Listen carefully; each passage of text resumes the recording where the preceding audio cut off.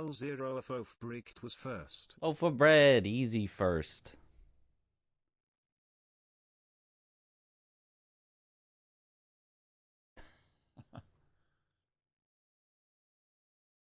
What up, Inori? Okay, new seed. Starting from the top. Easy. Yo, what up, Desha?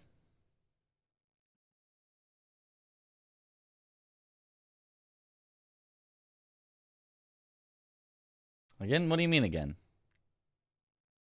This is the first time. It's birthday. It's your birthday?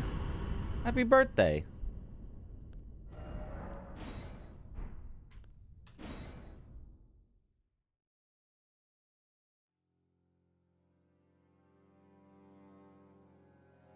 Hoggies, 2 weeks of streams. That's a lot.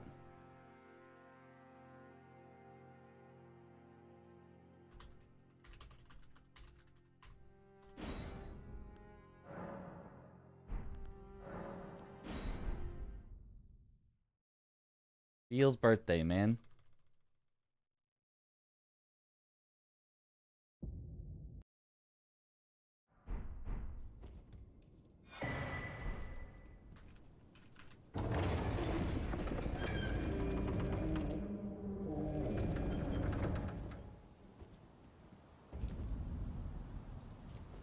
Oh, thanks for the good luck.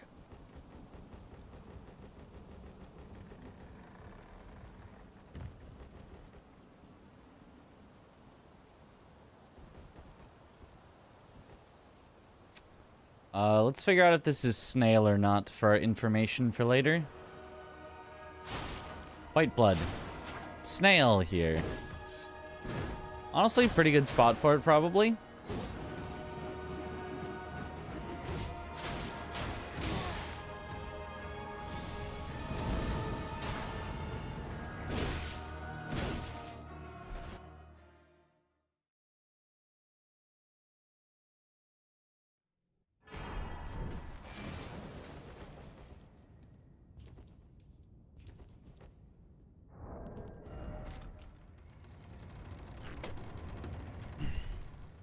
I think I should sit up a little more straight. I feel like my neck has been less good than it could be. Somber 9, Wing of Estelle. I really don't think Wing of Estelle is good at all. Chris, wasn't Chris saying Wing of Estelle was better than Rosis Axe or something? I remember someone picked up Wing of Estelle. And Chris was like, why doesn't he switch to that? And I'm like, Wing of Estelle sucks, dude. Wing of Estelle is not great.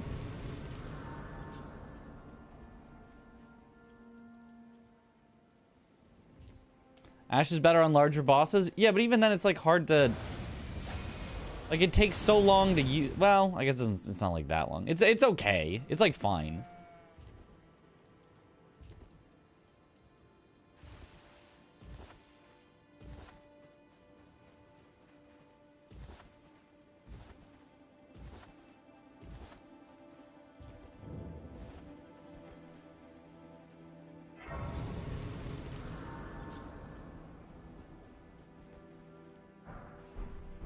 Comfort-wise, you like Wing of Estelle?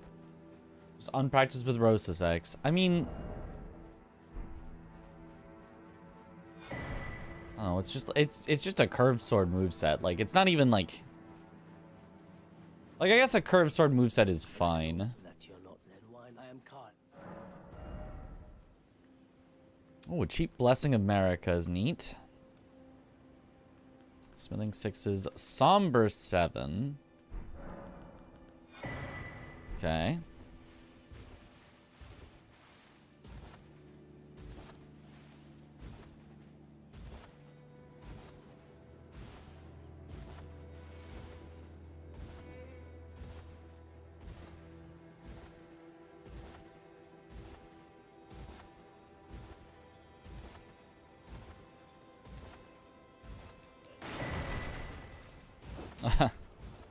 Armor to armor. Nothing else yet, but at least a shirt.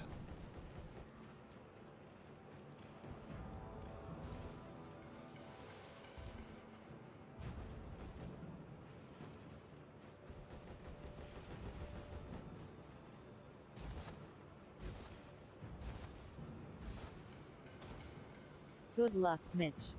Thank you for the good luck.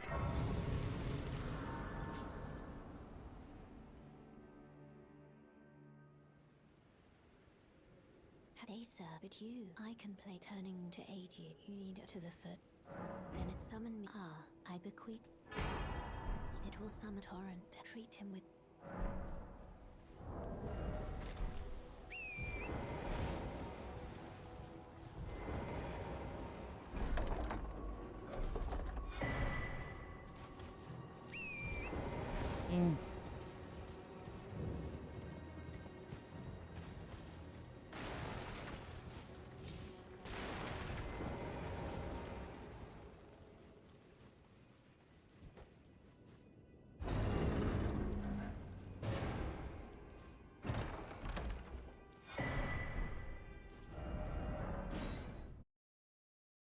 Good morning in the morning. Well, not morning for me.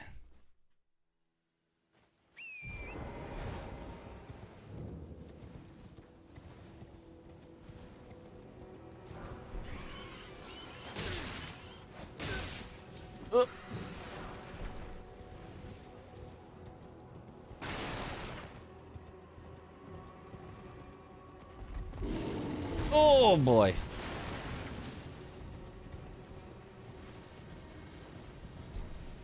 What do you mean? There was no last stream.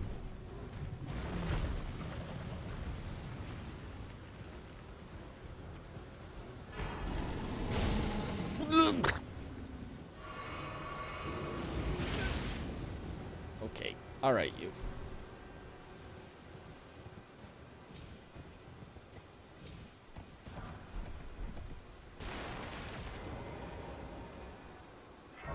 Happy first ever stream. Thank you. This is the first ever. It's my first time.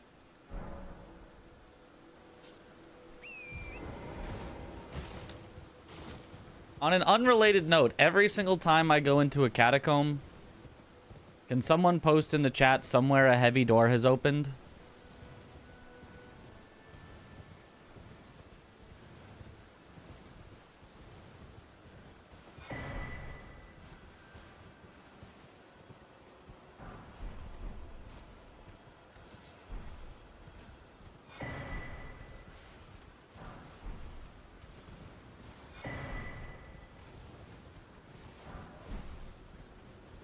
Okay, somber 4, 6, viable 7.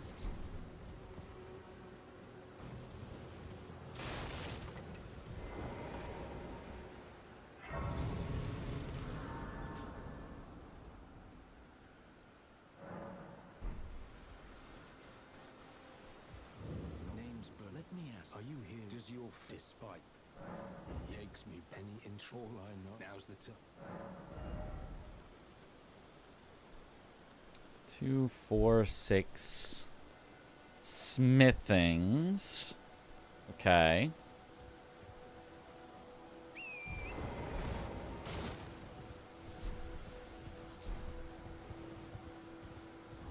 Eclipse Shotel. The strangest legendary.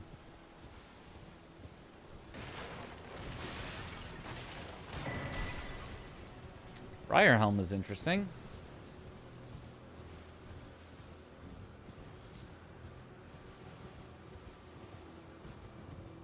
Hello?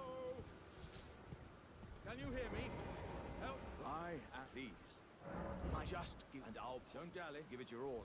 Could have tanked the hit on the door message if I hadn't gotten hit 7 times before that. Every single hit there was because of the message. There was not one hit before that.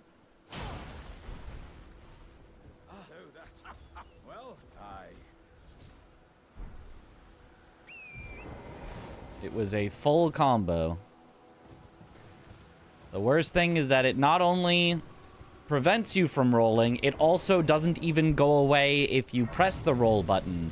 So it continues to eat your roll inputs indefinitely. You're just no longer allowed to play the game until you remember to press the confirm button.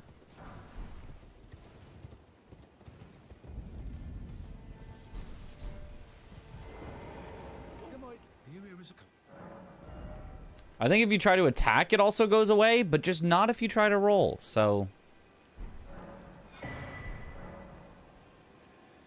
They decided, ah, yes. If you're attacking, clearly you've understood the message. But not if you're trying to roll. Arguably the worst legendary in 2 out of 2 games that it's in, yeah. Very strange. I mean, easily the worst in Night Rain. Like, it has no purpose in Night Rain. It's maybe kind of okay in Elden Ring. I'm not sure.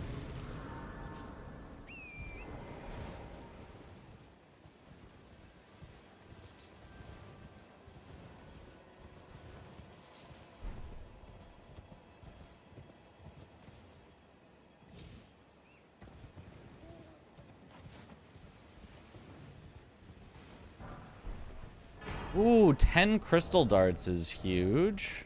In case we find a gargoyle duo.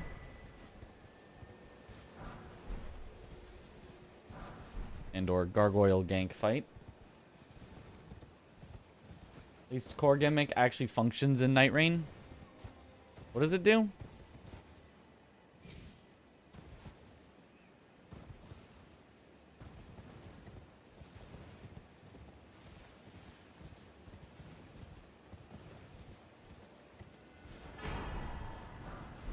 I don't even remember what it does. That's... Ooh, remembrance. Rich. That's how bad it is.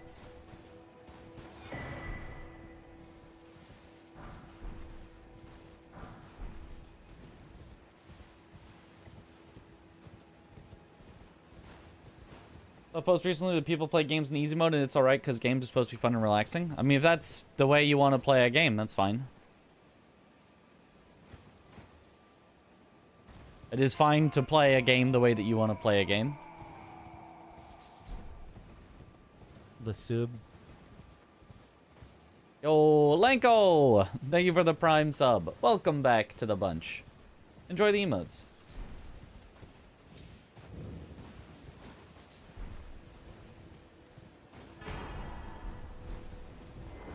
Ending rune of perfect order.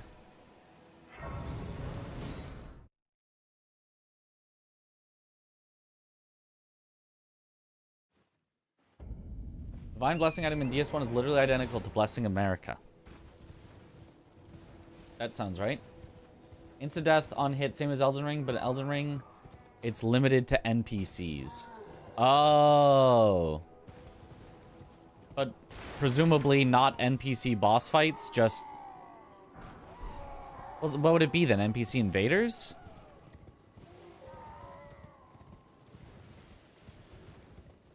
Can it actually just one-shot, you know, Lamenter?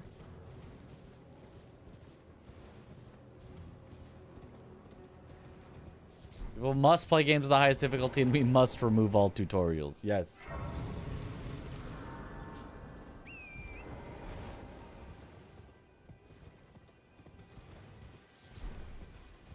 I mean, it's not the developer's job to make their games a specific difficulty, or it's not their job to make it have, you know, a ton of difficulties. None of that is the developer's job. They can make it however they want, but it's also not the player's job to play the game the way that the developer intended. Mods for any reason are acceptable.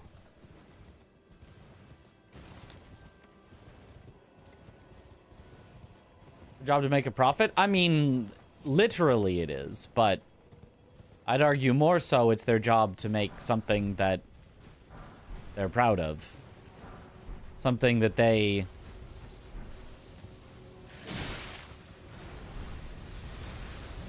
enjoy and has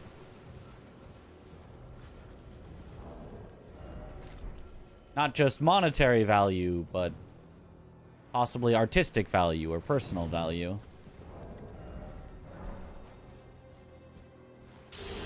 Most NPC bosses are immune to Deathblight, apparently. So the Eclipse Hotel actually does nothing.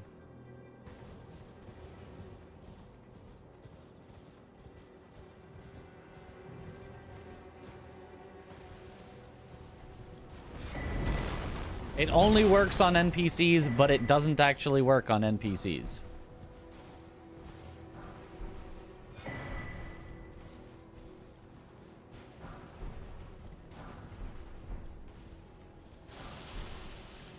Well, Smith Script Dagger will be a horrendous weapon to try to use to start out.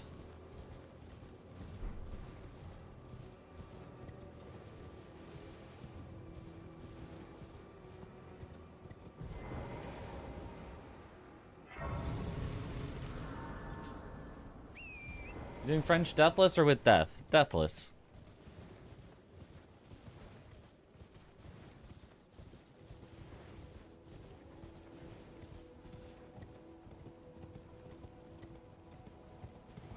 Chotel amazing? I don't really know about that.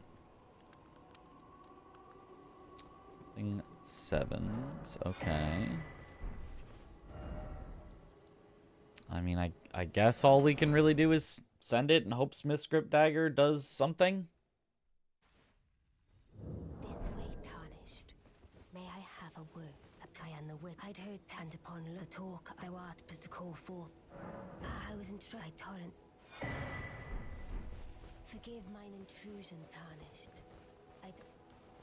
Well, you're...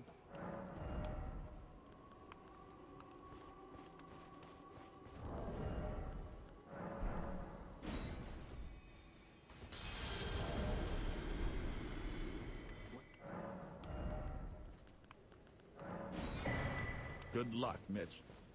Thank you for the good luck. Best PvP weapon.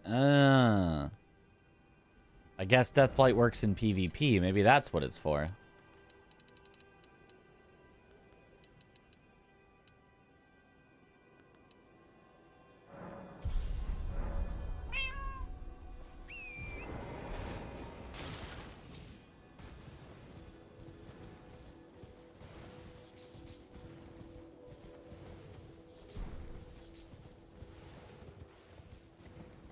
Deathblight build-up is solo in PvP, but I guess it technically does work.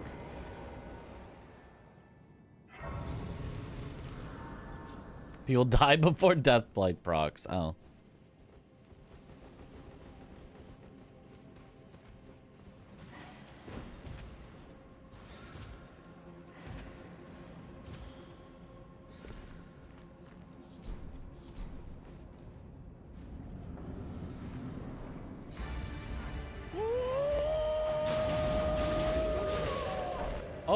Oh no. This is not a tanky boss, but we are not doing damage.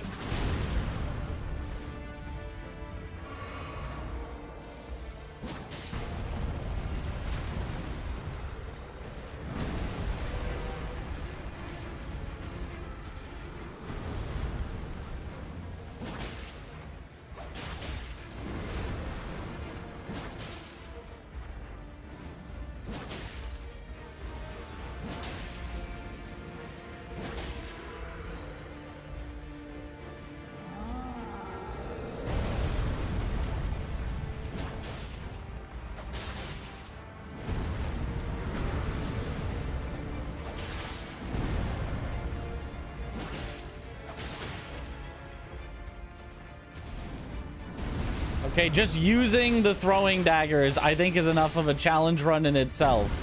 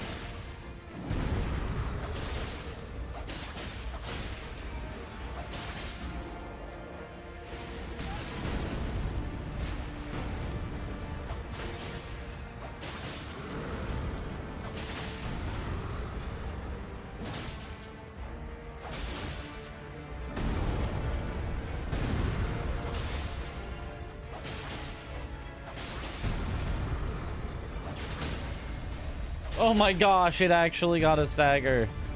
And it does a riposte. For 2 damage.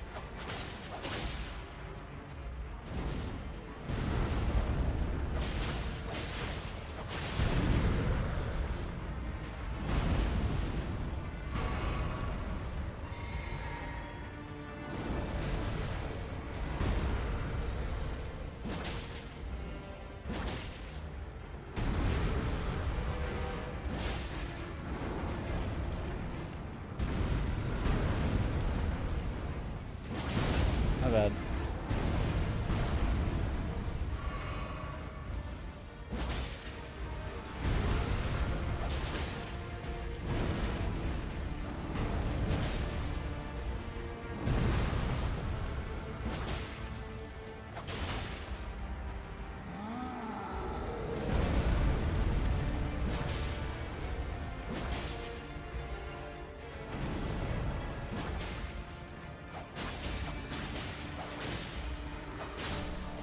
Hooray!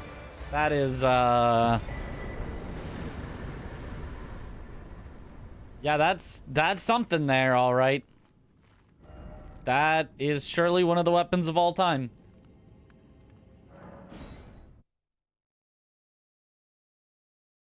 I need to find something that's not this.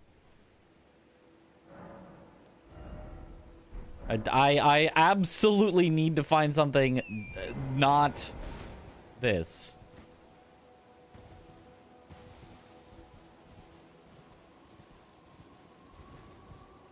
I don't know where. I don't know how. There's some slight pickups here.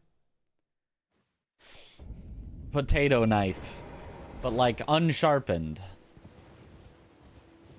Not even able to peel potatoes.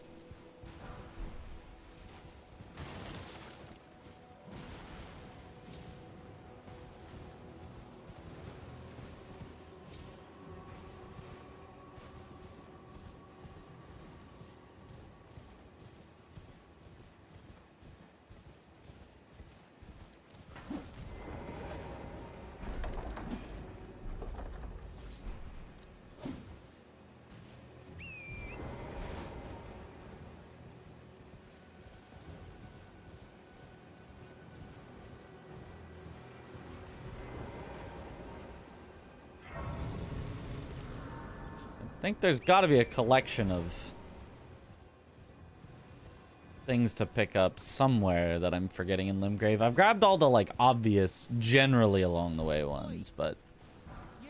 You there. Could you help us out, Cully?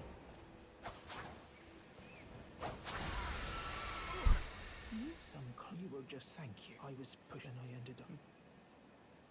Oh, when they even so this is all I hope. Or...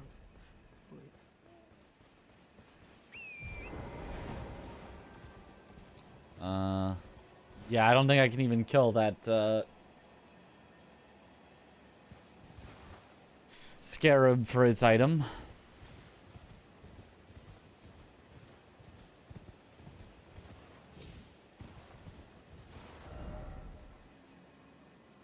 Okay, where do we got?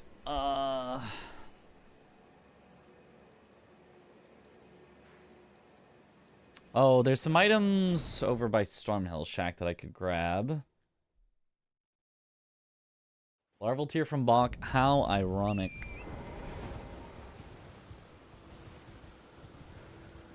I don't know the end of Bach's quest.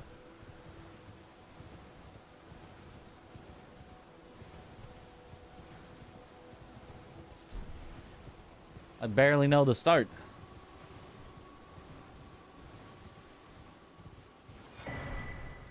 Narc.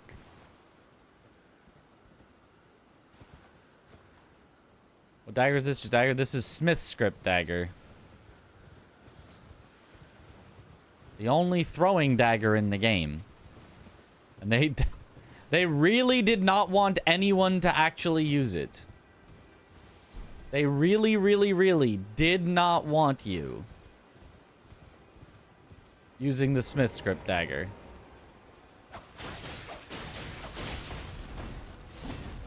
It has a hard time even taking out just like regular enemies.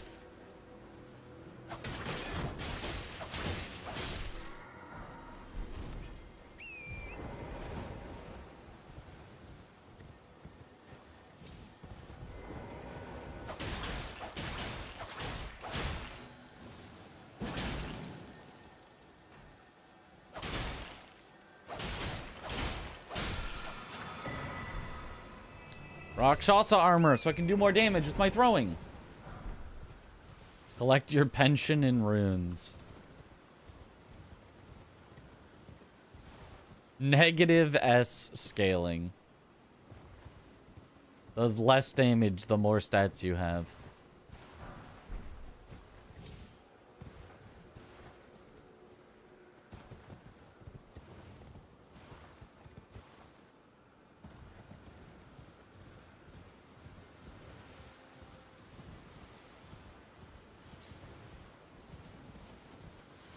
Jump heavy with it's all right.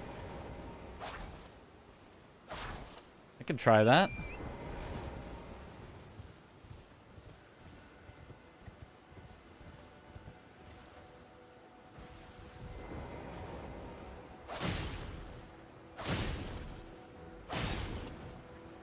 I mean,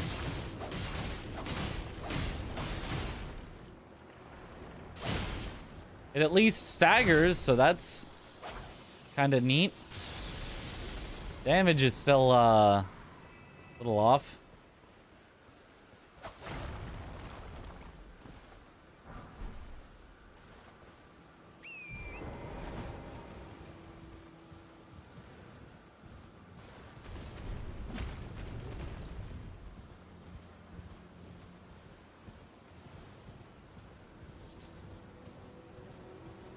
Any random pickups over here?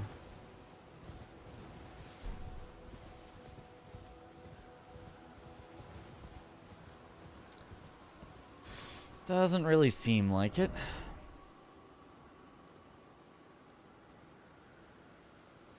Where do I know of random pickups? Oh, there's random pickups there. Smith Script Dagger only run challenge. That's what it's looking like.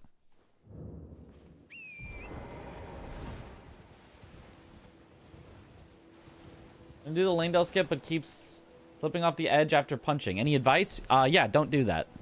Don't do that skip. I stopped doing that skip because it's not worth it.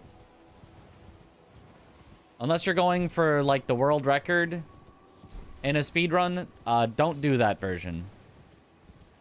Do the easier version that you saw. Well, there's the version that the French runners were doing in the randomizer relay, which I haven't learned, but that way is, like, pretty fast. Or there's the way I was doing in the USA versus France randomizer relay. That is very easy, very free, guaranteed, but isn't quite as fast as the way they were doing it. I would recommend one of those. Alablaster, there we go. All right, now we can kill things.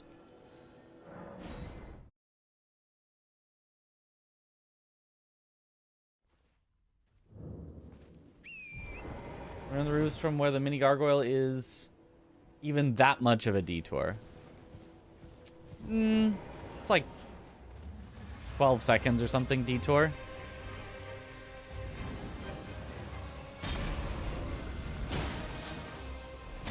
Oops.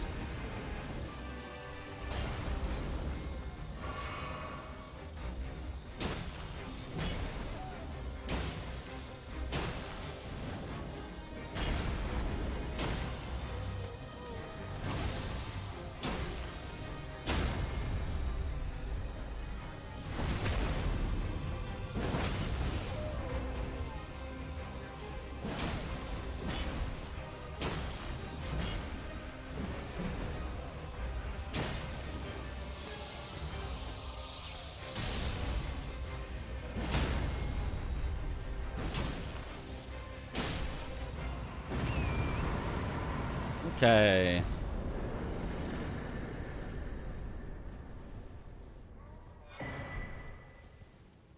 Now we hope not to find a new weapon for a while.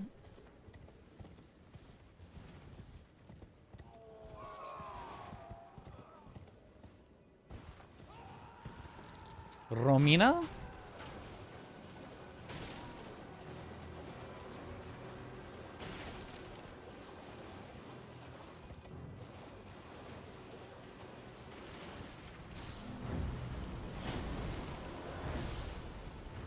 Oh. Excuse you. I'm just gonna be... Yep. I'll be over here.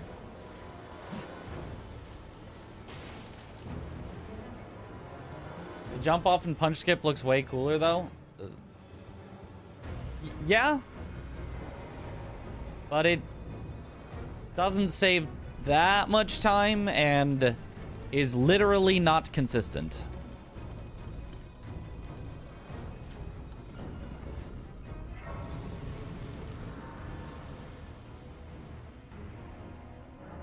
Smith script to Alablaster. Yeah, that's 0 to 100 real quick.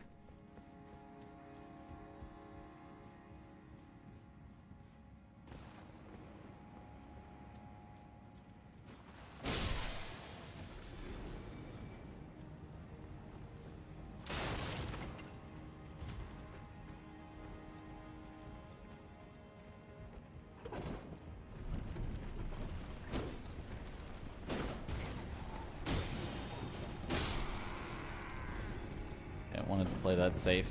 I didn't go for the jump while he was falling in that spot.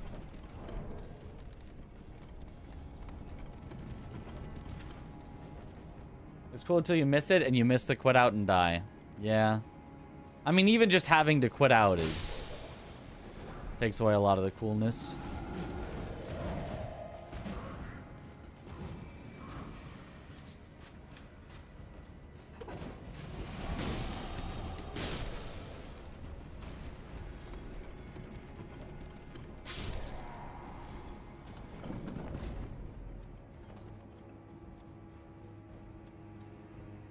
Single watchdog again? Looks like. I don't see any of the other things in there.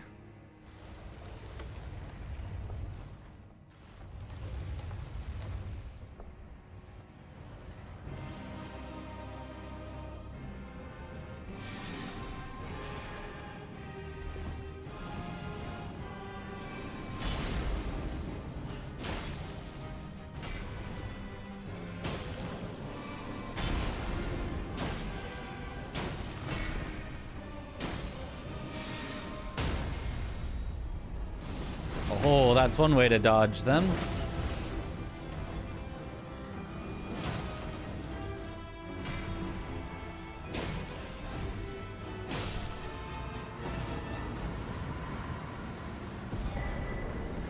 Melania's great rune. Not a great rune to see.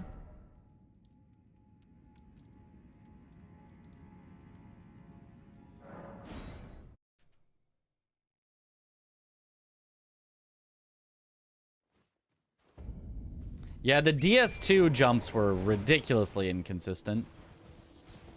And I believe they figured out that was also caused by the frame rate. I'm not sure if they did anything to fix it, though. I'm not sure if they allowed, like, an FPS fix.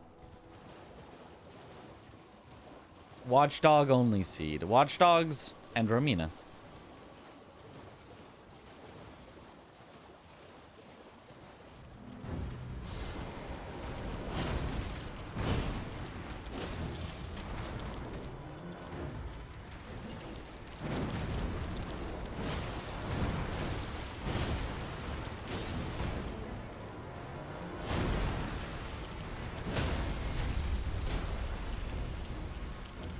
Kind of wondering about the scaling on this location.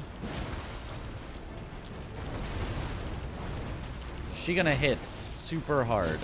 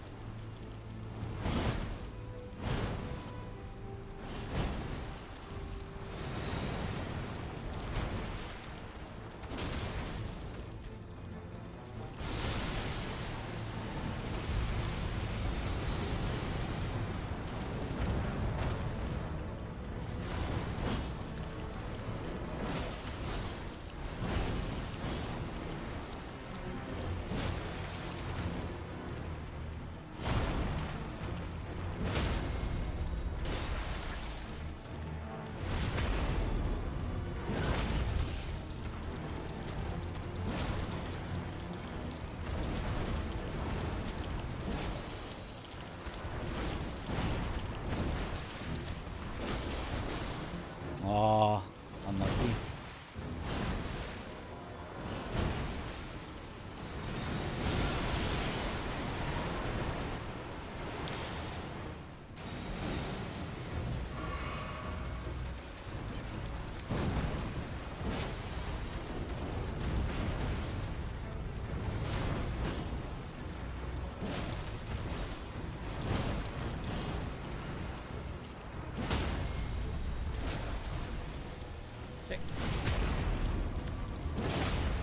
Her health is a lot. Yeah, I mean, DLC bosses seem to have way too much health, and DLC enemies seem to have way too much damage. At least DLC bosses don't have way too much damage as well.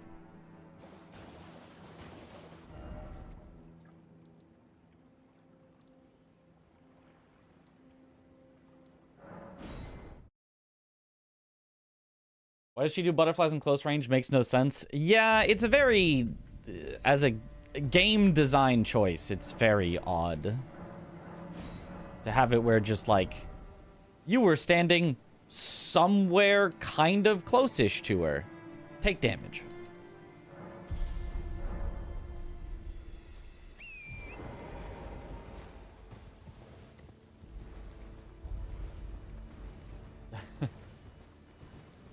DLC is crazy. A hippo and the Chinese dancing lion. Yeah.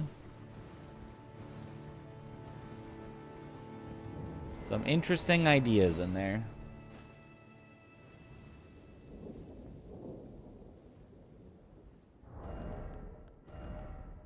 Have anything in there yet?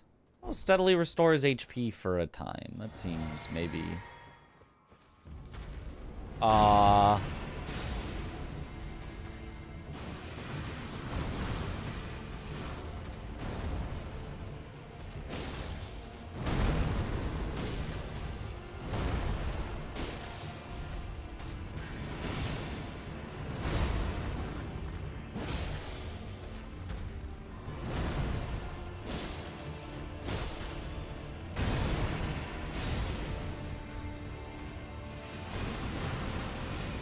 Avatars in Ever Jails tend to spam this move because they can't figure out the positioning.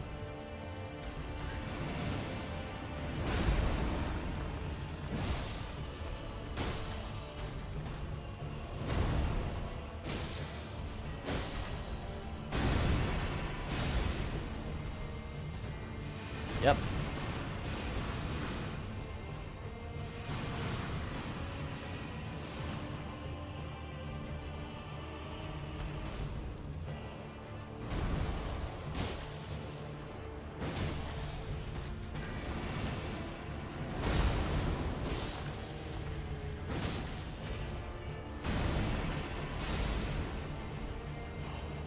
Yep.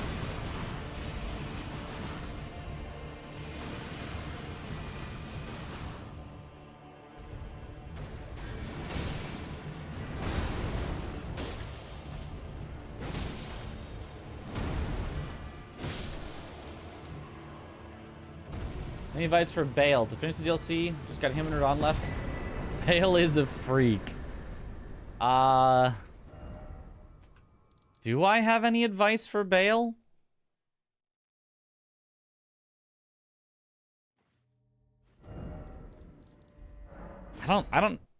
I guess the advice is on a lot of his attacks, if you roll, not all of them, but you can figure out which ones. If you roll forward right, you can actually then attack him in the head, and the follow-up lightning will miss you.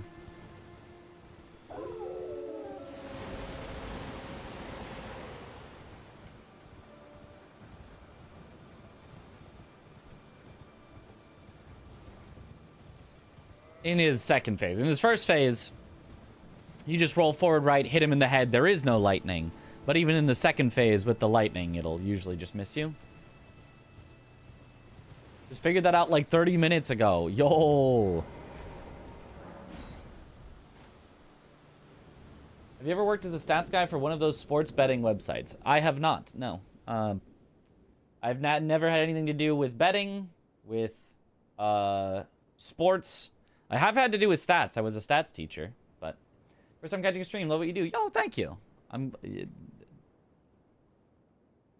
Today's maybe not the best day to catch a stream, perhaps. We're not. This has been not our greatest day yet, but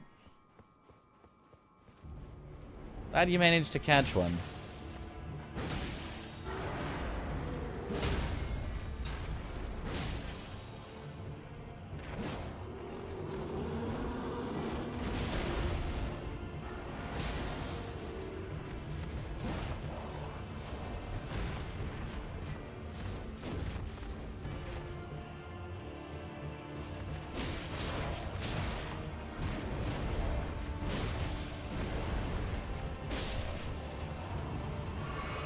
Okay.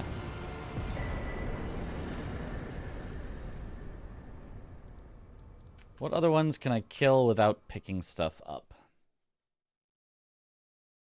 Do I have a favorite set? A favorite armor set? I think the one that, like, I most would want to see in a randomizer for the effects that it has is Rakshasa's.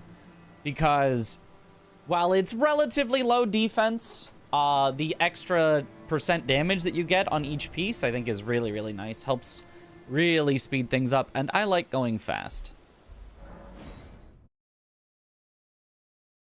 Any randomizer content is a good day to catch a stream. Well, this randomizer content is probably the worst randomizer content there's ever been. Just not a good challenge, but it's one that others have done, and I want to have on my belt, so to say. So I want to get it done, but it is very not fun content for me.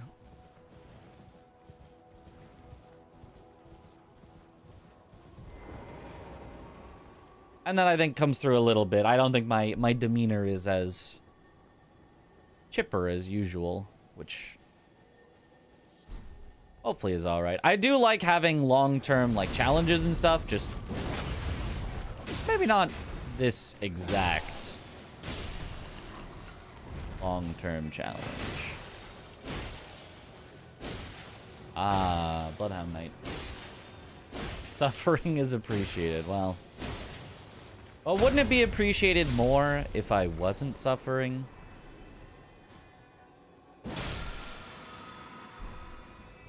Wouldn't that...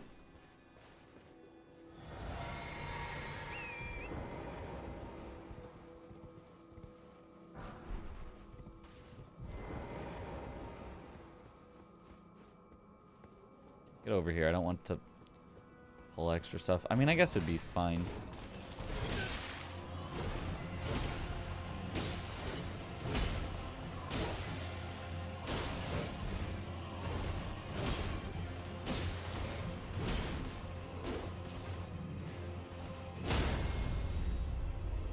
Stab.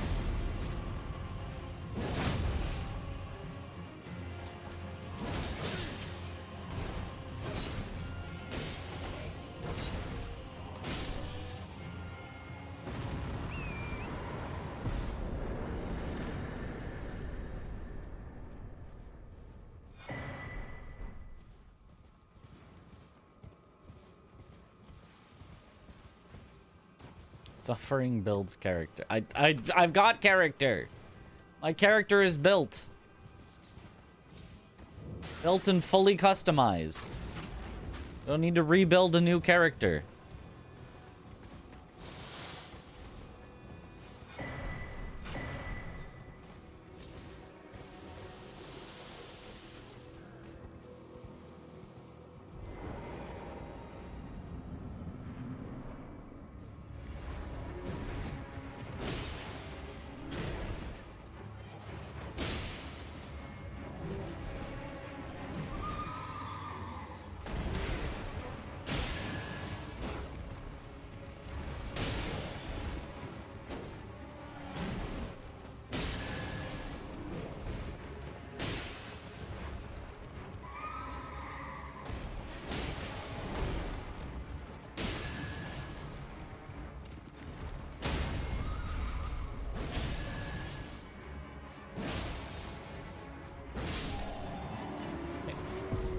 Yo, what up, Kiara?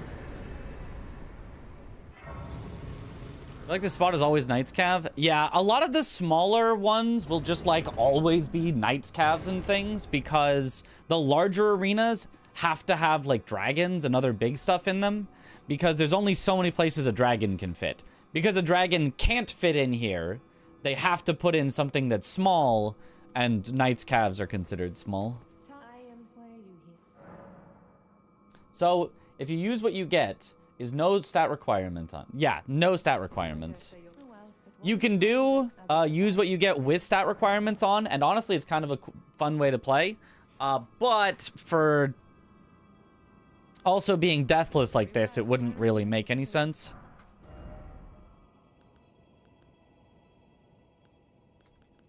Because, like, you know, you could do it, oh, use what you get, and then, oh, haha, you're stuck with a weapon you literally can't use. And it's like, oh, haha, well, I guess I'll just have to die, you know, 10 times on this boss, and then eventually struggle through it with a tiny, tiny bit of damage. But for Deathless, it would just be like, well, that's silly.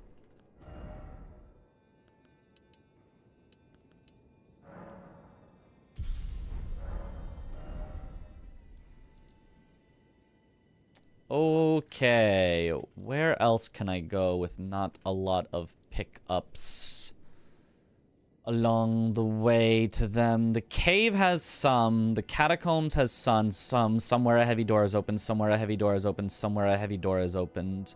We did Romina, we did there. Patches has one pickup, but it's somehow always a weapon. Ah, Bernie. Bernie's a good one. If you pick up a staff, you're locked into spells. No, the staff goes in your offhand. So you'll always have one melee in your main hand and one staff, bow, shield, seal, etc. in your offhand.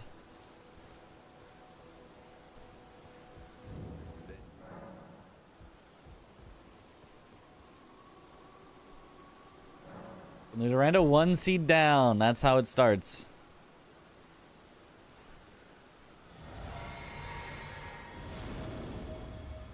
Dancer.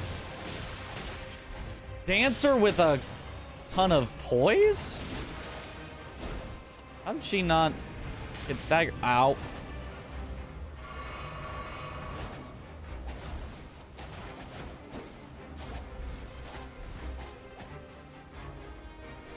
What if we go back into the house? What if I just stagger lock you in the house here, you know?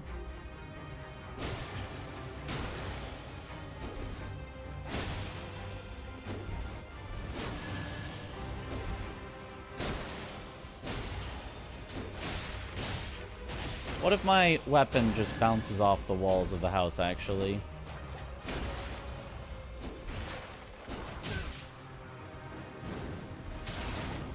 What do you mean that hit?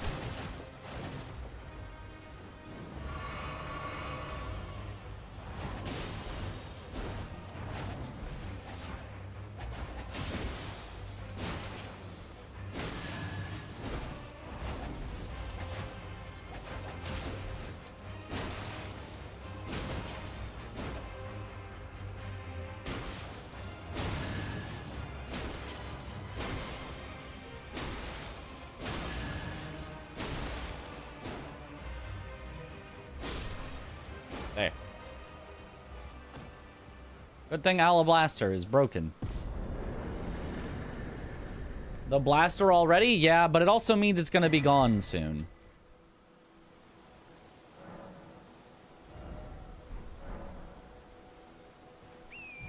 All she wanted was to dance. Well, she probably shouldn't be dancing with swords then. That's dangerous.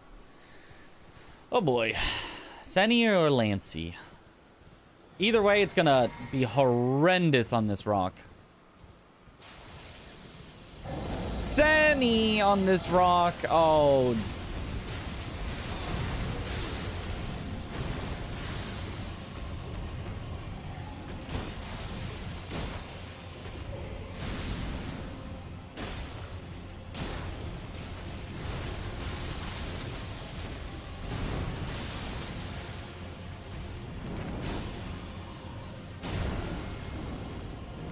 Yes, go that way. Off the rock. Let's go.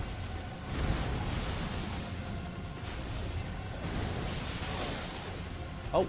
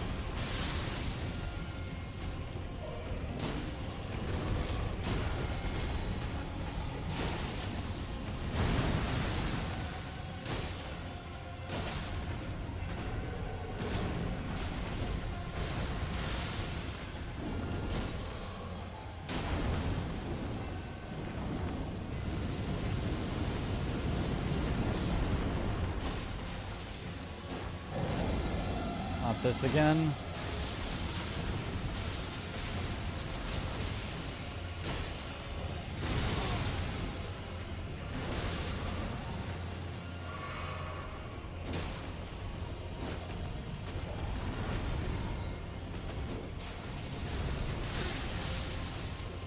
I hate when that frame traps you sometimes.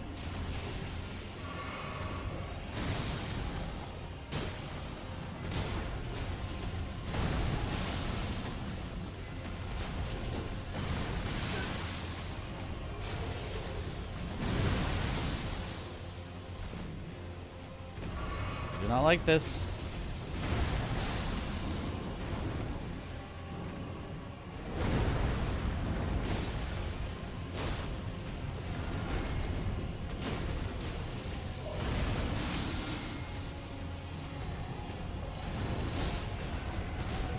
Die.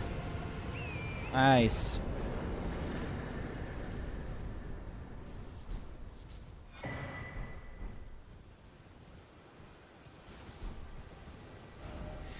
Okay. Seems it has a lot less range outside of the water. No, it has just as high of range. It does slightly less damage out of the water. The only difference is that the terrain there is so uneven that sometimes it would go along a rock and kind of like the lightning would like fall off of a rock and so it would stop. But outside of the geometry, it doesn't matter if you're in water or not. Senesac's lightning just does those. Love cutting it close, don't you? Oh, love it. I mean, that wasn't cutting it close at all, but... You know, if it had been, would have loved it.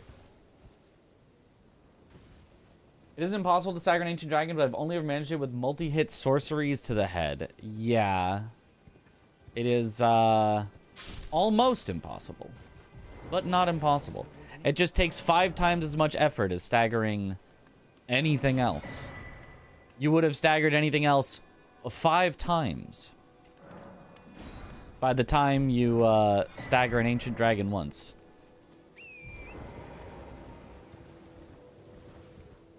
Never worried.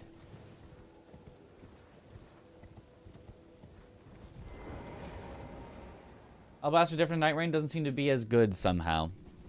I mean, everything is very normalized in Night Rain. Hey, Bach.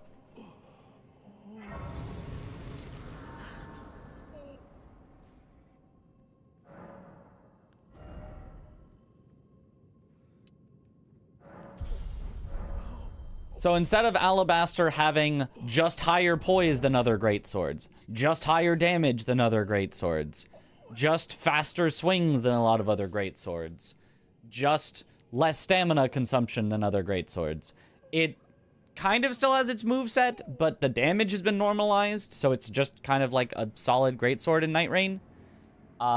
Its poise has, I believe, been normalized, so it doesn't do just more poise than other greatswords. Its stamina, lower stamina, I think might still work, but not if you're Wilder, because I think Wilder's moveset overrides it. I think, but I'm not sure. So yeah, Alabaster in Night Rain is just, it's just a greatsword instead of the greatest greatsword.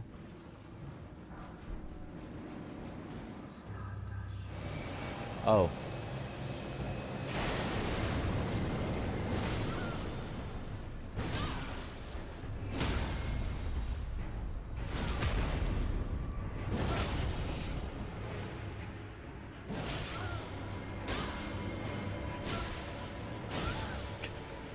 Alabaster can bully Renala? How did I not know that before? That's so good.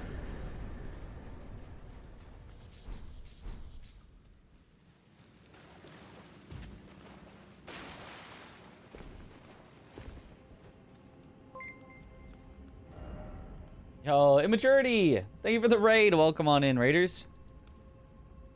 Oh, we can go to Rick. There's like no pickups for Rick.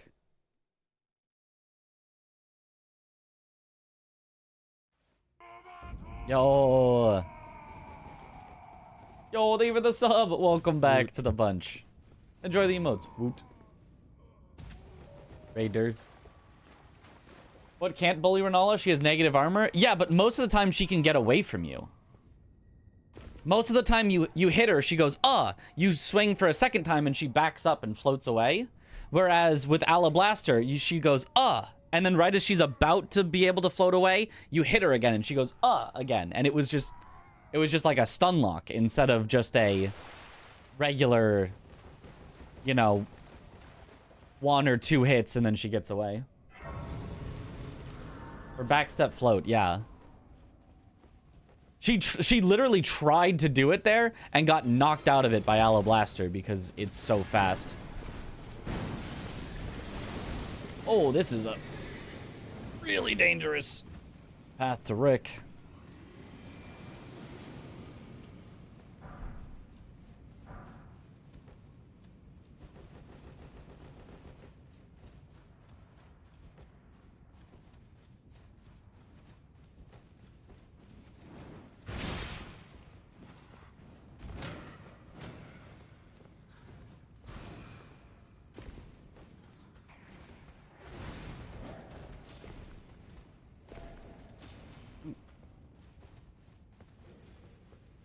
What else would probably do good there? Rosa's Axe.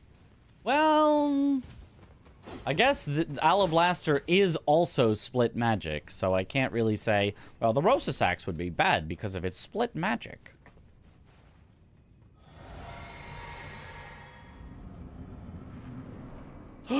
No!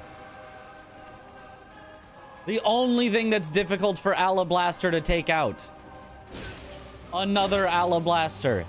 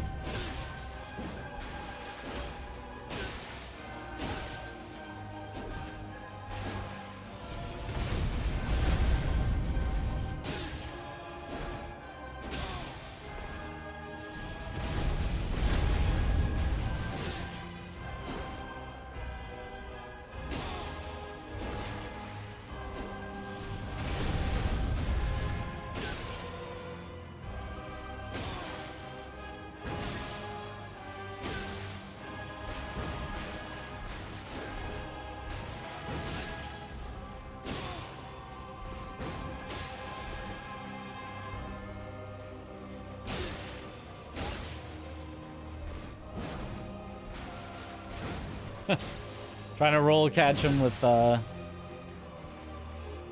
charged attacks. Okay.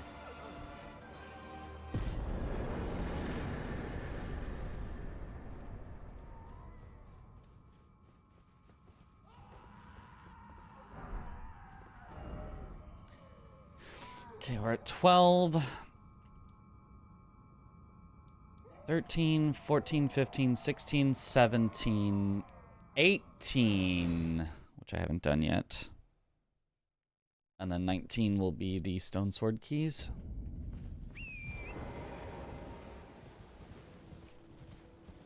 This is a bit of a tricky duo here.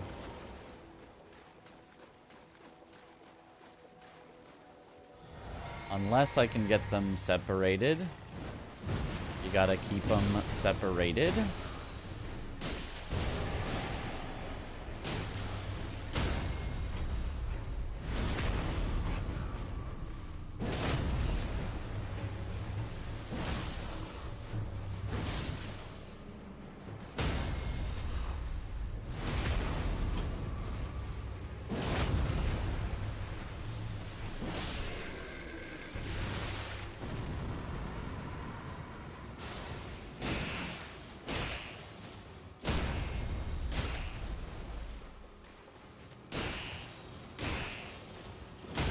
Like, Aloe Blaster is just, like, the only weapon I know of that on a lot of these enemies that try to back away, they just can't.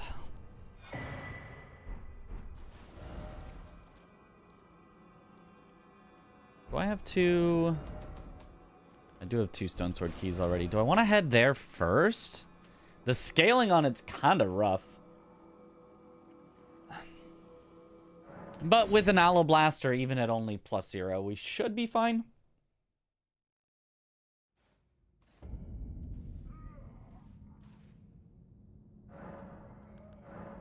Let me double check that I didn't randomly get upgrades that I didn't see. Yeah, no. All we need is 1s, and then we've got enough 2s and a 3, which would skip 3 anyway, or we can just use the 3, 4. If I use 3, 4, 4 times 2.5 is 10. 11, 12. Which gets us to the 5. Then we have the 6. 6 times is 15. Which then needs 6s to get to 18. 7s to get to 21.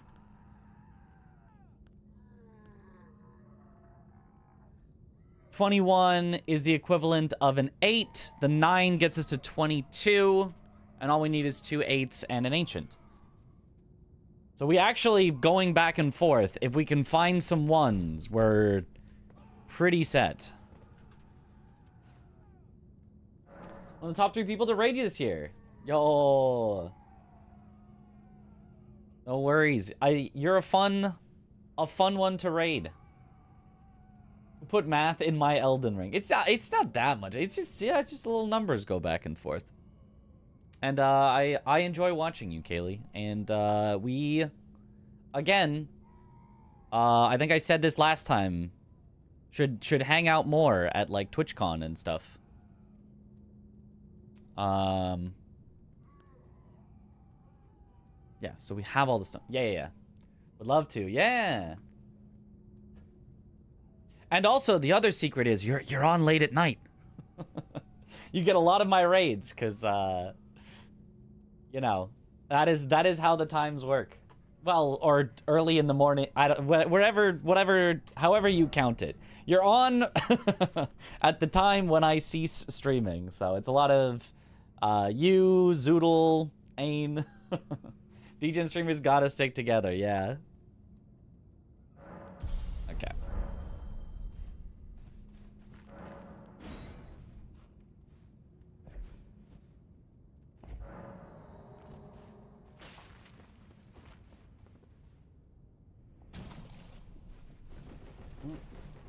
Which is a cool dude? Nah. Just terrible guy. Okay, I'm gonna wait one more. Am I? I guess I can at least go to here.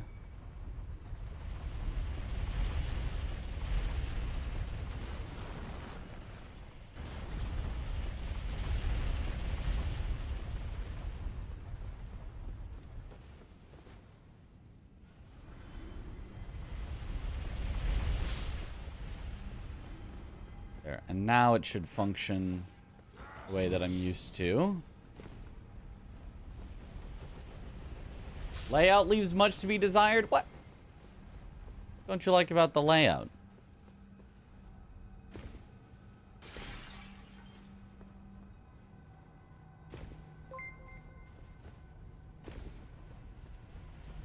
Big hand.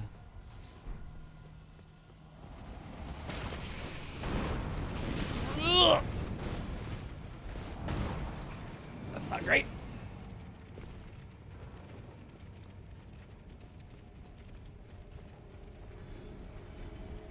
Just get me in.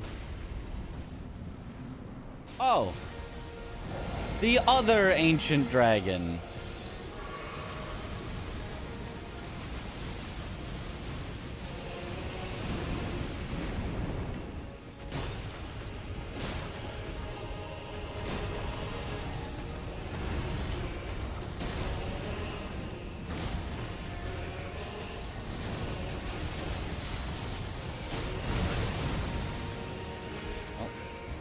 Bit of an oops.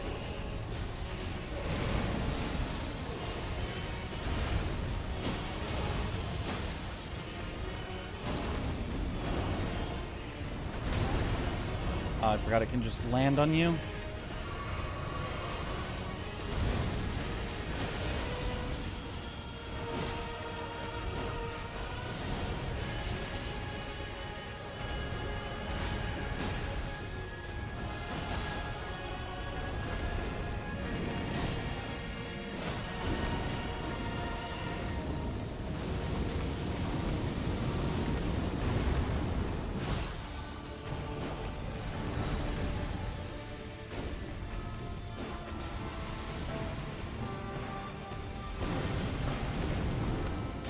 Well, I don't know what that was, but...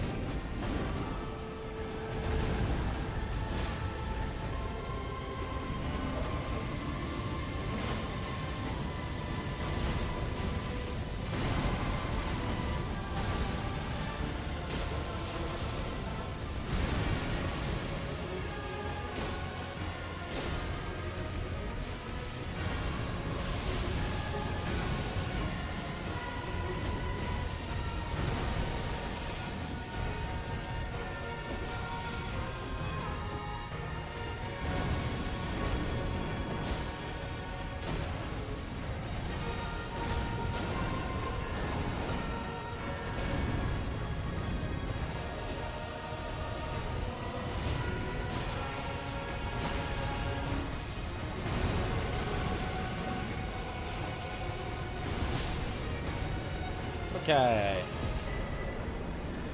Senesax and Lanciax and Limgrave is pretty nice. Yeah, it's not bad. It's not bad. Good to get him out of the way.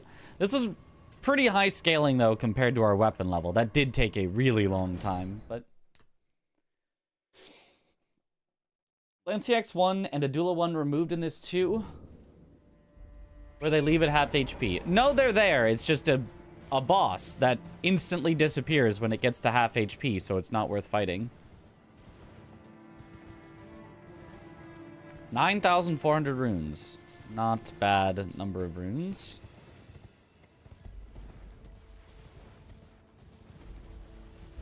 We're rich.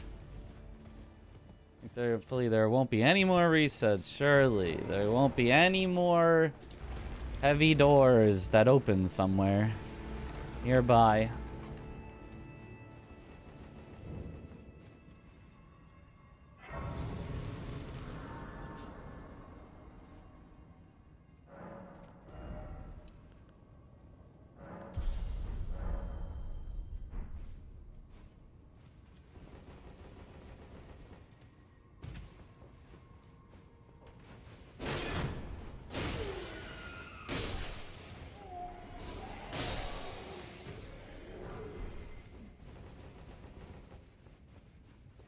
Can't imagine that happening.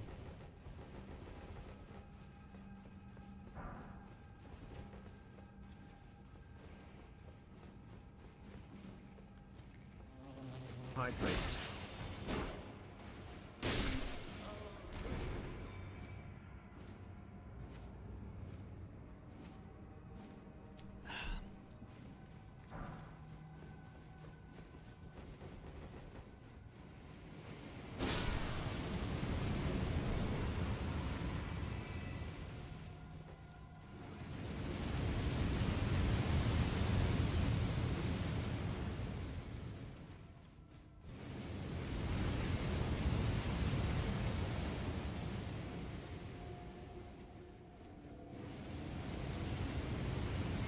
Seems to kill people most often is a room filled with terrible enemies.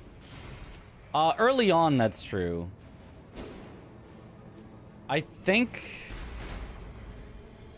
once you get to the DLC, it's usually not that bad. Like, there's no... I don't think there's a single somewhere a heavy door is opened. For you to get memed like that, there's just a lower concentration of enemies. So I think once you get into the DLC, you can die to, like, Deathblight Dancing Lion and stuff instead.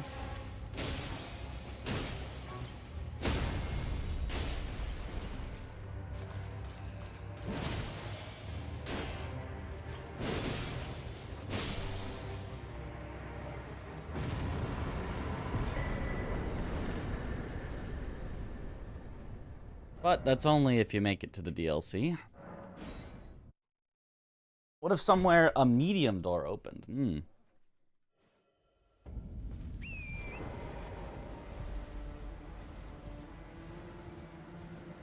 Jails are tough enemy-wise.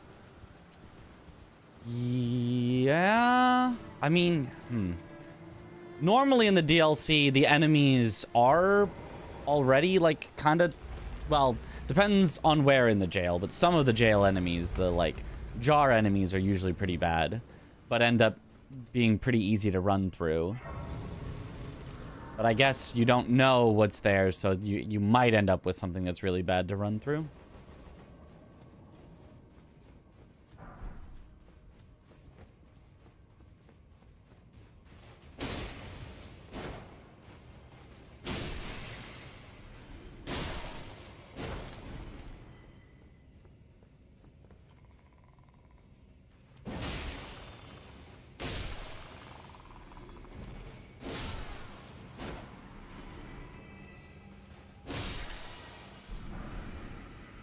Grab jigs. Good luck, Mitch. Thank you for the good luck.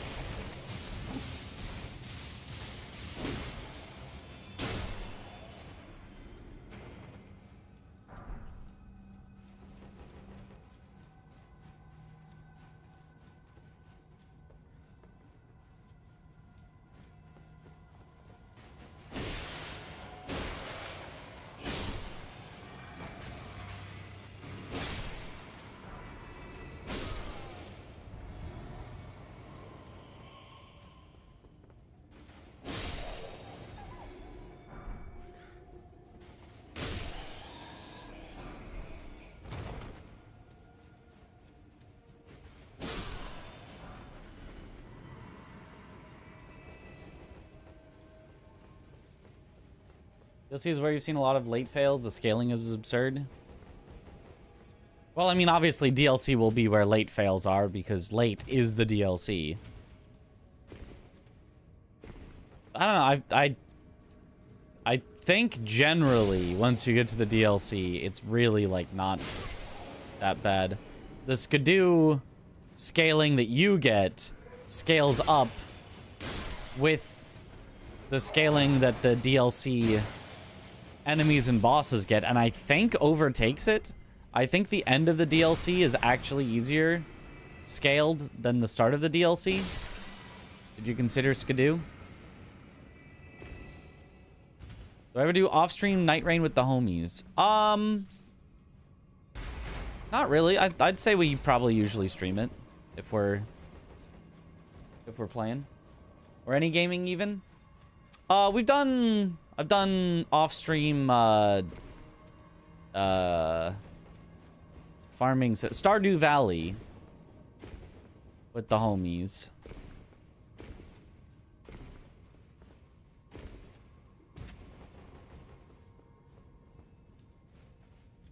Off-stream solo gaming usually has been Hearthstone, although I haven't played Hearthstone in a while. Godefroy. Oh, oops.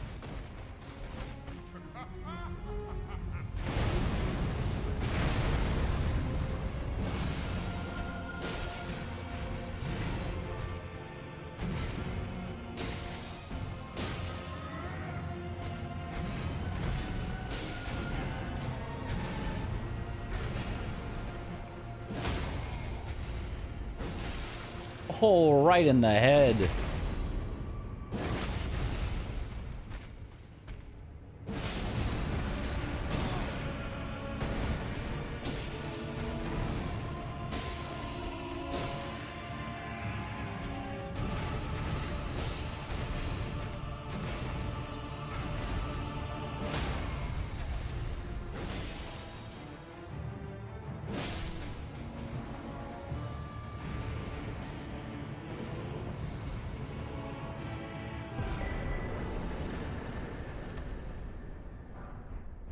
You have normal DLC and not French challenge DLC settings? I mean, I'm thinking of when I did randomizer, all bosses,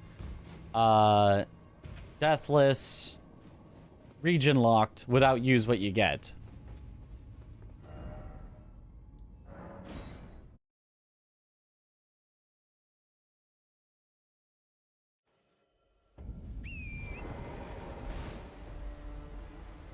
You don't play games for fun yourself anymore? But, like, why not? Games are so fun.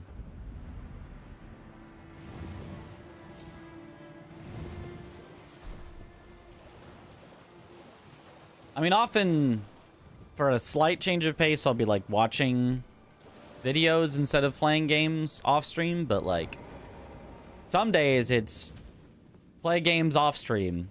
Be like, it's probably time I should start up stream. Start up stream. Play games on stream. End stream saying I'm going to bed. Actually play games for a few more hours before going to bed.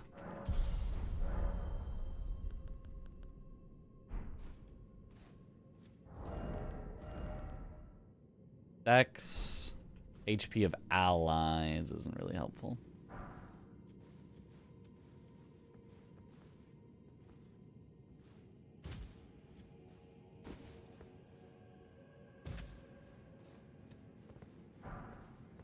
Somber 4. Where's my ones?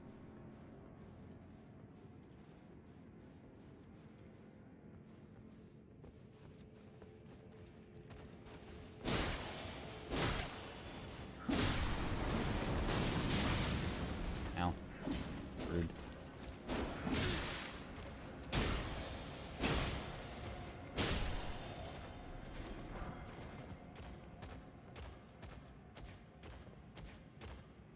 Oh. I was gonna say, what's stomping around? He's stuck in the doorway.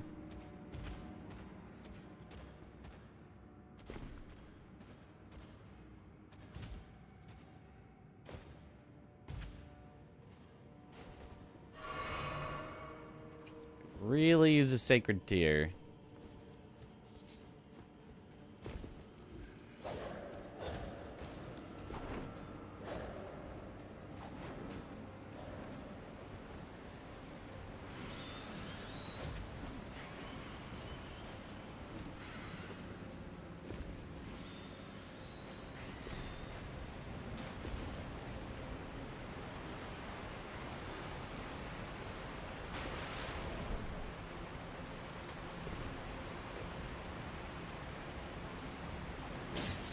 is actually quite spooky.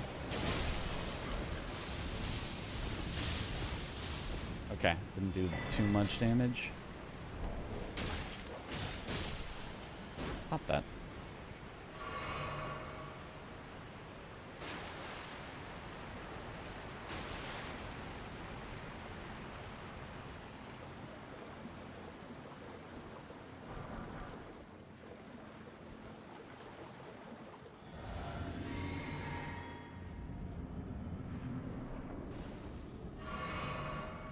Aha! You're not the one with the Ala Blaster. How can you hope to compete when you have an inferior weapon?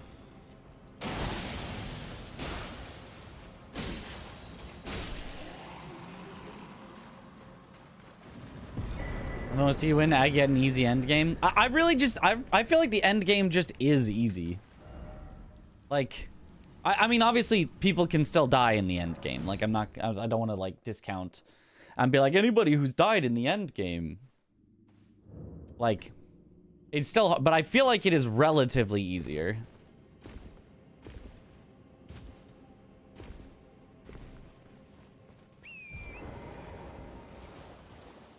It's like the early game is actually really difficult because you just don't have the resources.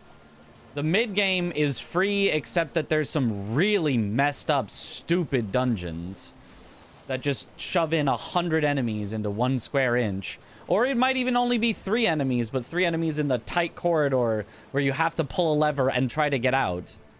Where you can't go anywhere else because there's a spike trap behind you.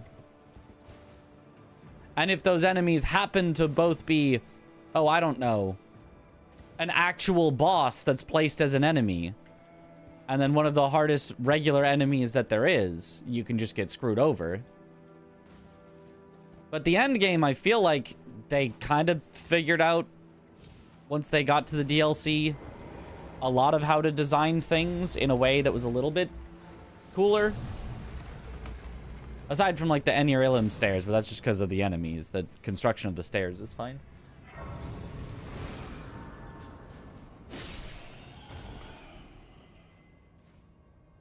Dragon Barrow to Haligtree is where it starts to suck again. Yeah.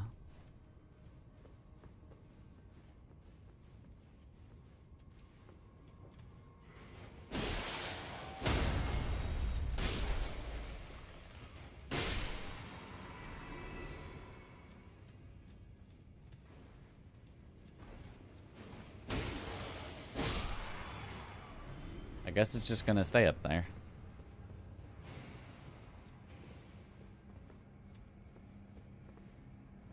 Are you being pushed down a cliff in DLC by Radagon? Yeah. That is, that one I do remember. That one was very rough. Because it's not like the damage of Radagon was, like, super high scaled in the DLC. It was just, like...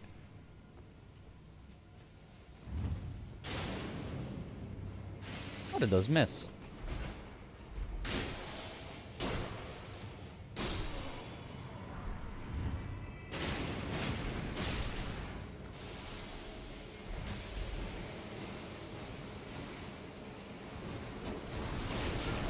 Okay. Nope, that's really cool. It's a good thing you can start wiggling out of that before it even starts damaging you.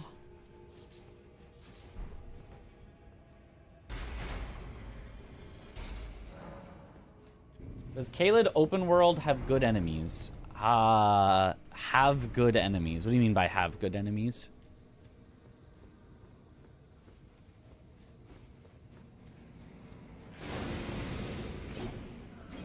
You mean like the giant dogs and the giant birds and stuff? That's their vanilla? Hate those guys.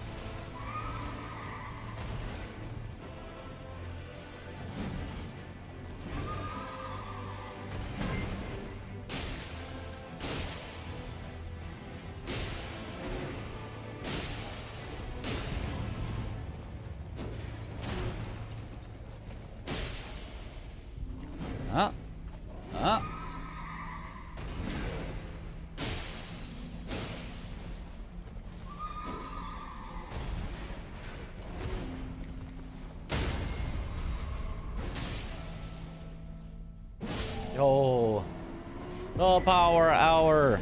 Yo, thank you for the raid. Welcome on in, Raiders. I think is they decided keyboard players don't deserve the wiggling out of grabs somehow. What? You can wiggle out of grabs on keyboard. I wiggle out. I just did. I'm a keyboard and mouse player. I wiggled out of that grab.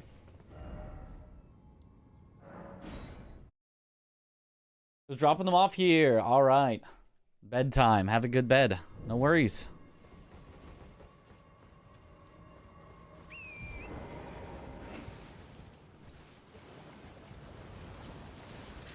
Whoa.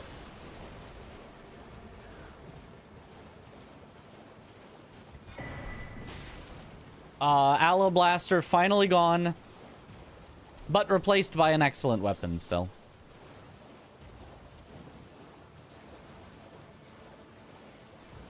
I'm just still missing smithing and somber ones.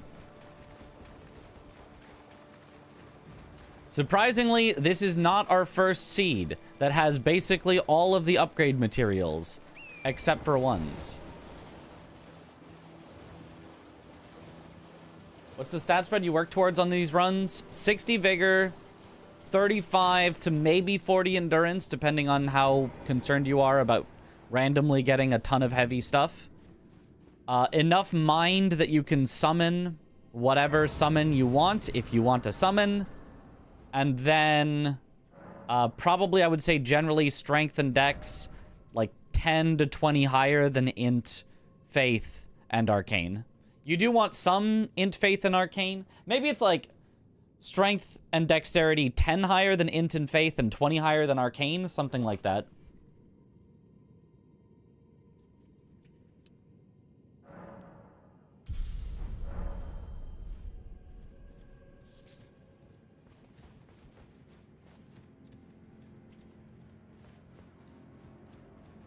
Like, a little bit of arcane can be good because there are some weapons that are arcane scaling, but if you just completely ignored arcane, you'd probably be fine because there's not a lot of weapons that really need arcane. And just hitting a decent minimum for most weapons you'll pick up is probably pretty good. Well, well, well. You scheming little thief.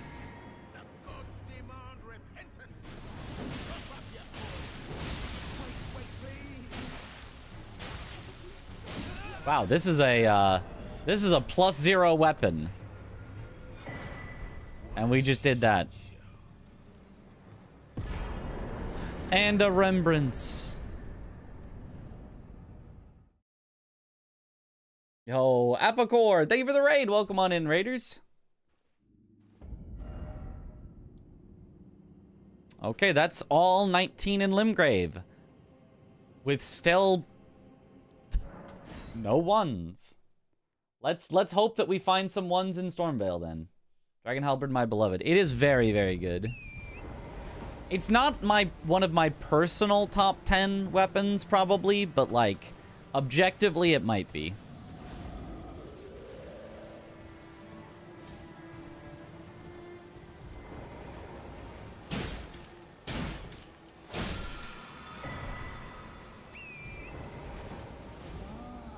Does the challenge also ban lantern or what? There's nowhere to get a lantern in Limgrave.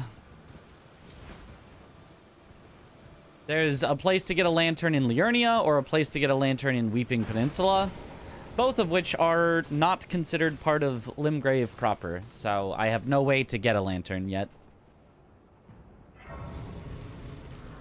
Patches is a +0 NPC. Yeah, but like a single spinning slash getting him under half still is kind of ridiculous.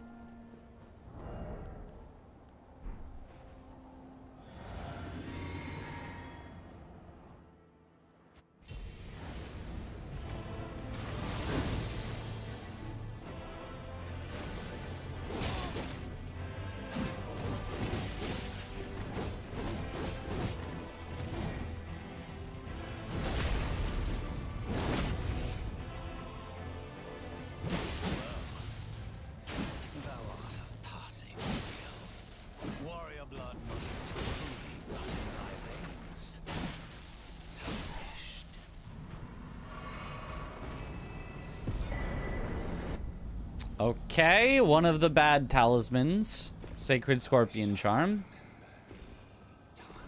Yo, thanks for the good luck, Anya.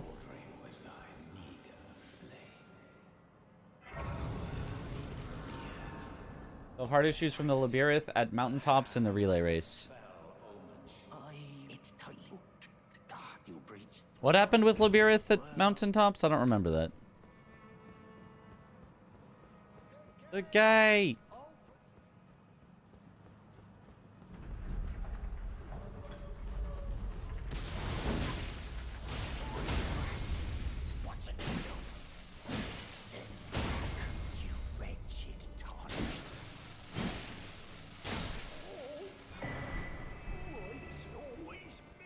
Why is it always me? Rapier. Rapier. Do you know if they nerfed Moonveil or something? I tried it recently as I recall doing well previously, and despite putting points in Int and Dex, I feel like it barely did any damage with it. They did nerf it a very, very long time ago. It has... If you're thinking was it nerfed recently? No. Was it nerfed like 2 patches into the game existing? Yes. Yes, it was. The way that it was nerfed is only at close range, I think. It used to, if you did like the beam slashes, it would both hit with the sword and then also hit with the beam that it sent out. So it would basically do double damage at close range. And now it only hits with 1.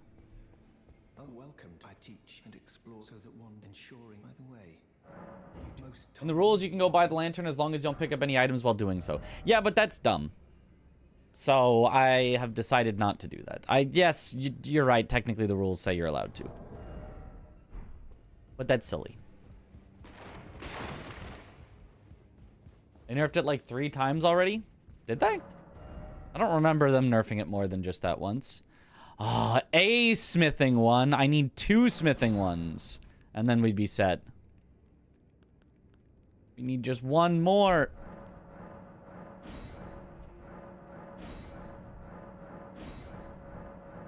Have they buffed anything outside of PvP? They buffed a lot of things. They buffed critical hits, riposts, across the board in one of the patches.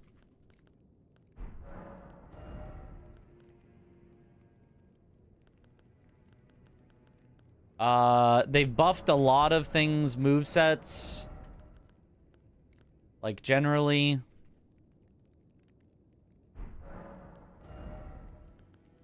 Still no ones. Still no ones. Still no ones. Buffed every heavier weapon, attack speeds, great hammers, now attack super fast. Yeah. Yes, it was one of the first ever weapons you played the game with, and yeah, pre-nerf. Gotcha, yeah. Yeah, Moonveil was unfortunately nerfed from that.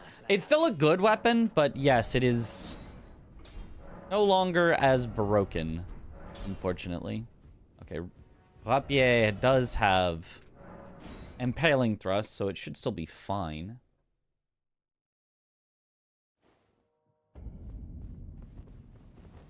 Left to nerf tons of things. Honestly, more balancing changes than any other single-player game you can remember. Maybe more like individual changes, but like, I feel like a lot of them didn't really matter.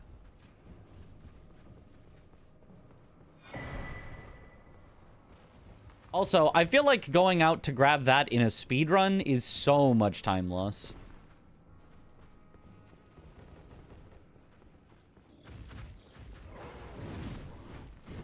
In a untimed challenge like this, I'll go grab it if I still have stuff I want to find, but like, Chris grabbing that in the speedrun, I was like, doesn't that take forever?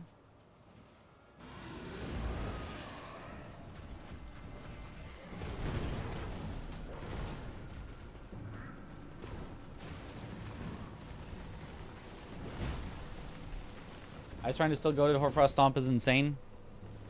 It's still good. It's still good. It's not, I don't think it's goated, but it's still good for sure. Very usable weapon. The axe moveset is just solid. Damage on it's just solid. Horfrost Stomp. great for groups or enemies that are kind of trying to keep their range from you, or there's a lot of situations where Hoarfrost Stomp is very good. It's not really like an Ash of War that you just like spam and use instead of attacking. Like Impaling Thrust, you use instead of attacking. That's how good it is. But Hoarfrost Stomp is something that you use in supplement with attacking, depending on the situation. So still very good, but oh, I don't like this. I don't like this. The bat saw me so early.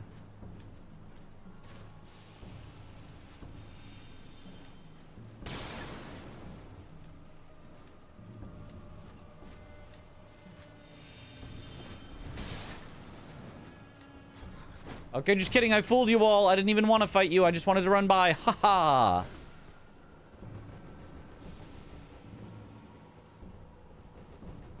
He's also lost his mind when Aggie didn't use Great Katana. Yeah. I definitely would have swapped to Great Katana as well, but I was not surprised that Aggie didn't.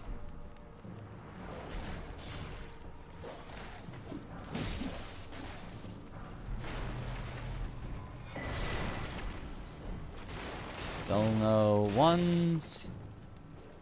That was like the chillest courtyard, so I actually just decided to go grab everything. Bloodborne.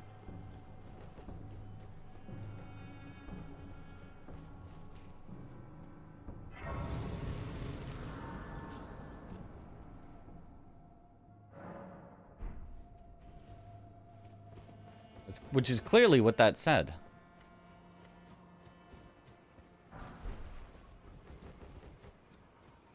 Axe is great damage and Hoarfrost gives AoE, yeah.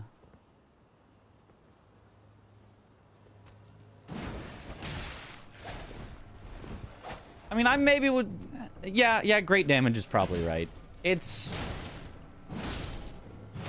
perhaps more on the border of good and great than, like, great, but definitely by no means would you call the damage bad.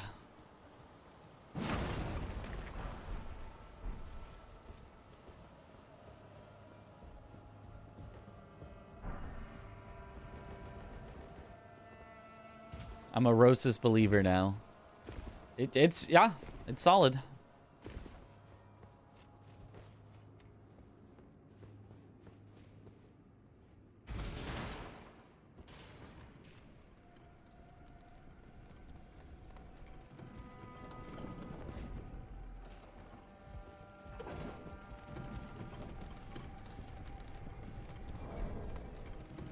Good damage, but great DPS. Is it? When I say damage, I almost always mean DPS. Because, like, for example, I'll be like, oh, Falks has great damage. When it's like, okay, yeah, on a single hit, it's not good. But, like, it hits so fast that, like, yeah, the DPS is ridiculous. Or Claws of Night or things like that. Like, I don't think it has to... I don't think you have to differentiate. I think we kind of all know what you mean when you say, like... good damage.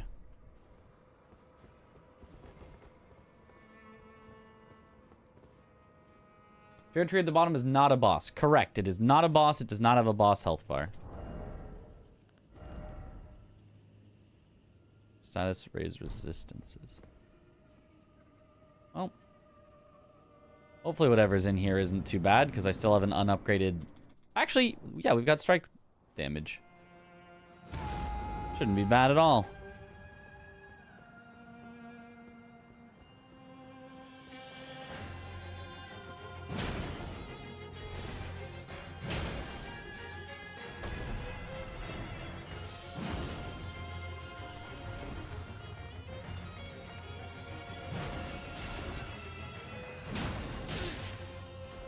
I may have gotten a little greedy on my attacks. I may be continuing to be a little greedy on my attacks.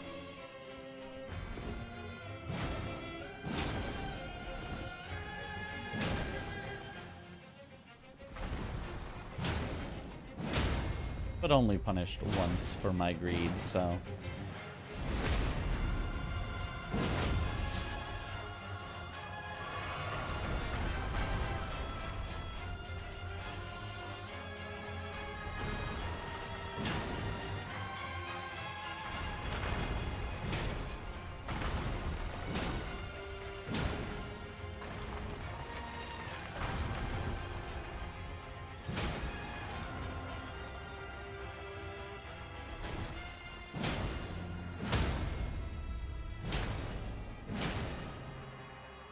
Bye-bye. Guy is so fun to fight in a rando without his BS arena. Ooh, two-handed is already gone. That's fine. One day, we'll return together Didn't need it. to our home, Would have been a good bathed in talisman. rays of gold. Armor set's kind of cool. The Blythe armor, I think it is. Yeah, Blythe's armor, it's so cool.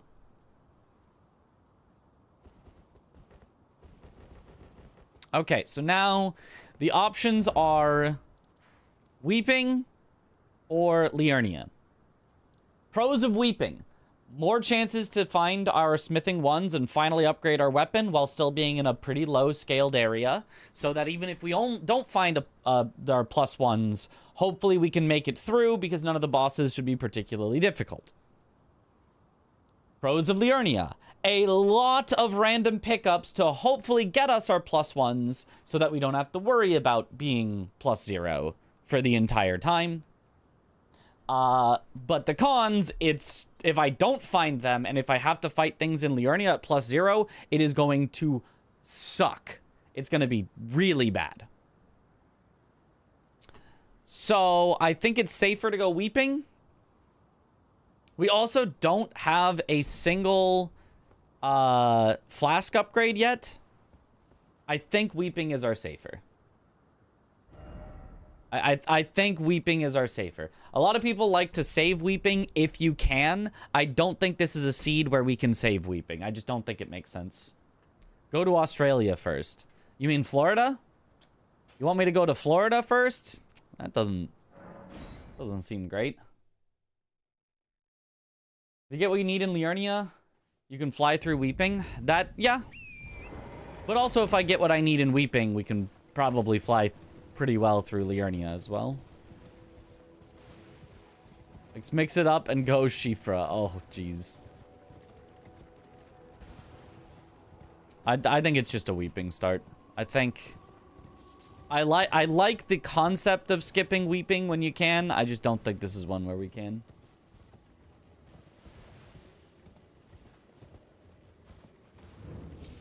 Weeping is shaped like Australia. Oh. And it's at the south of the map.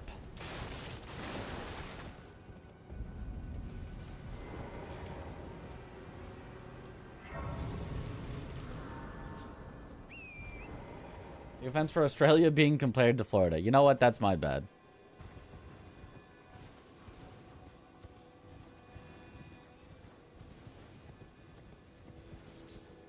Call him Bono because he still hasn't found what he's looking for. So true.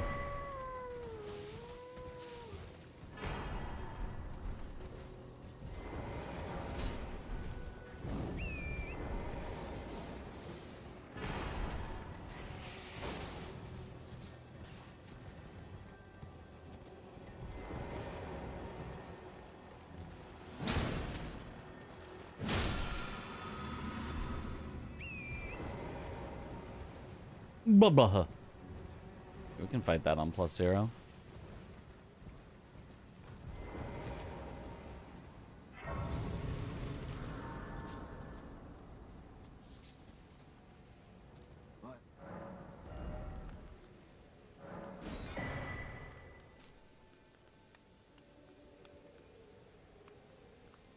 Nothing really interesting.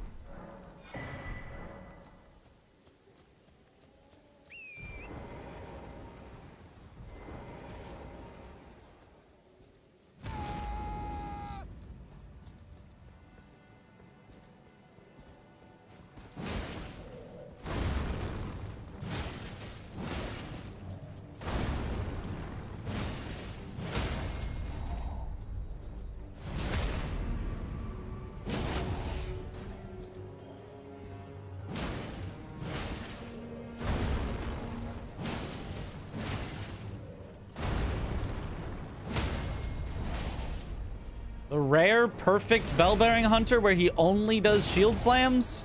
It's not gonna, he's gonna stop here. He's gonna do something other than a shield slam. Unless...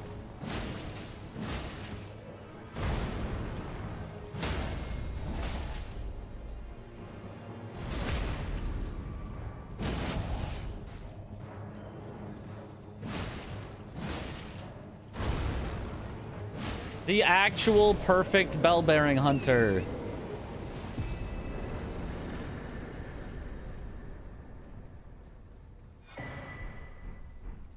Oh, ended on a bad talisman. A little unfortunate. Let's check out what's over here. Although I will be free to skip it if it's something I don't want to fight at +0. But let's just have the knowledge of what's over here. Knowledge in my Lamborghini garage.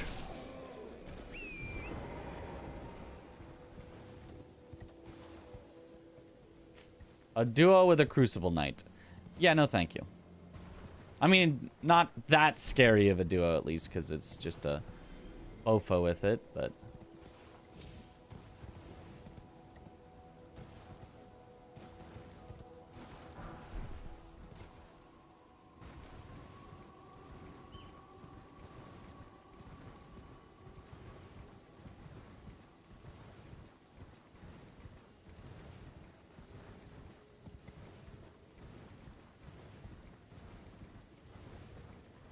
By the waifu, parentheses, Ronnie.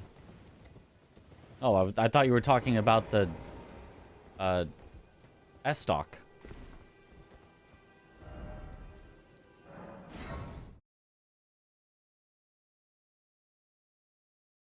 +0 after Limgrave is a big sad seed. I mean, one of our runs that made it quite far actually started with a +0 all the way through Limgrave, including Weeping. We got all the way through Limgrave, including Weeping, and we still had a +0. We had to go into Liurnia with a +0. And I searched every single graveyard in Liurnia, and, like, the final graveyard in Liurnia had the ones. And we were finally able to upgrade. And as soon as we got the ones, we had a maxed out weapon. We went from +0 to +25 immediately.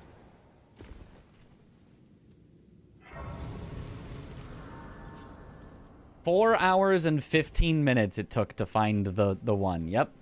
We lasted 4 hours and 15 minutes at +0, and we were still making it through. Was that also the seed where we got data cars, and we had to, like, slowly find enemies to kill with data cars and +0? I think it was.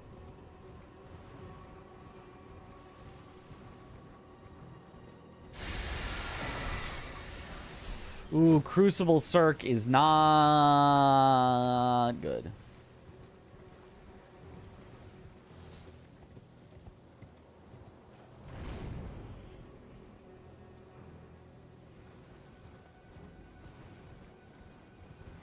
French challenge +0, RL1. No status. Let's just see what's up here. Just grab everything that we can reasonably grab. Ooh, big dog over there, though, guarding that thing.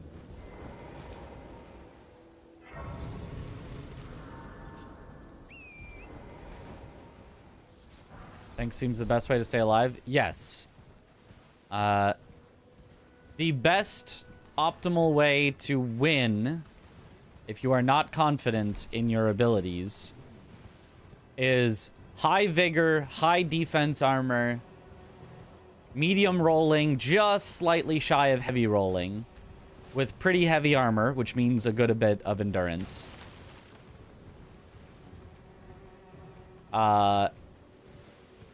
Enough offensive stats to wield your weapon, and as upgraded of a weapon as you can get. Upgrading your weapon for your damage, and then putting your stats into defense is way more likely to get you through fights unkilled. Does the Cirque have bleed? I don't think so, but let's see.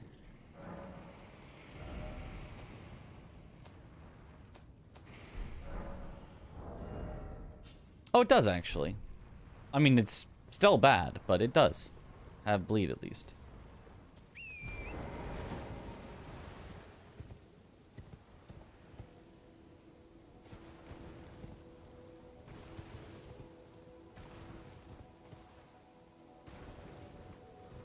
Style is hitting thing with armor that I look cool until I win or rage quit. Yep. That is the other way to do it. Your first playthrough will not be deathless. No. But you can have probably less than half of the deaths. Probably like a third of the deaths if you go more defensive than you would have if you went all offensive. It is way easier to learn and eventually kill bosses if you have some survivability. So better than Smith grip weapons. Oh, I was thinking this was the Smith script, Cirque. Yeah. Yeah, honestly, these ones actually maybe aren't that bad. Maybe not that bad. I know the Smith script ones are not good. And I don't think they have bleed on the Smith script ones. Why is it bad? Can't you dual wield with it? Yeah. But I mean, it's just... It does have the backhand blade moveset. It just has... significantly lower range. And I think significantly lower damage. But the bleed maybe makes up for it. Maybe it's a fine weapon. It's almost certainly not a great weapon, but maybe it's a fine weapon.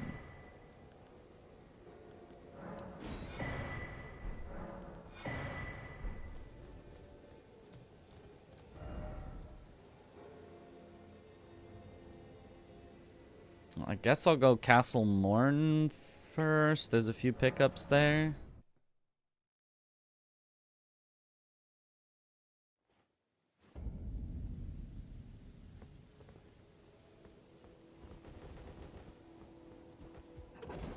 Oh yeah, summons also, yes, very valid. I don't find playing with summons to be as fun usually, but very valid. These and they also have a nice guard counter moveset. Okay. Congrats on that USA versus France event. Yo, thanks, Copy. Sorry that I missed your run due to D&D, but I love the rest of the show. Hey, no worries. Watch Mriz love. No worries. And yeah, if you ever want to rewatch, the VOD still exists. I'm hoping to also make like a edited, ooh, Flaming Strike, edited video out of it. A little narration of the events. But I got to get to work on that. And also I got to tell my editor that we want to get to work on that, because it could be a long one. Summons do make the bosses harder. Not spirit summons, not spirit ashes. Only NPC summons that you summon from outside of the boss make the boss harder. You can argue that spirit summons make the boss harder by virtue of they make them more unpredictable, but... Am I missing any pickups doing this way? I might be, but... Whatevs.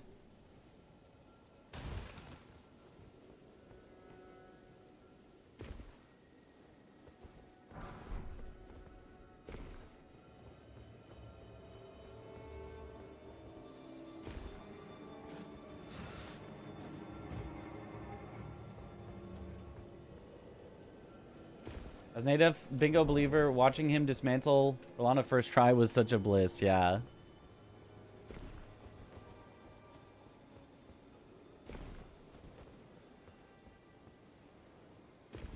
He's certainly pretty good at that fight.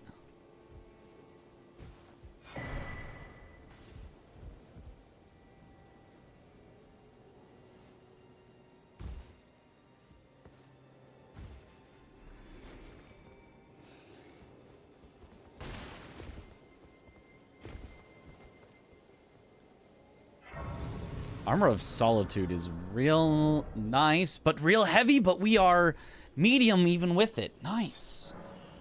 I may want to consider getting more endurance soon, though, because if we get anything more that's heavy, we will definitely go into that heavy.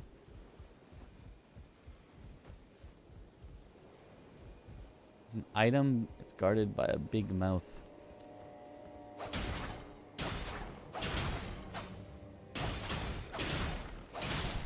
Yeah, I'm not loving this damage output.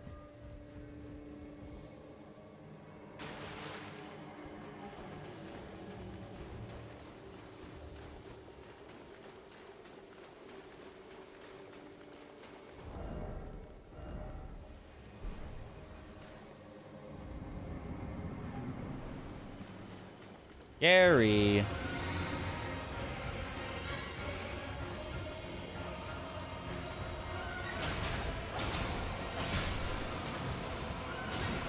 He's rattling me.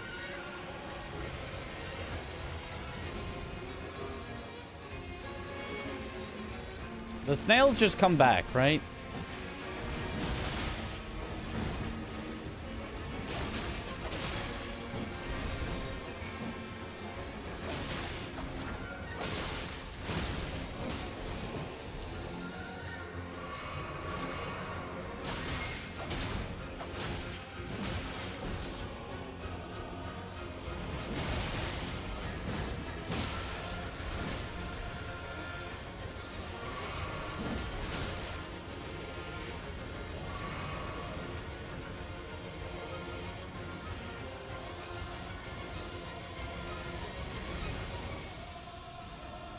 Stop the stalling.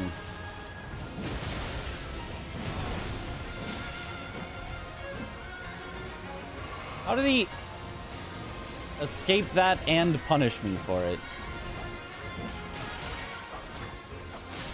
There we go.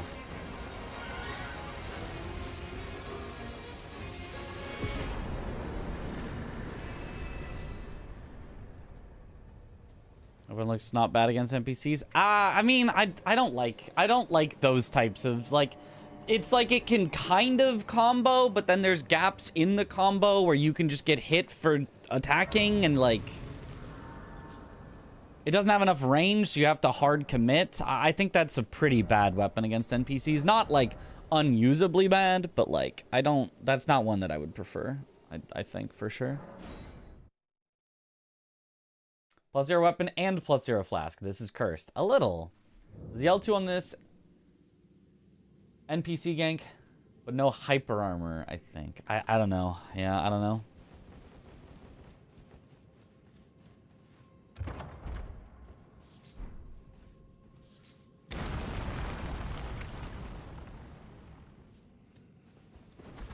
Excuse me. I should have turned on my lantern. Somber 7. It's the wrong somber.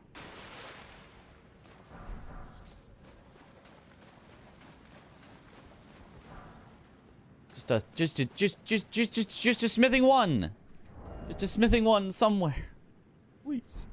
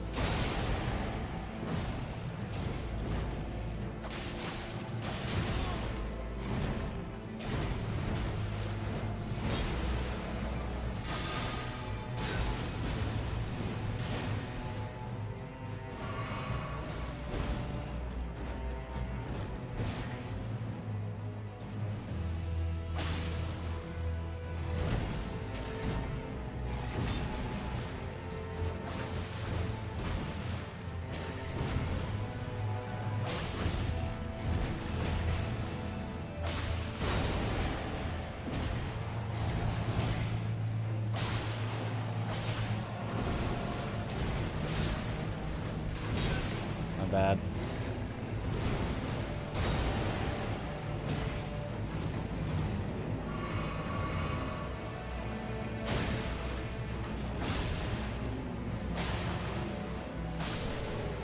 All right. Kind of the only way to deal with misbegottens. Hey, finally a sacred tier. We've got a flask upgrade. And an ancient dragon smithing stone, so we really could max out our weapon If we can find a single one.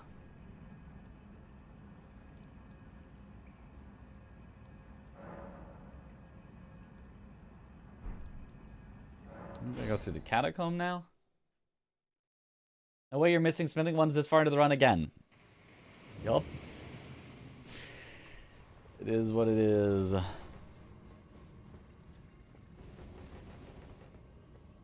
Does Twitch recap count hours? There are only 8,760 hours in a year, but I have 9,941 hours watched. Do you watch multiple streams at a time? There was also some speculation that it's like counting some of 2024 in your 2025 recap or something.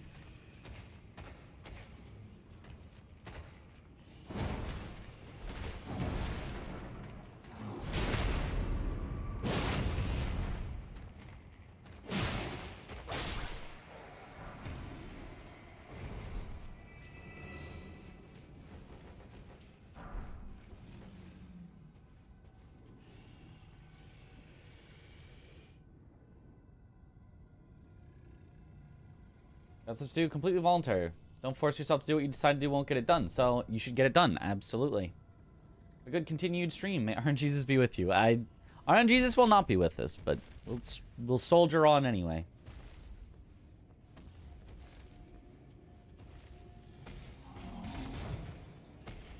Second watched, but first actually longest watched. So it's like the second... I hate this guy. Oh, I gotta just go reset this situation and start again. I really hate that guy, especially in a corridor where I can't see anything because the walls are too close.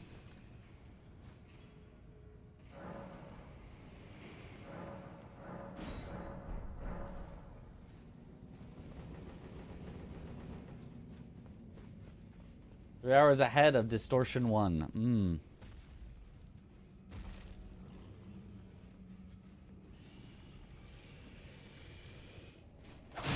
Other stream in the background and muted. Ah.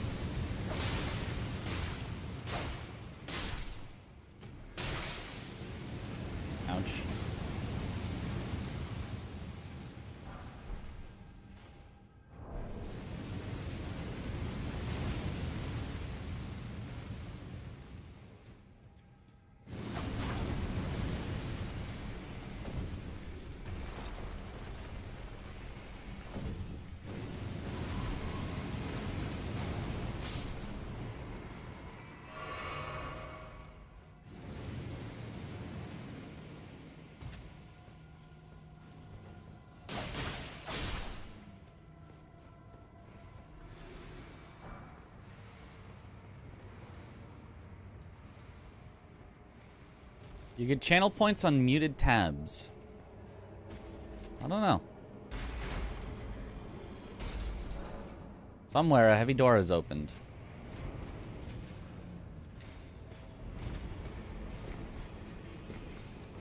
Feeling in 2026, which will be your most watched. Perhaps. But tastes do always change. It's...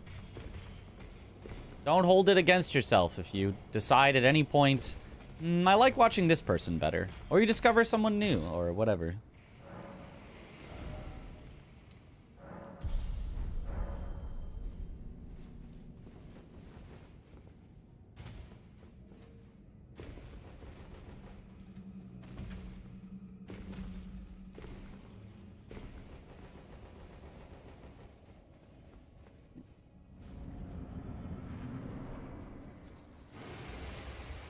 Another mimic.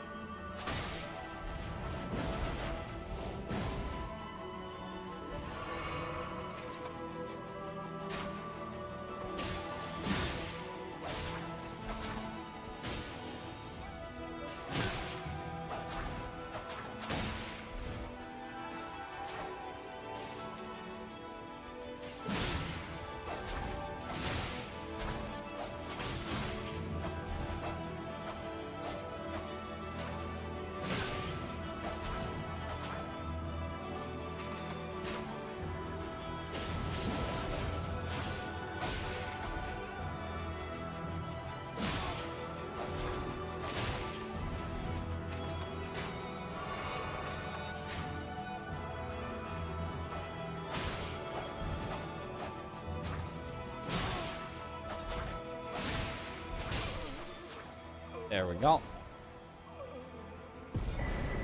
203 hours spent watching Mitra's 24/7 this year.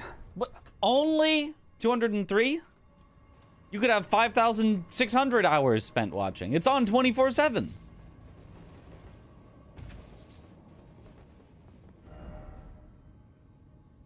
Wahoo. Mimic die always makes you monka. Yeah, that is understandable.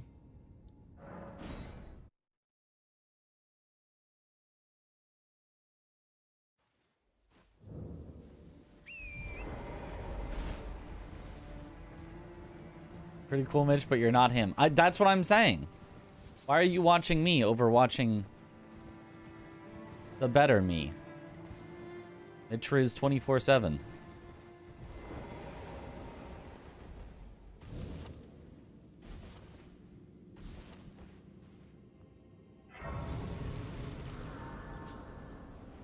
Finish work. Let's go.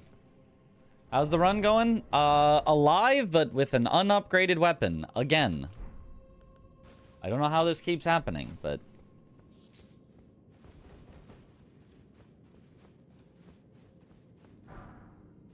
Somber 3.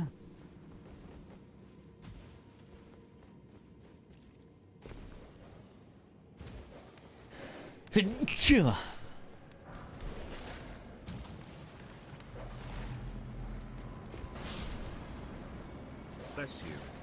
Thank you for the bless.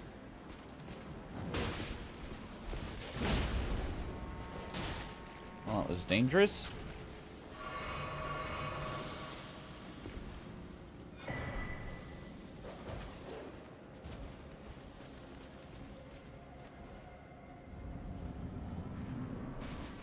Oh.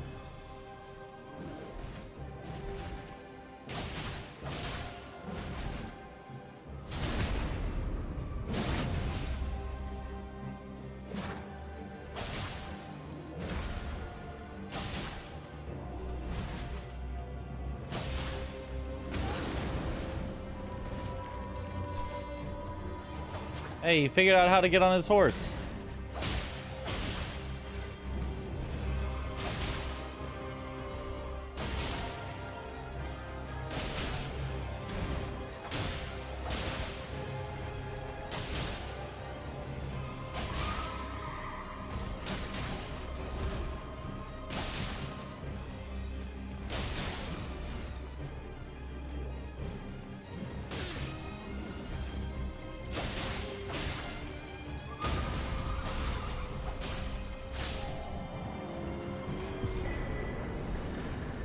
All right.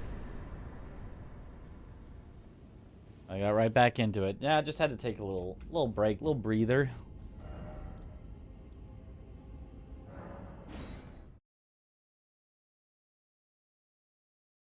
The Mimic is you in every way. Does killing him fail the challenge? Wait, you're right.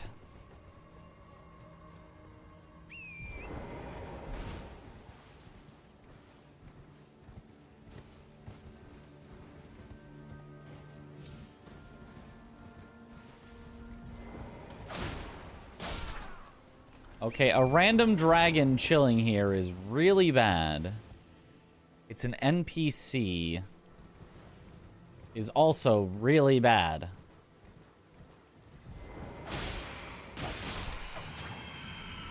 If it's like Gideon, this could be a run ender.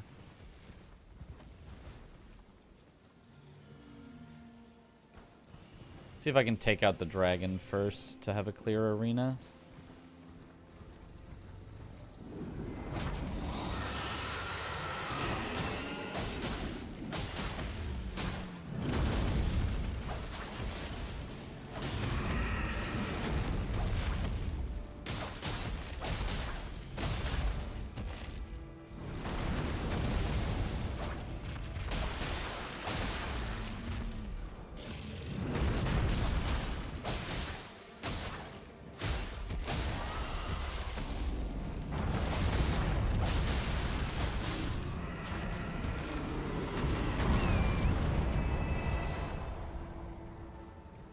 Okay, so now Grail should have taken a fifth of her health.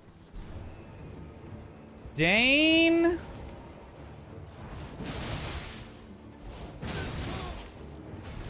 Seems like his damage isn't too high, but he's got some heavy armor on.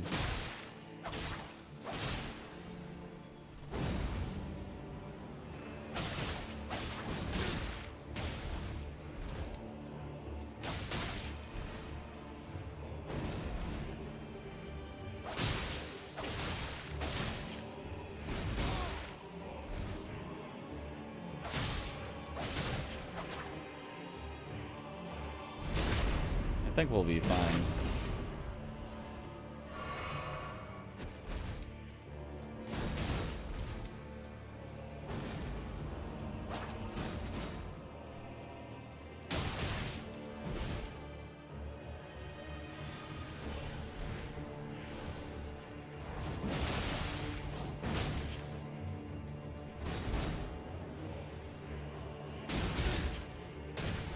We both went for the jump move.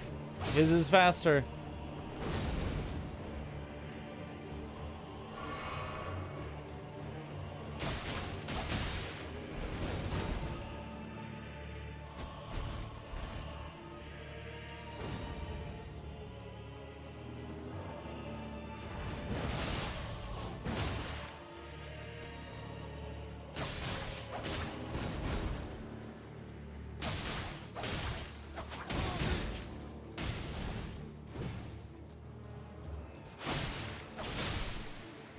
Nice.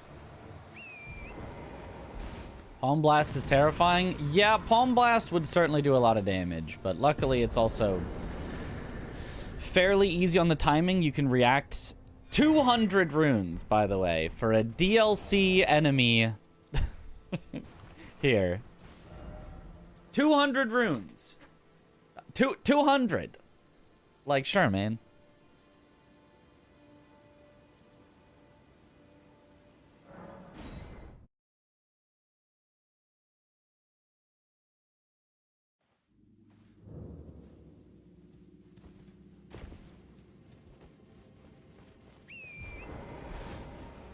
How to install the boss checklist overlay? Can someone help you?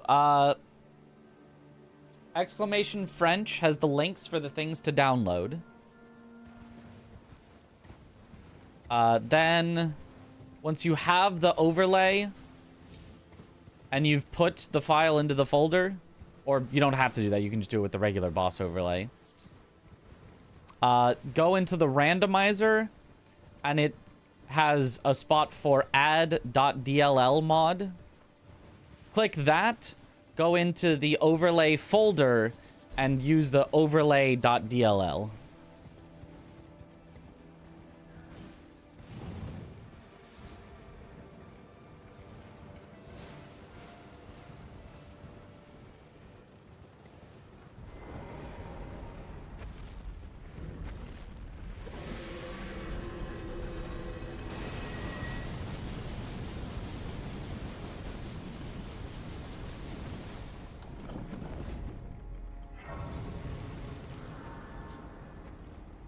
They only give 7,800, so yeah. But still, he gives 7,800, and the boss that's normally there gives probably like 2,000. So how does the average of 2,000 and like 7,000 average to 200? I don't understand the formula that they're using.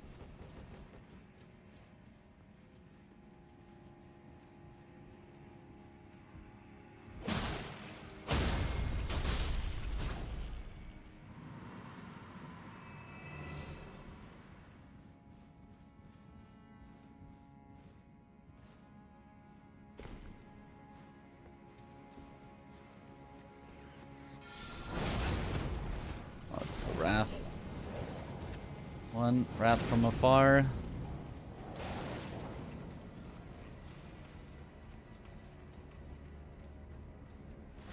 Oh, one of the commanders? Oh, I should not have entered this fight. Nile? I suppose I happen to have the bewitching branches now.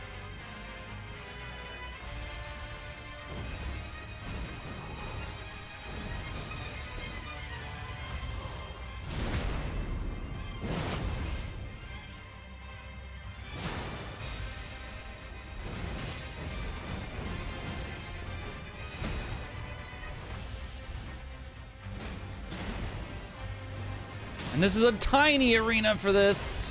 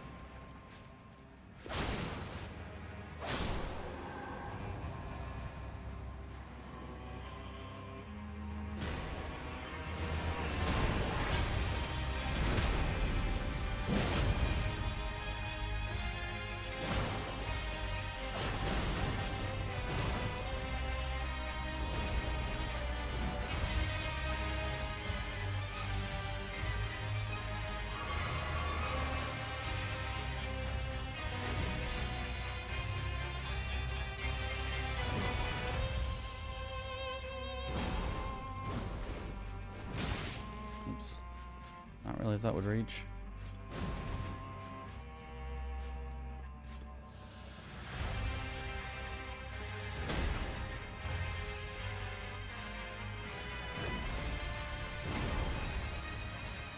Don't do your punishable moves.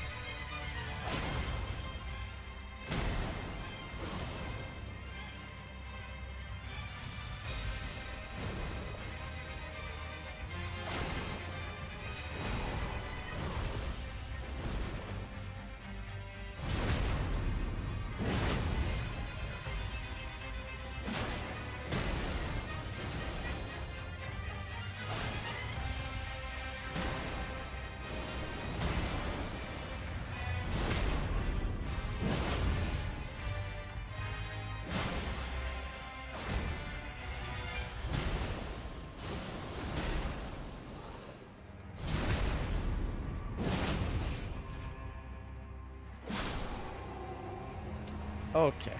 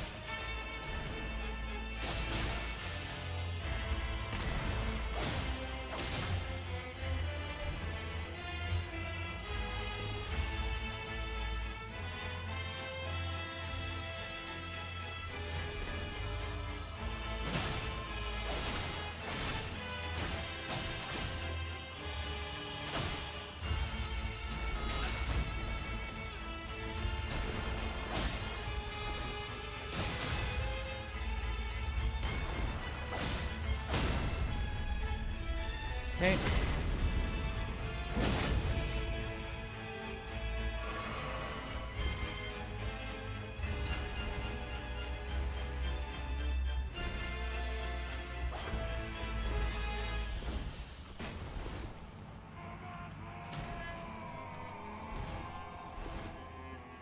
This way from Rizu.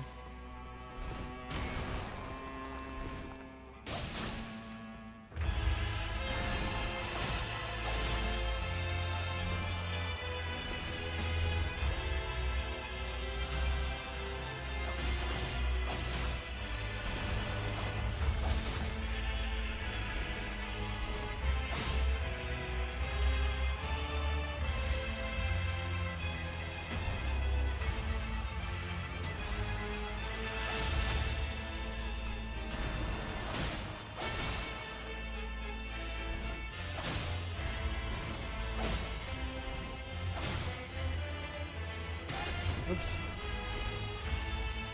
Didn't realize it would catch me from there. Nice! Woohoo! Oh, that's one I'm happy to get out of the way. That was a incredibly slow fight. I played it so safe though, just to get through. Not bad. Yo, Mr. Kim, thank you for the raid. Welcome on in, Raiders. Vasconcio, thank you for the sub. Welcome back to the bunch. Enjoy the emotes.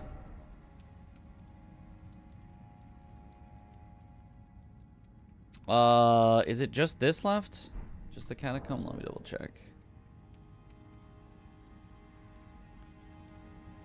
Oh, I haven't done the Everjail yet. Oh, and I didn't do the Death Bird, which is the duo, right? Oh, with a +0.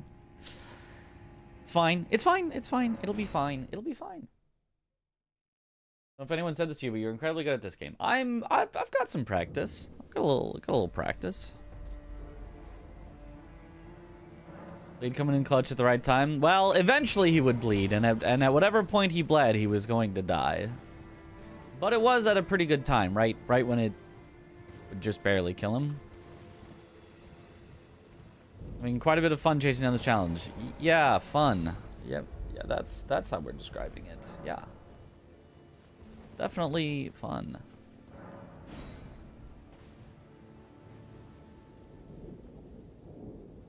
Dual-wielding Banish Knights can one-shot you at any point in the game. They absolutely can. That's why I played it so safe. Because on a previous run, we had, like... Oh, and we've got Explosive Tier. We had them, and I was like, oh, it'll be fine. I'm, like, really powerful. I can just bully the dual-wielding Banish Knight. I'll just go in and trade some hits with him, and he'll die. And I traded a hit, and then he comboed me full to death. And I was like, oh. Well, never mind. I can't trade hits.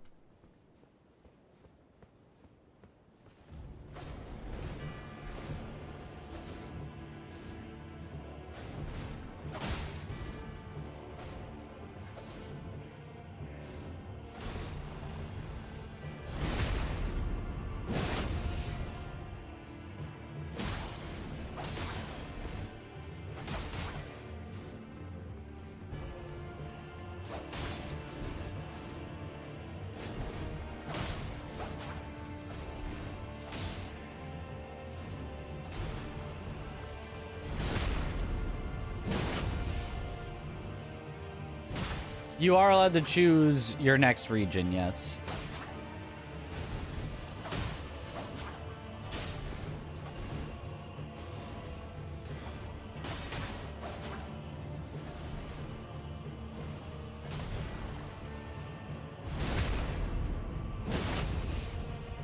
Even in Weeping, starting to feel the +0. Yep.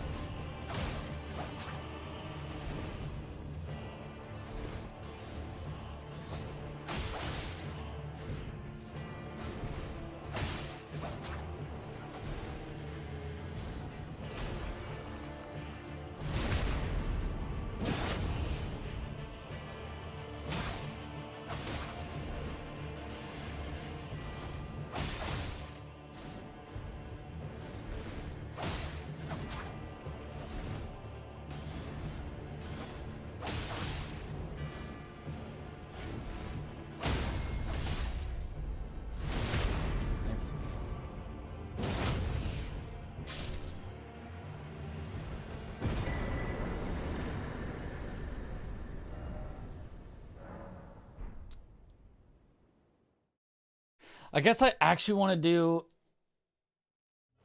Before the duo, I guess I actually want to do the catacomb, which might get us killed. Is there a difference between Black Knife Assassin and y'all? In the chat casually while fighting Black Knife Assassin? No, but that's, you know, something.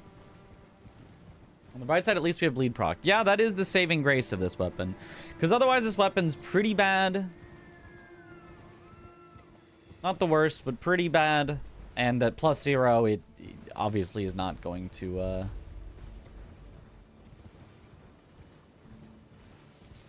It's not going to be anyone's absolute favorite pick right now to have a +0 Curse Blade Circ.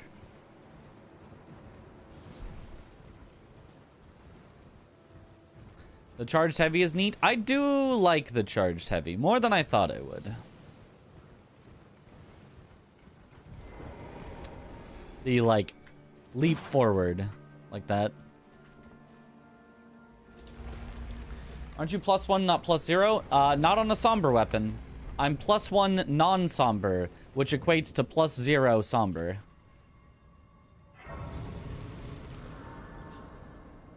This weapon apparently has slightly more damage than an unimbued backhand blade with better dex scaling. And it has natural bleed. Perhaps just better than backhand blades? Question mark.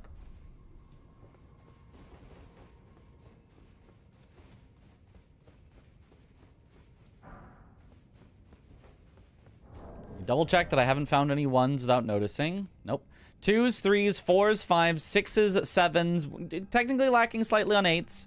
And 10. Or 25, whatever, the final one.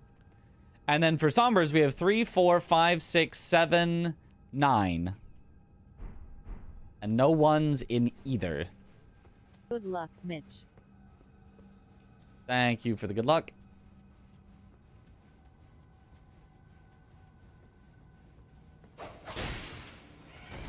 Okay, you can just live, I suppose.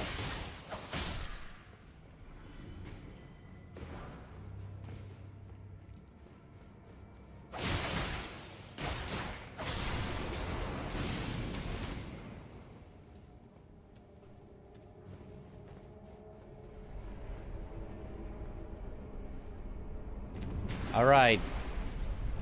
Probably like 30% chance, maybe less, maybe like 20% chance our run just dies right here. Because the only thing you can do in this section is run through. If you try to slowly take out enemies and work your way in, you will just eventually die because all the enemies will eventually respawn. If there is one enemy that's giving you trouble, sometimes you can kill that one enemy just for enough time to climb the ladder. But in general, you just gotta go, climb the ladder, and we're fine.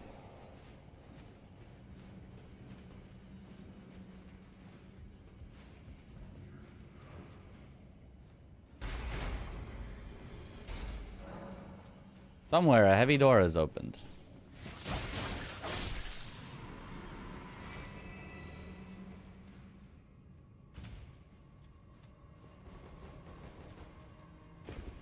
Stupid bat can't even fly vertically. Alert! Somewhere a heavy door has opened. Alert!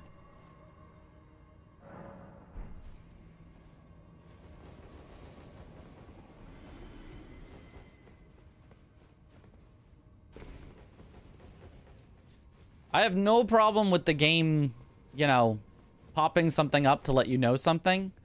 But why does it just take away your ability to roll? Like, what?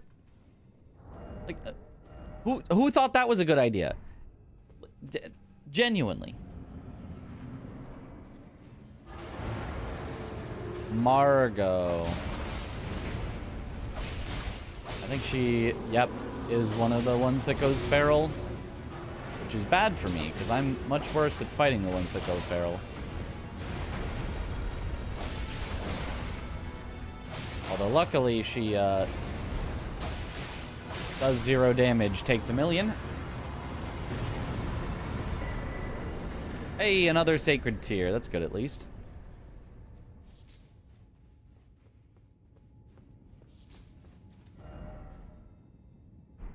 Okay, let's double check. Right. The last one for...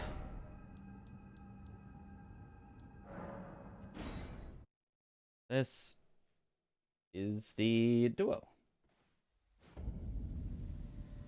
I'm bad at this, almost no hit. Okay, I see, very bad. Look, she didn't do the moves that would catch me. I just kind of stayed behind her and it worked. It worked, but like... There was no guarantee that would have worked. If I got hit, I could have gotten hit a bunch of times. I wouldn't have died because she was hitting for 0, but...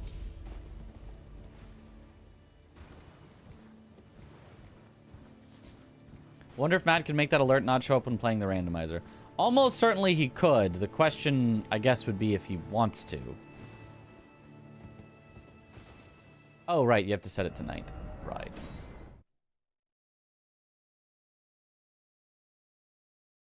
My cat gets the heavy door message when I open the pantry.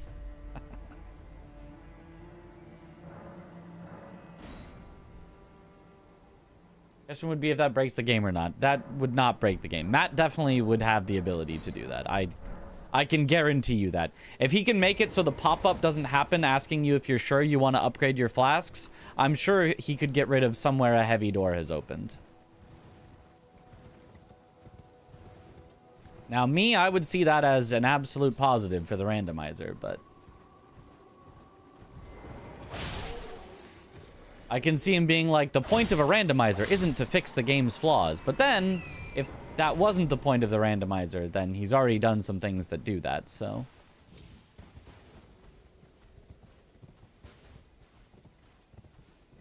I think it would fit in line with what he has already done with the randomizer.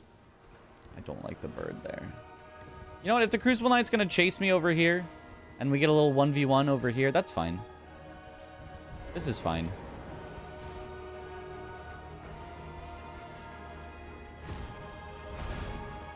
As long as the bird doesn't.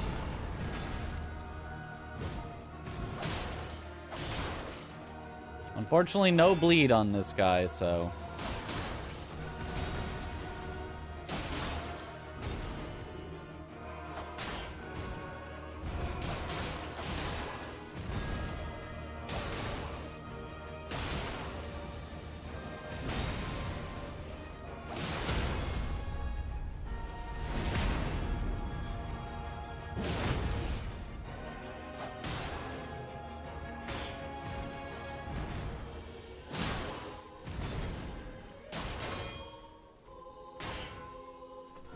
Uh-oh, the bird is possibly coming back this way.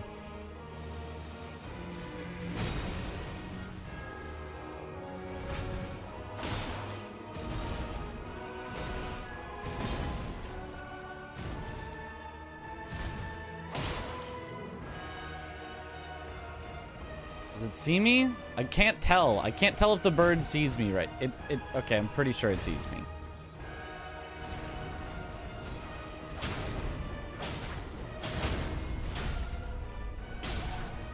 All right, there we go.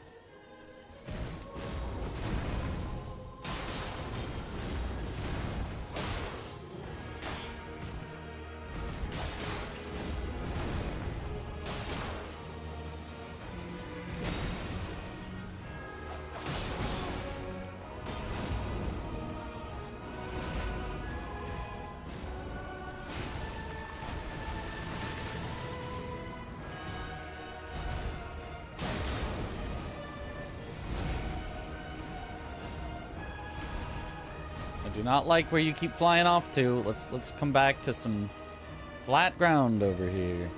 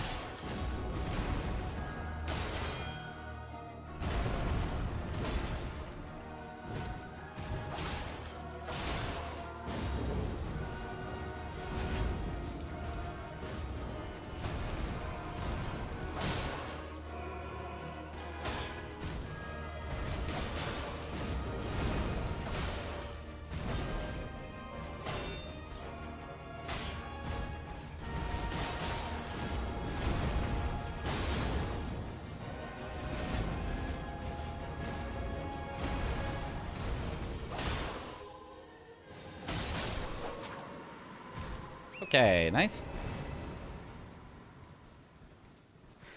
Staggered enemies take more damage if riposted from the front than backstab. Yes.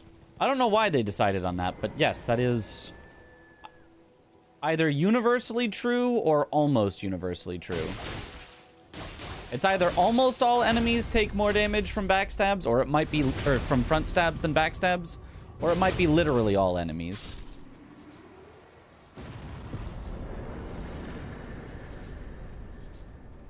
There could be one random exception somewhere, perhaps. All right, that's all of Weeping. Still with an unupgraded weapon.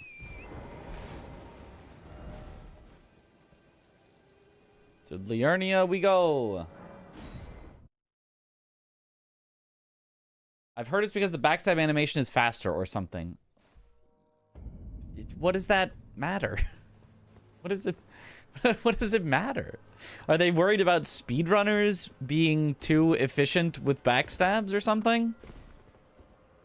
The whole point is you take a crit, you're stuck in an animation, it doesn't matter how long the animation is, because at the end of it, you will have taken no damage and the enemy will have taken a certain amount. That's so weird.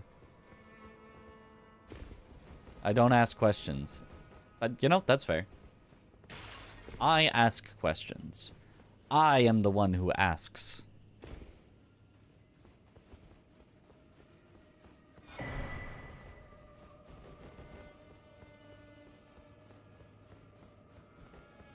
When you jump attack, the Bubba grabbed him. Like, you all saw that, right? Yeah.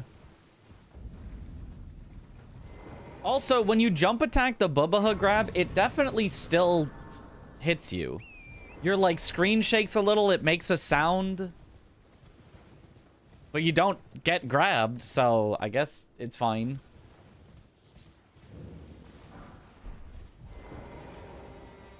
You then believe it on for a... Well, you are a true... My name, presuming you only... Nope. Oh. Backline, of course. I'm allowed to buy this hefty cracked pot if I think it would help. I'm not much of a throwing itemer. You know, got straight memed by Clergyman on a no-hit just now? By Clergyman?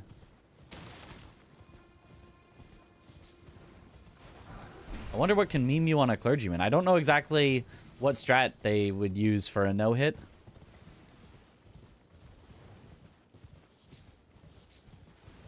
Clergyman's definitely one that I get hit by.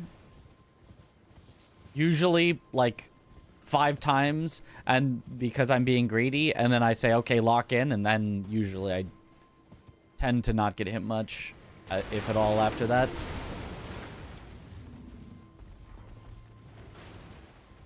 So yeah, I don't know how they do it. Trying to think exceptions. But even the enemies that take special crit all from the front, even the fire giant's eye stab. Oh, you're thinking about if there's... What about the golems in the DLC that have the gem in their back? Mayhaps they would?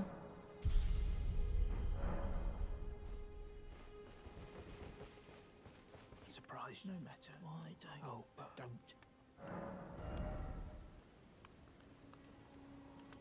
Somber 9 I already have.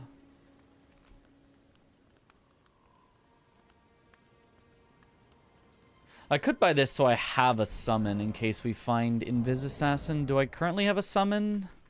No. Sure then. It's at least a summon.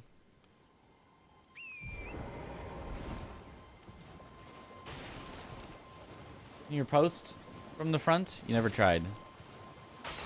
Yeah? It's more common that you riposte from the front.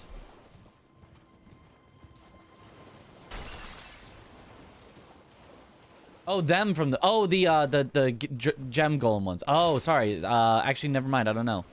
Them. I missed the word them. I was like, what?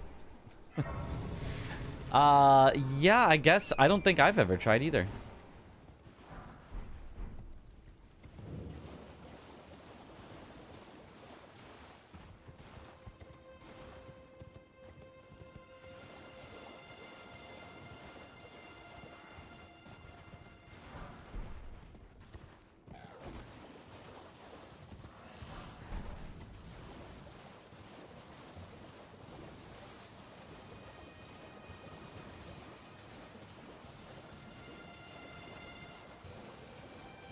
We'll test them from... If you can post them from the front, you'll report back. Oh! And then maybe we get a counterexample. Noble over there. Noble actually would still probably be fine with a +0, but, like, I'd much rather fight him not +0. Like... We still +0. Yup. I'm gonna run to all the pickups before I fight anything in Liurnia. And surely that will get us a 1 somewhere. Surely.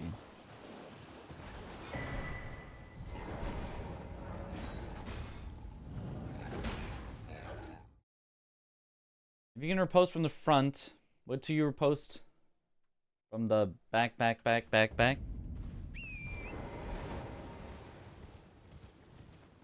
feel like this is a song.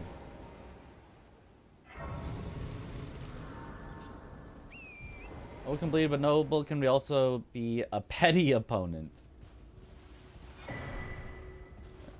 Trying hard not to swear. I hate him. I'm an apostle enjoyer. I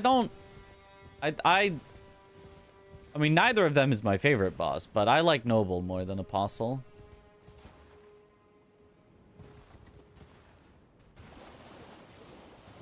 Which is maybe only because I have fought Noble a lot more often, because even though there are more Apostles in the game, the Noble happens to be in an important location. Guarding the way to Rykard.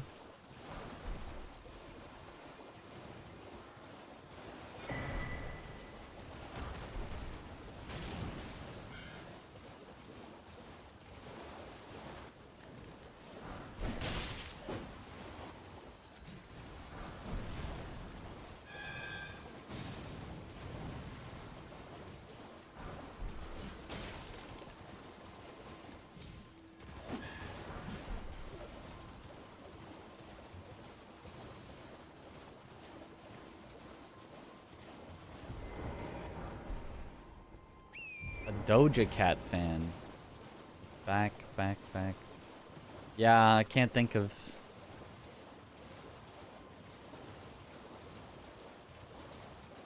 I've heard some Doja Cat. I think she's got some good songs.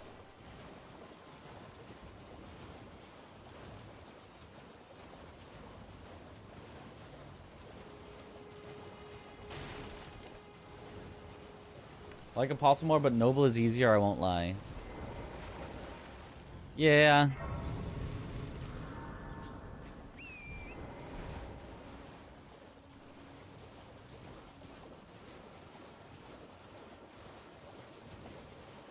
I like bosses that, are not necessarily easy. As in, like, I don't want their numbers to be... Dragon Greyclaw, that's gonna be pretty heavy. Ow. As I suspected, pretty heavy.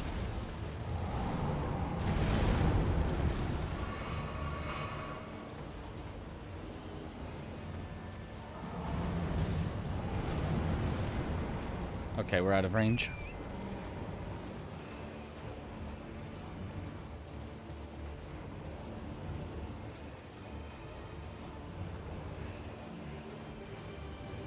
Juicy by Doja Cat. Bit of an older one. Her first super popular songs. Yeah, I don't know. Not ringing a bell. Not randomized name? Yeah, it's because it's the French settings. And in French, the names can't be randomized. Because Matt doesn't speak French, so he didn't know how to, you know, combine the things. He would have had to just take guesses. So because of that, the French basically don't have a setting or don't use a setting for combined names. So since we got the setting from the French, it is non-combined names.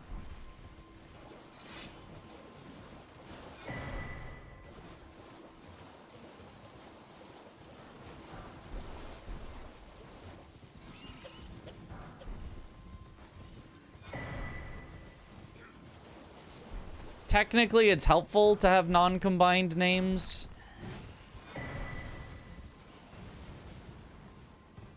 Because you know which Estelle you're fighting. You know which Black Knife Assassin you're fighting. You know, maybe not. I think you already always know Black Knife Assassin. But you know exactly which version of each boss you're fighting when you fight them.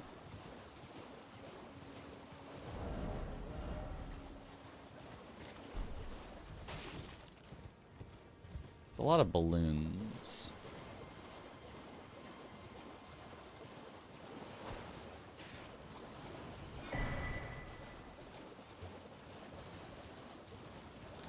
I shall trade a throwing dagger for a random item.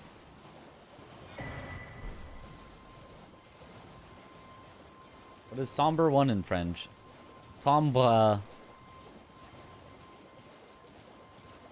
Un? No, that's what's I don't know what 1 is in French.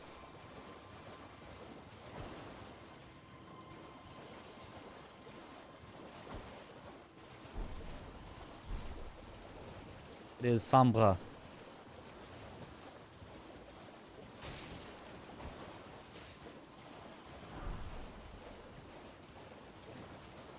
Le Domos kid.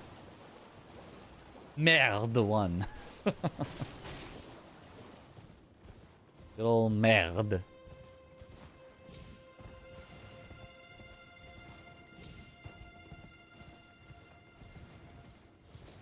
Une.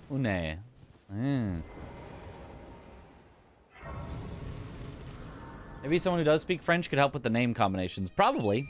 I just have to, you know, put in that work.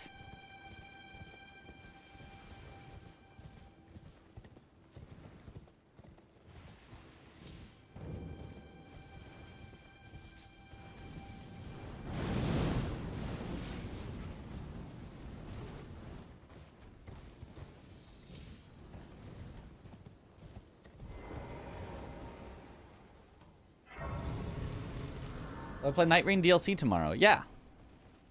I'll play it when it comes out. I am an old soul, perhaps. An advantage. No way! Well, that's one way to get a 1. We found the bell bearing before we just found a 1. Like, how did that happen? 3 hours in. That is so unlikely. Fond and well.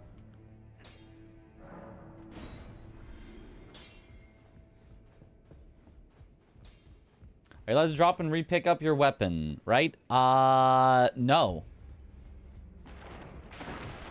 You're not allowed to unequip your weapon at any time for any reason.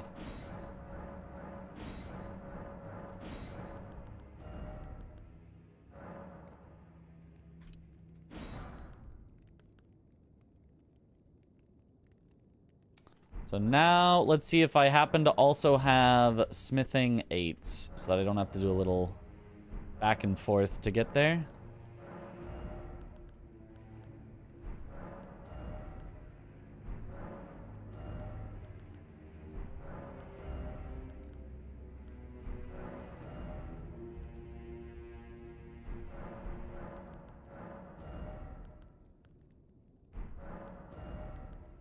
Nah. Won't be able to get 100% there just yet, but almost.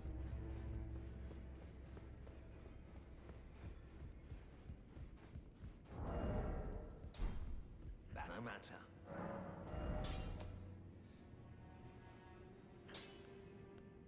Okay, cheapest. That's already upgraded a bit would be our rapier.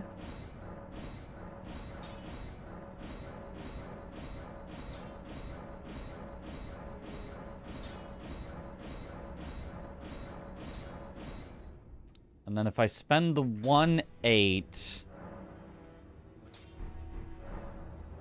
versus... It gets me 2 somber 9, but I don't have a somber ancient. So if I instead wait and use my somber 9 to get to 22, yeah, I think that's slightly better. Not that it matters much, but it could save us 1/8 to get to max, potentially. Yeah. Okay, now we just also still need to find a weapon so that it can get auto upgraded, and then we'll be fine.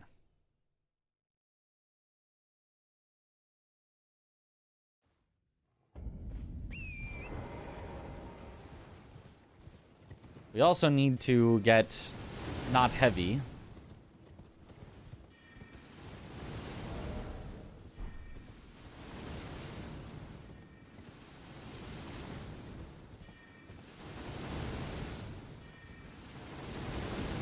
We're not crab gaming anymore then. Nope, we have not found the crabs yet in this particular seed.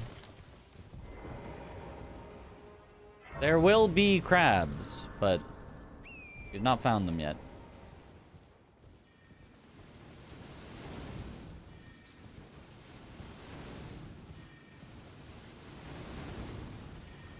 Surely stone application as a weapon? Oh, I'm not going there.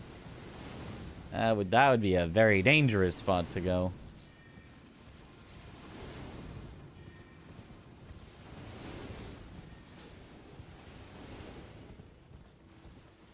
I'll instead go to this graveyard, which has a lot of pickups, and usually is pretty chill.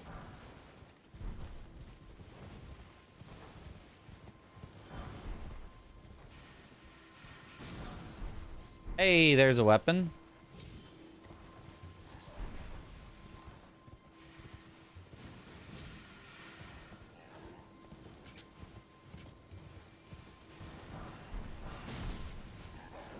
And 6, we need 8s.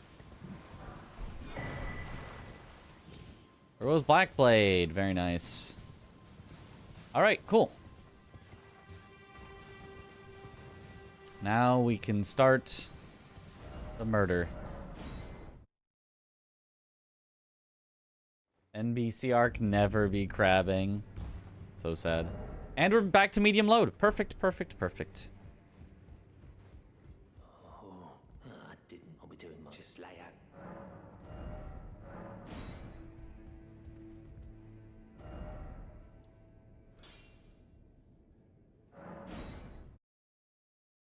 More excited for Scholar or Undertaker for the Night Rain DLC? Both look kind of cool. hoping Undertaker, but I don't know what Thanks for their being my number one abilities streamer are and yet. my nighttime choice at a whopping 800 plus hours watch. Sheesh. Keeping me sane during this disaster of a year. Linksy heart, Linksy heart. No, thank you for watching, JD Turtle. Yo. Kill yourself. Huge vibes. Oh, that was funny. And ADF not even realizing he said it.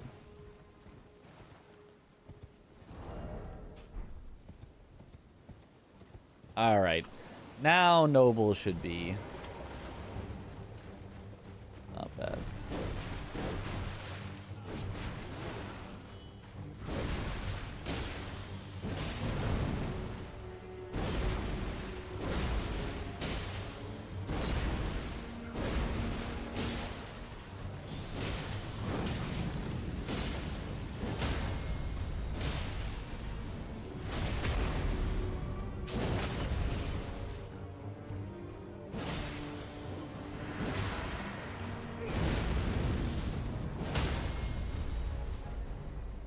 Bonk.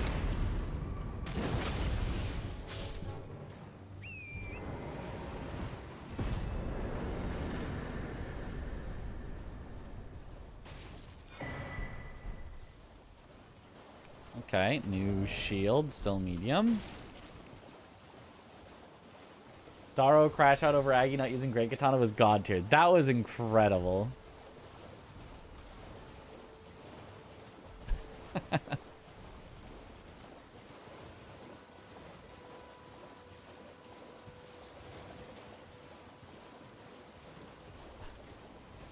Ball bearing.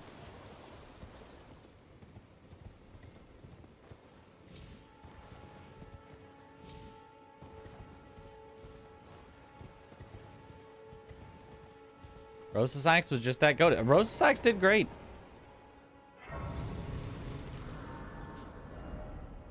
There's no way you can really, you know, be like, actually, Aggie, you made a huge mistake with your weapon choice. You can just be like, well, I think Great Katana would have been better, but Rosasax definitely worked.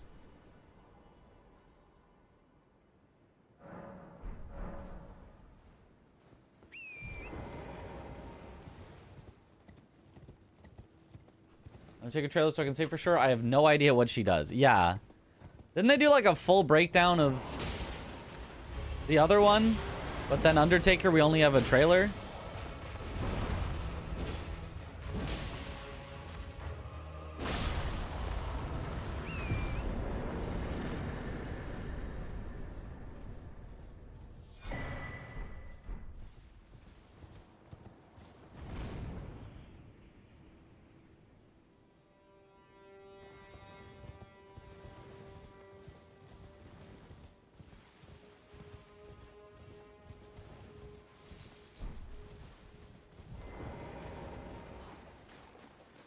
Okay. 1v1 me, please. Yeah? You see me? You see me! 1v1 me! Don't let the dogs see me!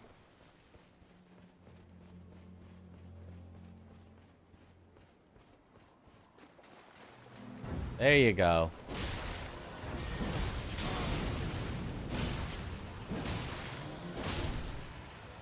Nice. Esker down is pretty huge. That can be a terrible one to get in a lot of arenas, where they just instantly gank you. It can feel like Capra Demon.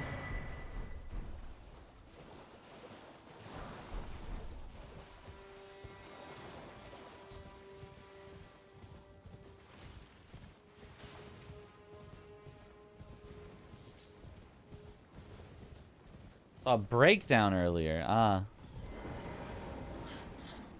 Okay, that's too inconvenient. That thing does drop an item, but I don't want to fight a whole watchdog just for a random item.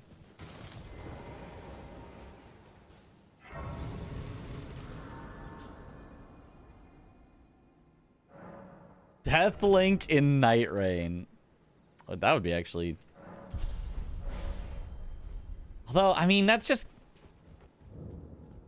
The whole thing about Deathlink is it's funny because you are not even playing the same game and you just suddenly die. If you're literally in the same game and you watch your partner go down and then you all fall, it's like... loses the charm. Could even be a boat.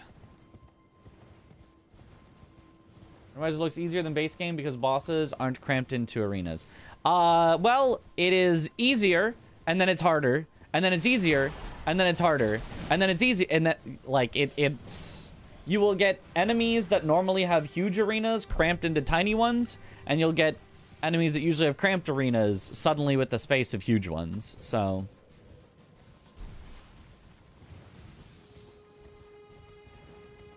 Whichever bosses end up in the cramped arenas tend to be pretty hard. And sometimes they just, like, are not made for that at all. Legendary weapon.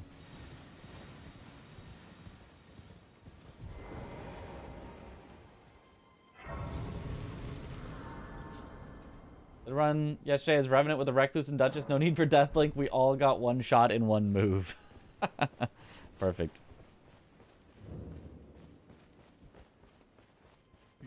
I am my opponent. Do you know how it came? Borealis in a cave. Oh gosh. So the oh, you are free. I would see if you find, unless in which case. Oh, and there were also smithing ones here. We could have come to Turtle Pope, and then we also would have had our smithing ones. Oh, very well. Heresy, all things.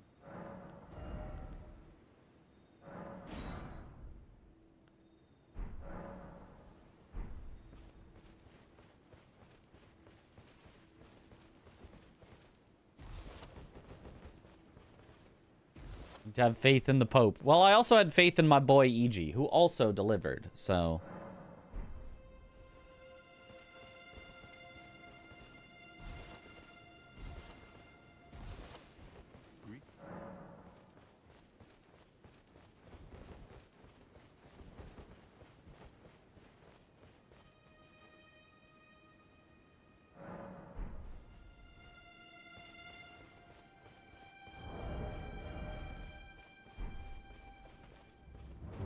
Okay.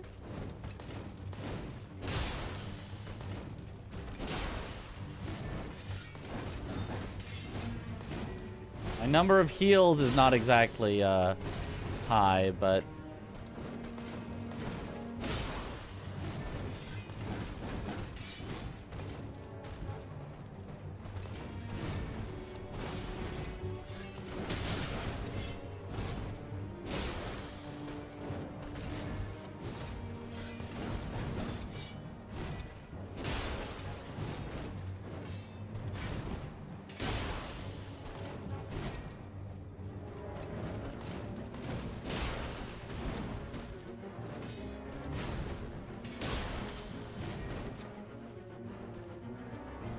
Waterfowl? Yep.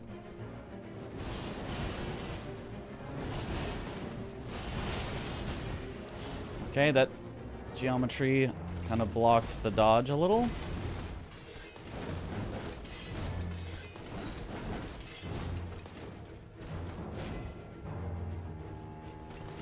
I'm not loving this church arena. Maybe I should take her outside.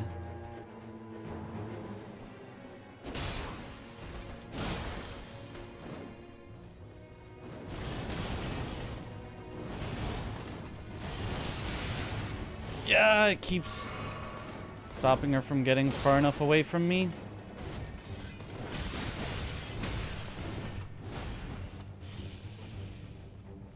Excuse me, miss. Excuse me. Yeah, that's real dangerous. Let's clear out the entire outside, then try to re-engage her out here. Okay, we're still good at night. There's a lot of gravestones, but hopefully I can pull her just like way out here and it'll be fine.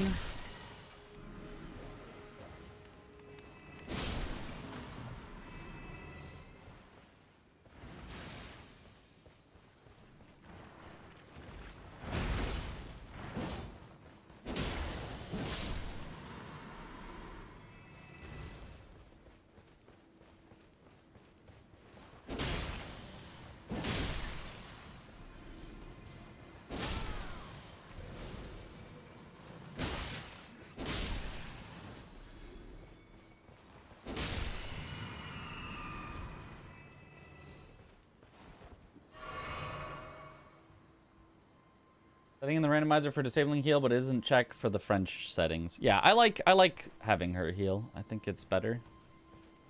Feels right.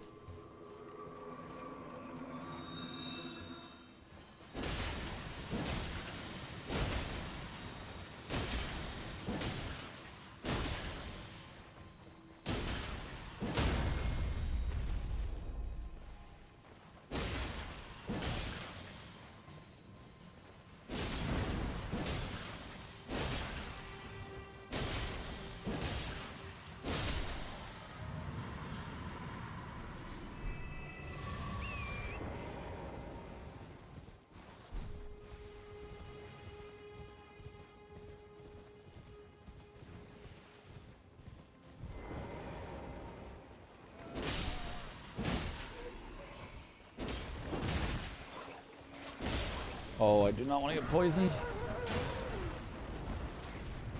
There, that works.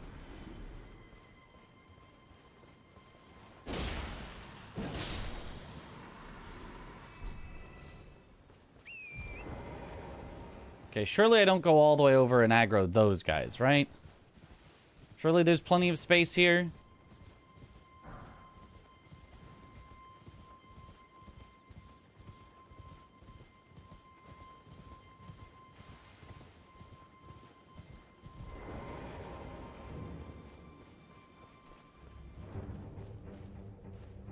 She's a very, very slow follower, though. Usually.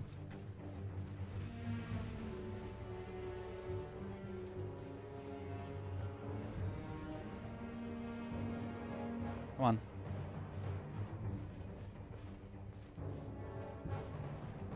Did you find your way? Oh, you're stuck? There you go.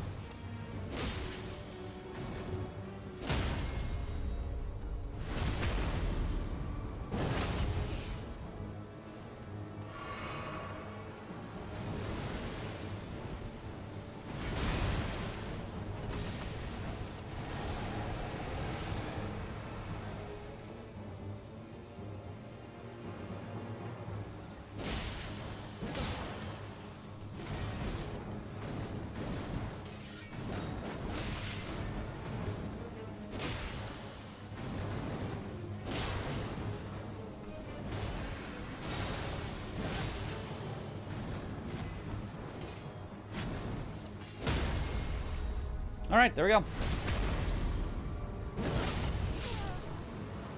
I retract my previous statement about bosses. Yeah, that was a little weird. I got a little too close to the gravestones for some of those where I couldn't dodge around her. I had to dodge backwards and got me clipped, but like overall pretty clean. We take those.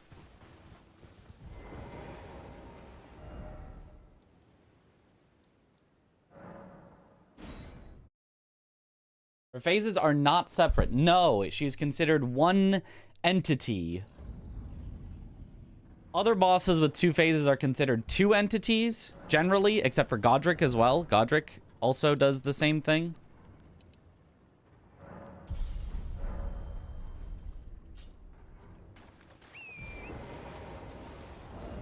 I still have... yeah, explosion. God, I found the upgrade bell bearing before that. Oh, I just wouldn't have fought her at +0. There's just no way I would have fought her at +0. I would have ran for sure.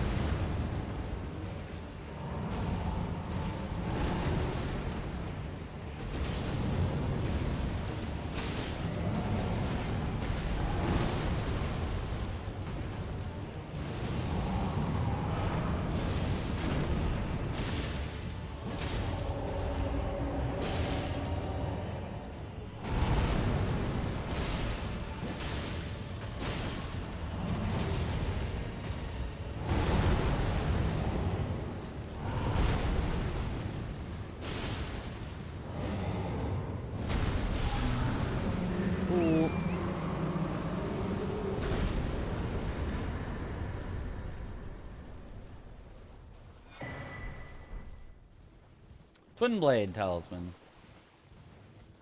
They might be fire giants. Is Millennia the only boss who's 2 health bars? I feel like it was more common in DS3.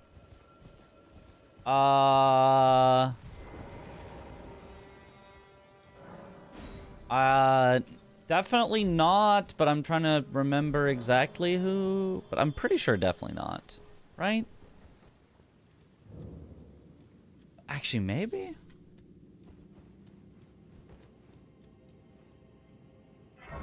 Mo? He'll bring the heal to the French challenge. Moog as a final boss would be very easy for me. I have so much practice with Moog.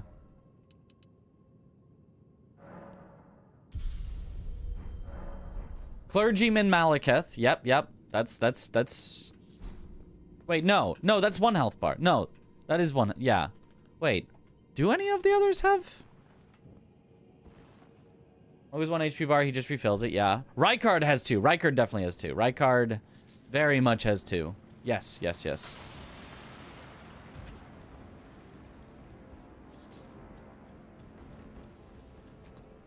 Midra technically has 2.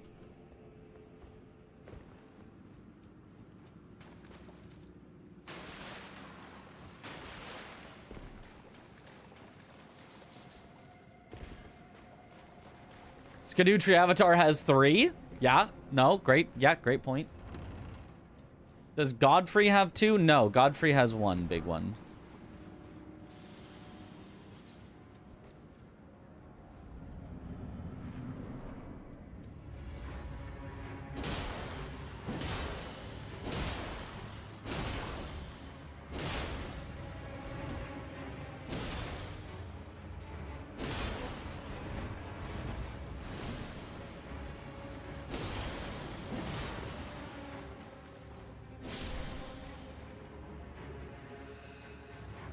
Radabeast.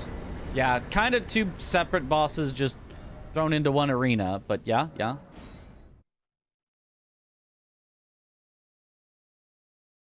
Mini Midra's not a boss, right? Yeah, but also, no.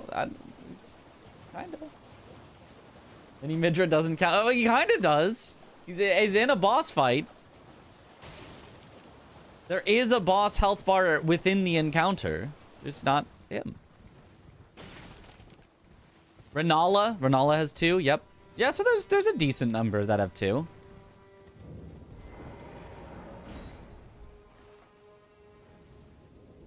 Snail boss? Oh, Apostle Noble Snail. Okay. We really hope this is the Deathblight one. Because we are strong right now.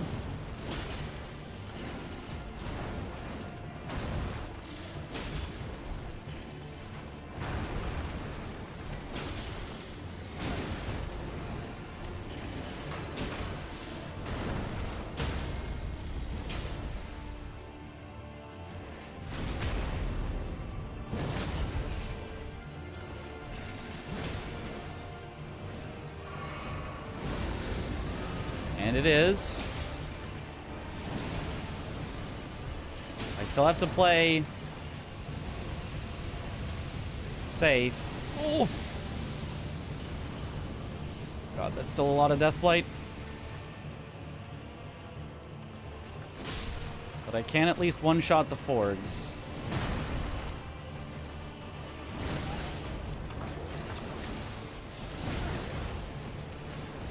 I'd like to wait out the Deathblight phase as much as I can.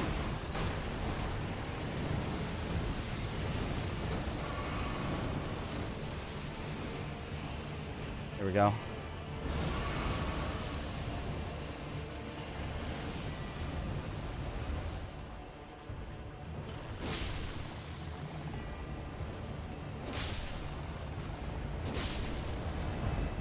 There.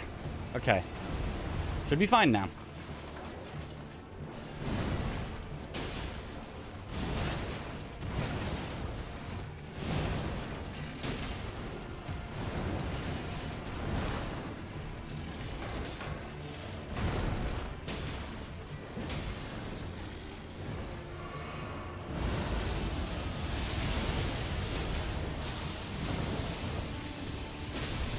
There we go. Nice.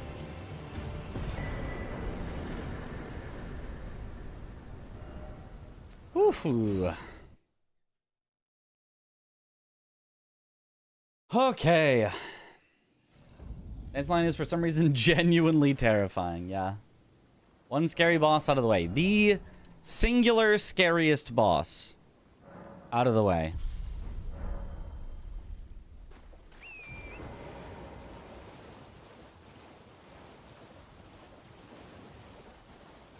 Did you say Deathblight Dancing the Lion is top 1 problematic boss? Yes.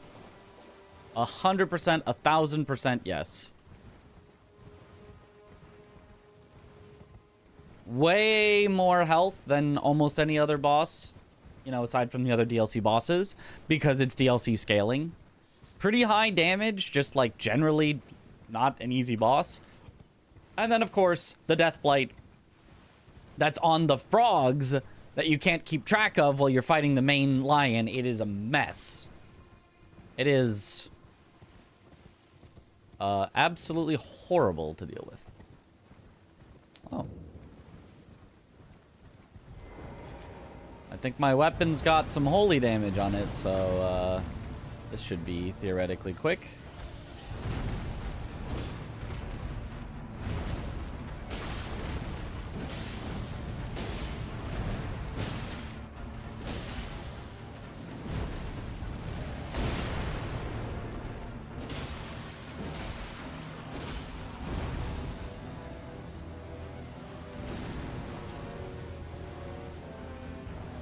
Not want to mess with that. I might have been able to just kill him, but did not want to mess with that.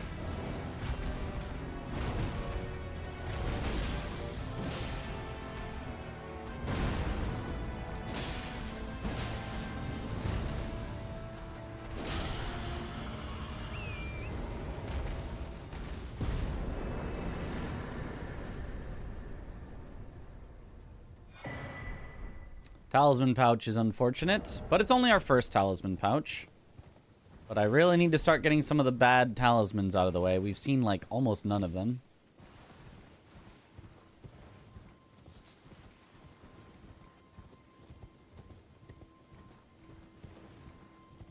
Everyone's have been lost to Deathlight Dancing Line. Everyone seems too paranoid about it to actually lose a run there. Aggie has lost a run in the DLC to Deathblight Dancing Lion. I remember that. I think I've maybe only lost one run there, but like... maybe it's 0. I don't know. Maybe I have yet to lose a run to Deathblight Dancing Lion. I don't remember. It's either 1 or 0 that I've lost, but... You're right. It's, you know, because I'm very paranoid about it and will... play it in different ways than I would play other bosses. I don't just rush in at it. But if I did play it like other bosses, then I'm sure it would have ended probably at least 3 or 4 runs so far, which would be the most by anything.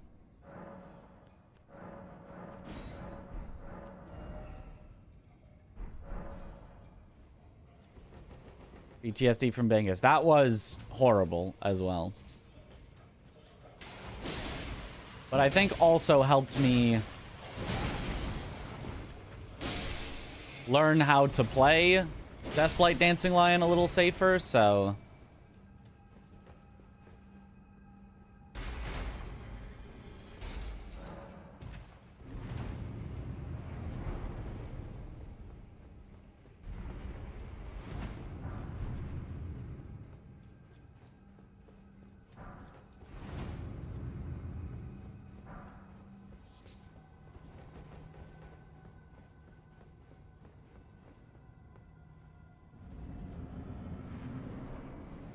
Miranda.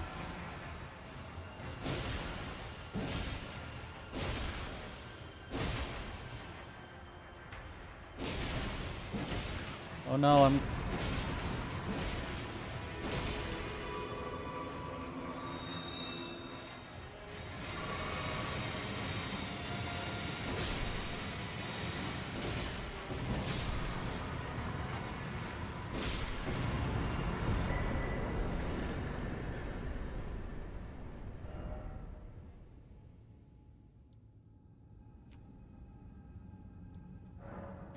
Go to Adan. I'm a leaf on the wind.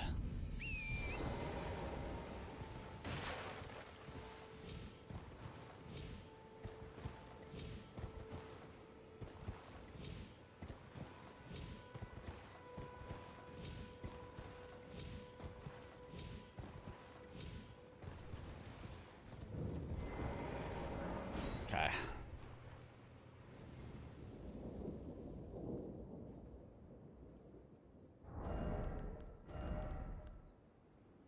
Strength and fire attacks. Okay, but strength is good for this.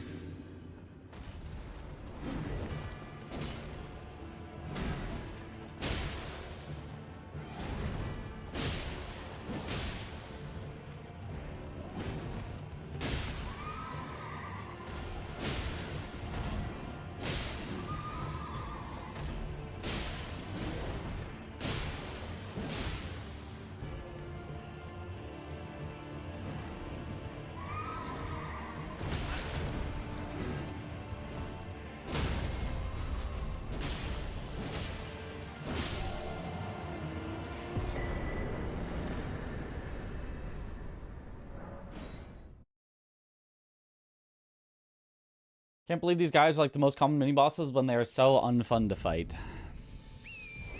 Yeah, I mean, would I call them so unfun to fight? Probably, you're probably correct, but like, they're also so non-threatening that I don't care too much. Even though there is really nothing fun about it. It's just like, it's almost every boss, if you really boil it down, is wait until they give you the good attack, punish safely, keep not getting hit, you know? But it's just so explicit with Knight's Calves, where they've just got so many attacks that are like explicitly, you're not allowed to hit them on this attack. And they just do so much just running away after others, and it's just like...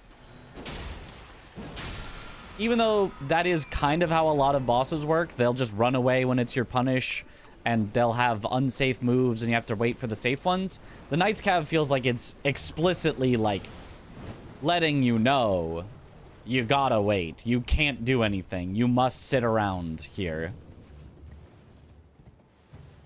And putting that in your face like that does feel way more unfun.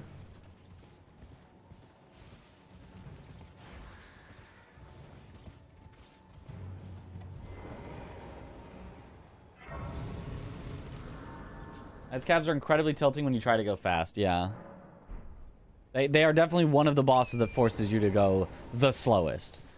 C Like- underscore loud underscore redeemed a coin flip and chooses tails. Ooh, Tails, it never fails, so you've got this.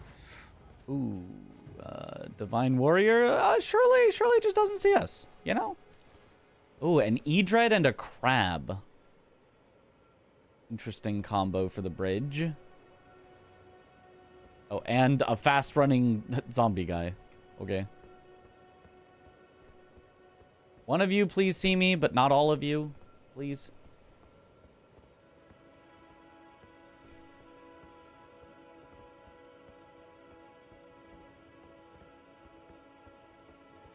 Okay, I think he saw me. Yeah, and the crab didn't. Okay.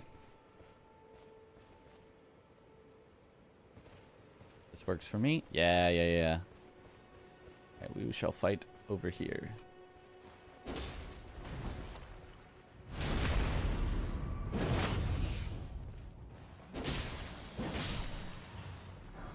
E-Dread, more like E-Dead.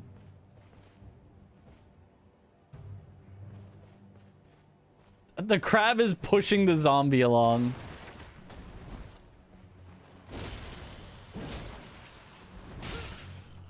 Oh.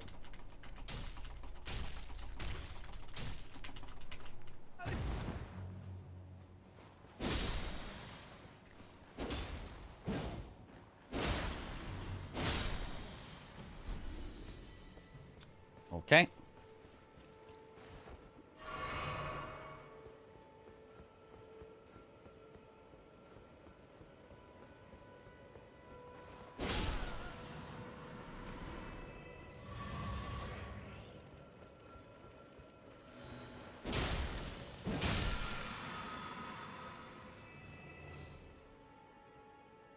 Magma worm. Not the greatest place to fight a magma worm, but should be okay if I can get rid of all the enemies in the area. Oh, basilisk.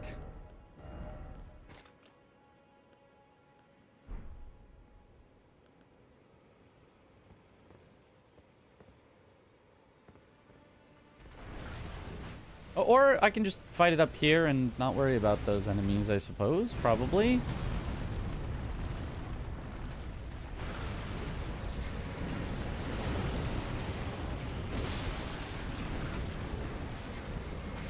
Don't start running again like that.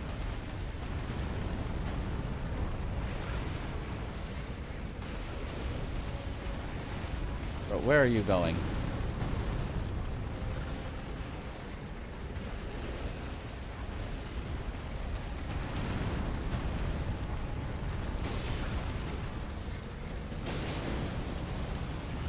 Oh, here he comes. There's an E-Dread.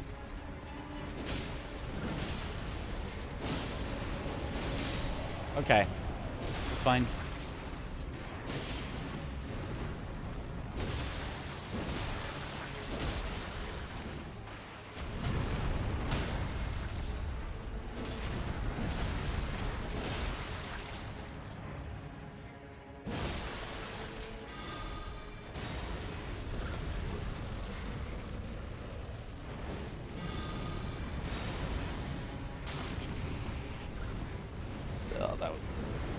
That lava positioning was real bad.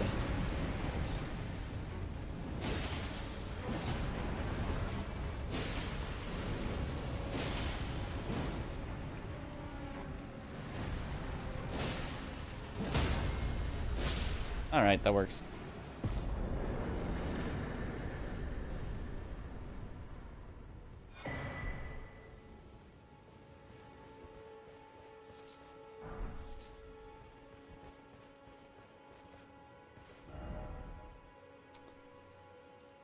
Okay, cave, I guess, next. Isn't it L2, R2? I think so. I don't know. I just wasn't doing the follow-up because I was scared of getting killed for it. I know there is a follow-up, but I did not want to try to do the follow-up.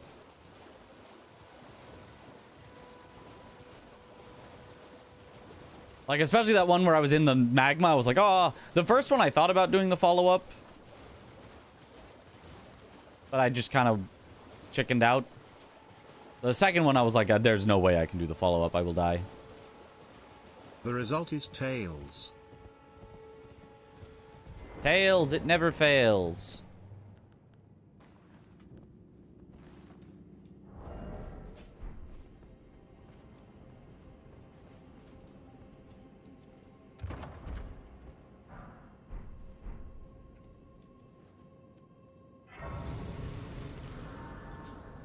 Is that a big diseased bird over there? I've got a bad feeling about... Oh, it so is. It is just waiting to knock me off the ledge when I try to walk by.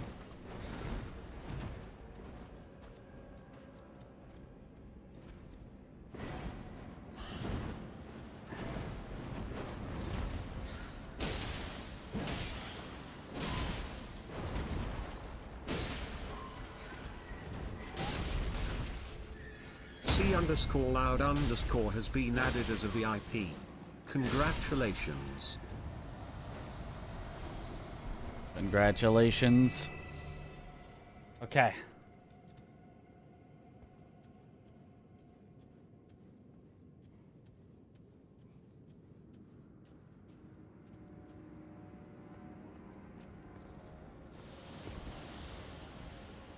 SV Paradox redeemed a coin flip and chooses heads. Oh. Heads always deads.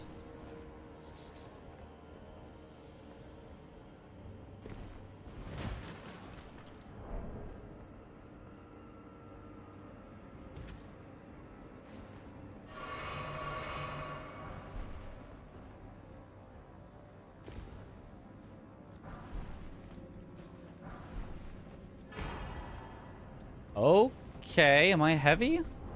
Still medium. Let's go.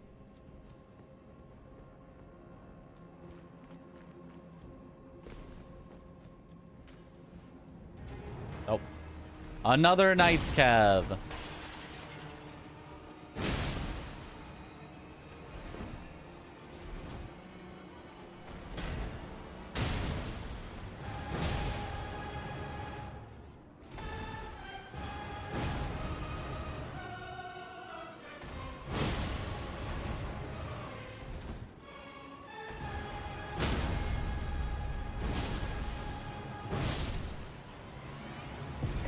Bye-bye. Oh, not another talisman pouch. Oh, how do we always get the talisman pouches before we get the bad talismans? How does it always happen? Well, this weapon is a pretty fast colossal. Yeah, I do like this weapon.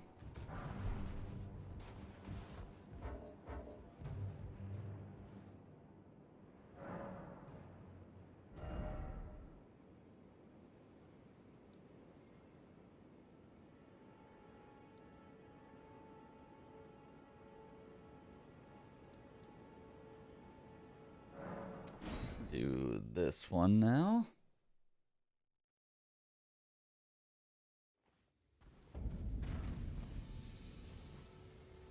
Can I show the Ash of War? Sure.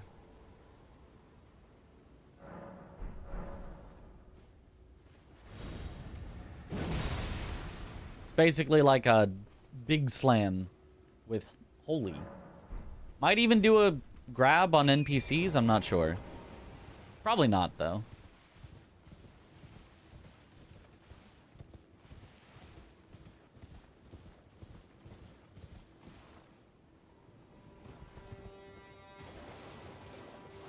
Not as interesting as you hoped, yeah.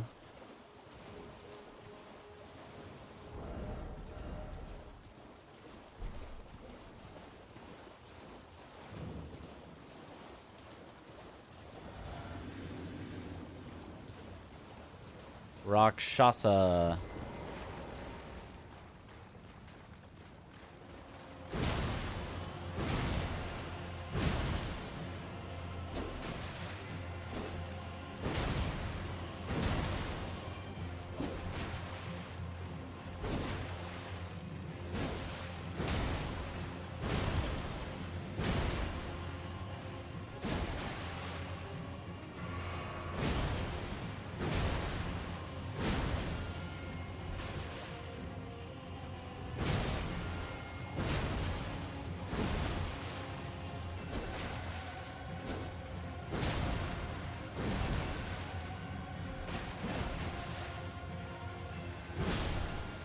Hitless Rakshasa.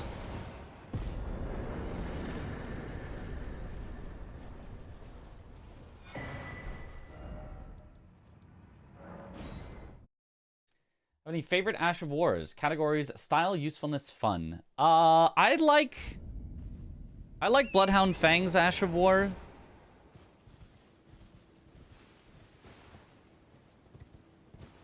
Specifically the follow-up part where you go back in and you have iframes and you can like iframe through the enemy's move while doing it. Very satisfying to pull off.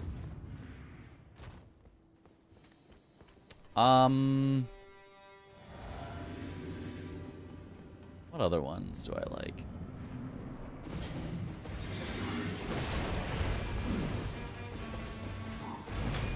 I like Cragblade because I mostly like R1ing, so having the Ash of War as just big buff is great. Obviously, like Golden Vow as well. Like the spell is better, but the Ash of War having no requirements, you can just use it whenever, wherever, is like so good. The result is Tails. RKR? I don't love RKR. I don't hate it, but Bloody Helis Ash of War is kind of like Bloodhounds, but better. Super fun. I haven't just used Bloody Helis enough to know.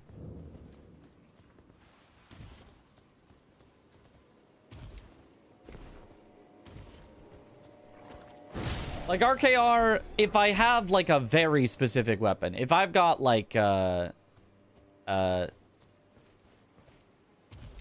Blood Fiend's arm, that's the one, the chicken leg, and I've got RKR and I can do, this works, and I can do, you know, RKR into charged R2, like that is very satisfying, but I don't in general love it.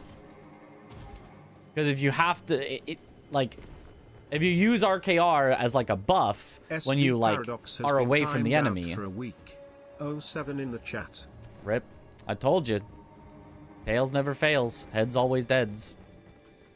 If you try to just like buff with it, oftentimes you just have to use an R1 because that's all the enemy will give you. And RKRing an R1 just doesn't feel great.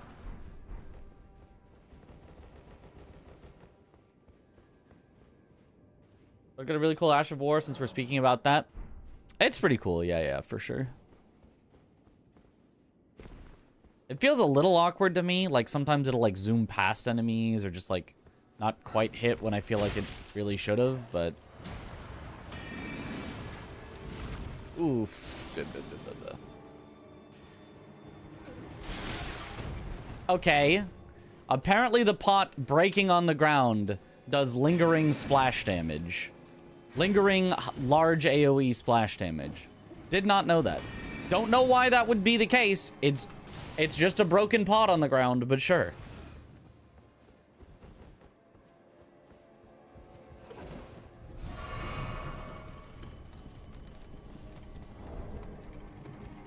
Are there any enemy weapon attacks abilities that I wish were an Ash of War? Kind of no, because if they were made into an Ash of War, then they would suck. Like Waterfowl Dance that Melania has, you're like, oh, wow, I really want that. And it's like, good news, it's on her weapon. And you're like, really? And then you use it and you're like, well, this is terrible. This isn't even, doesn't feel like the same thing at all.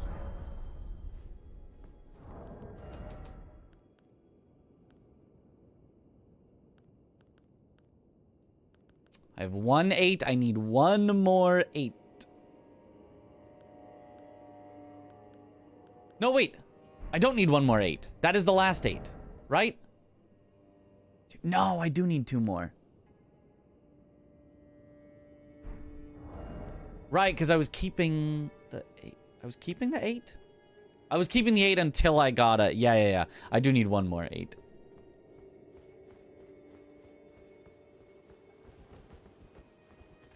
I don't need to save the 8 anymore. I could now use it on the ballista that's been auto-upgraded, but... There's also not really any reason to do that if I'm not actually going to shoot the ballista.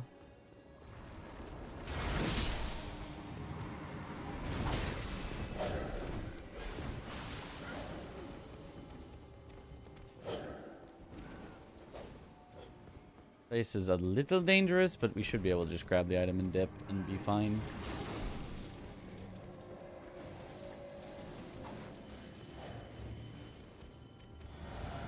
Ah, Falling Star Beast.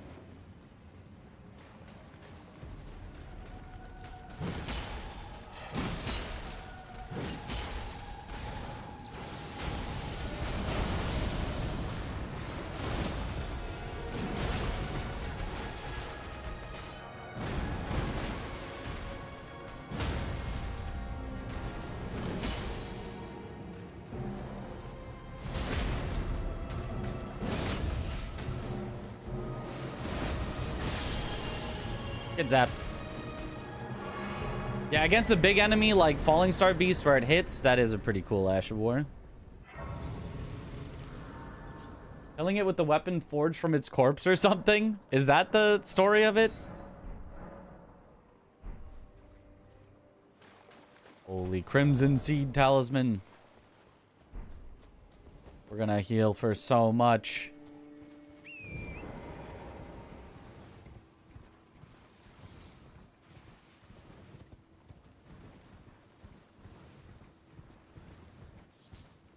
Beating Alana in 1 try and getting smacked around by Falling Star Beast was a fun moment of the relay too, yeah. Not really like smacked around necessarily, but died once, yeah, which is like, wait. R'Alana, one of the hardest bosses in the game.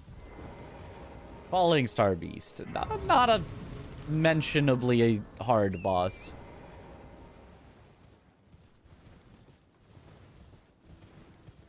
But hey, it all comes down to what you practice. That's what I've said a million times. If you've practiced something, you make it look easy because it is easy because you practiced it. And if you haven't practiced it, you can die to the actual easiest of bosses. An activated shard from an arrowhead that was once part of the old god's arsenal. A comparable piercing weapon that excels at thrusting attacks. Essaying. So, not made of Falling Star Beast?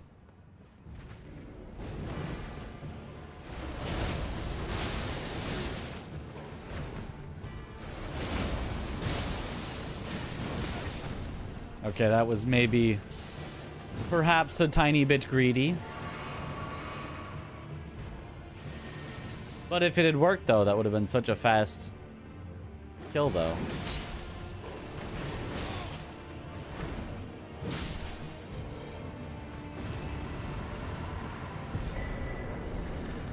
Oh, Academy Key.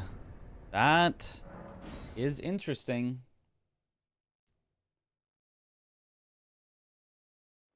The Academy is counted as part of Liurnia. I believe. Wait, is it? No, it isn't. No, I'm wrong, it isn't. I am allowed to pass through and grab a Grace, though, I think, just to save travel time. Maybe I'm not, but who cares? I don't think anyone would seriously disqualify me for just taking the shortcut through the Academy. It's separate, okay.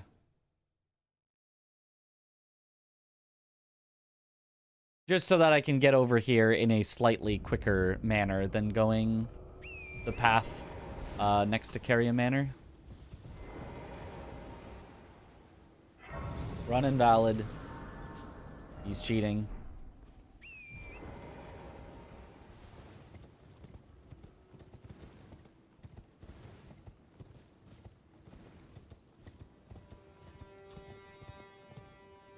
Oh, Commander O'Neill. Because it couldn't be Niall again. But his summons are so far away. Do they even see me? Oh, they do. They're just trying to shoot.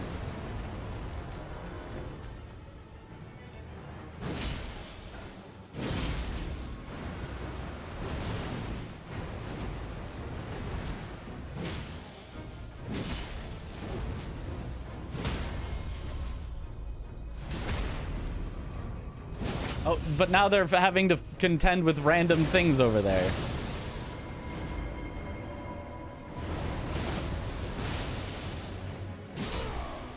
Ugh.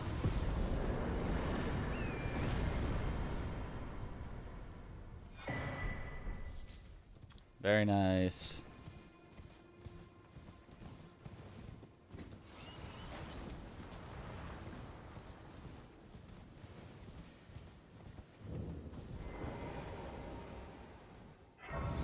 Why are the boys in a different zip code? Because it was their commander who wandered off.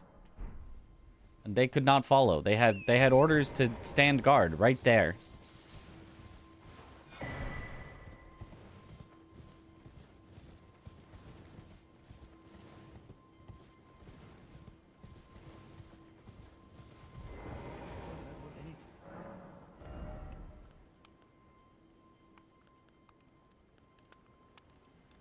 Nothing interesting.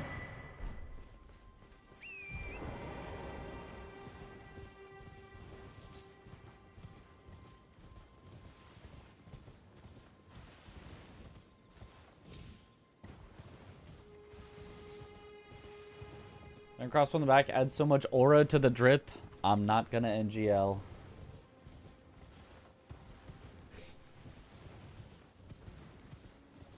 What peddling they meet. Should have known that weapon had that Ash of War on it. Yeah, it's pretty cool. Wear crab or at least shrimp. Yeah, it would be nice to have one of those, but I don't think we've seen it yet.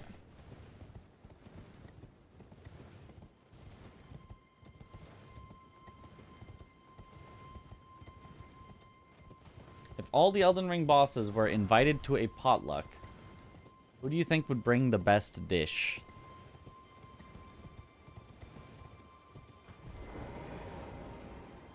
I feel like R'Lana and Renala would both bring good dishes. R'Lana would have brought Good luck, Mitch. a dish to impress Mesmer. And then Renala would have brought... Well, maybe it wouldn't be the best dish, but it would be... It'd be something tasty, easy to eat, like a mac and cheese or something for all of her students.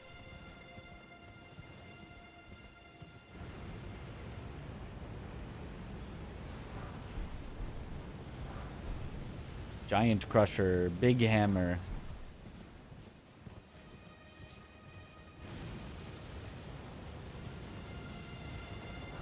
Or maybe she'd have to bring like 7 dishes, because none of the students could agree on what to eat.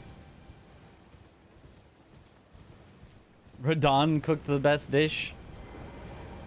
I mean, maybe if you didn't have a rotted mind.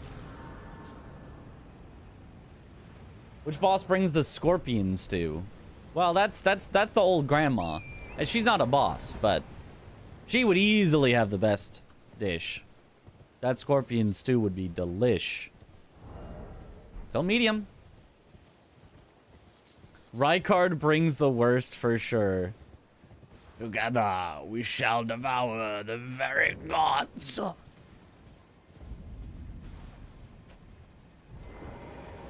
I'm bad at this fight. We'll see how this goes.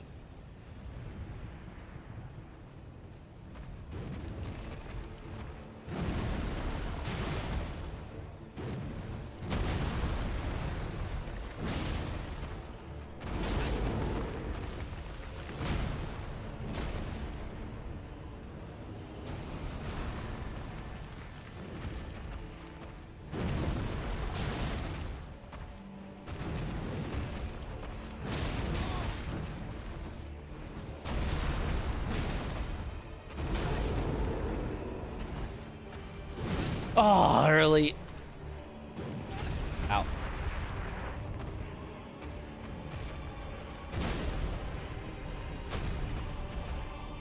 No, and then healing gets you grabbed again because he started it right as I started my heal. You gotta be patient. Ah!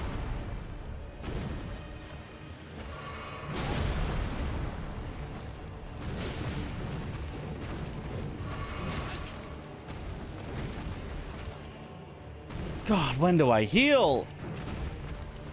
Do I ever heal? Jesus. And that is why I am bad at the boss. I do not know when you can heal. At all.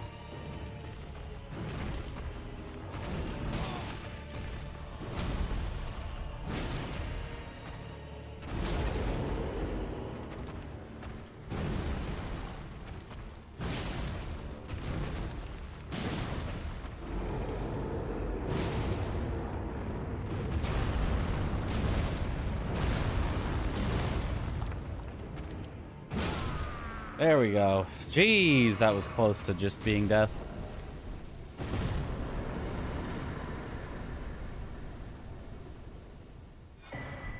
Like, if I don't take that first hit, if I don't roll early, we're totally fine. It's just every single hit I took was trying to heal. It was just like, oh my god. You just get in a loop where it just feels impossible to get out of it.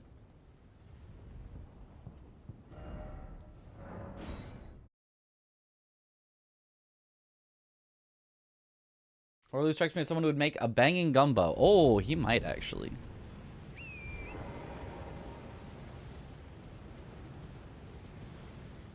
Best boss fights to you feel like dances. Well, I agree, but I also think that that's just how you describe a fight you like. Like, I feel like people have described it feels like a dance to bosses that to me don't even remotely close to feel like a dance, because I think feels like a dance is just like a statement you can make about a fight you like.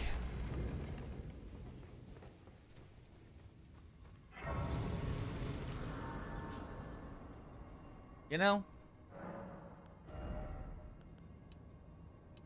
Like, it is not at all that I disagree with your take, but it's just a hard one to, like, pin down what that means.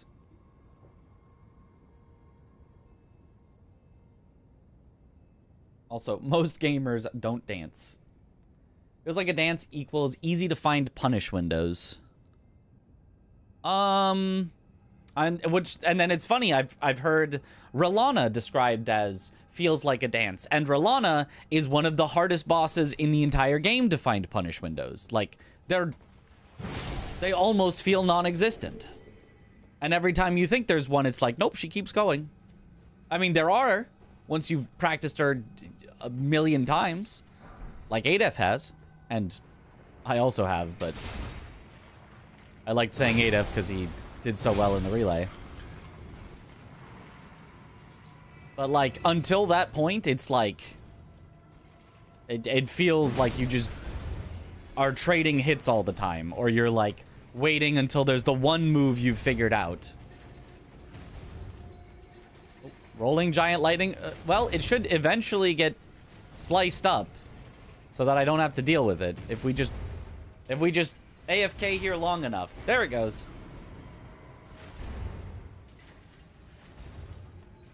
Alana's a dance, Horlu is a dance. Neither of those fights are easy, though. Alana's a dance. We're both really bad at it. We have just no synergy between us. She's just doing her own moves. I'm doing my own moves.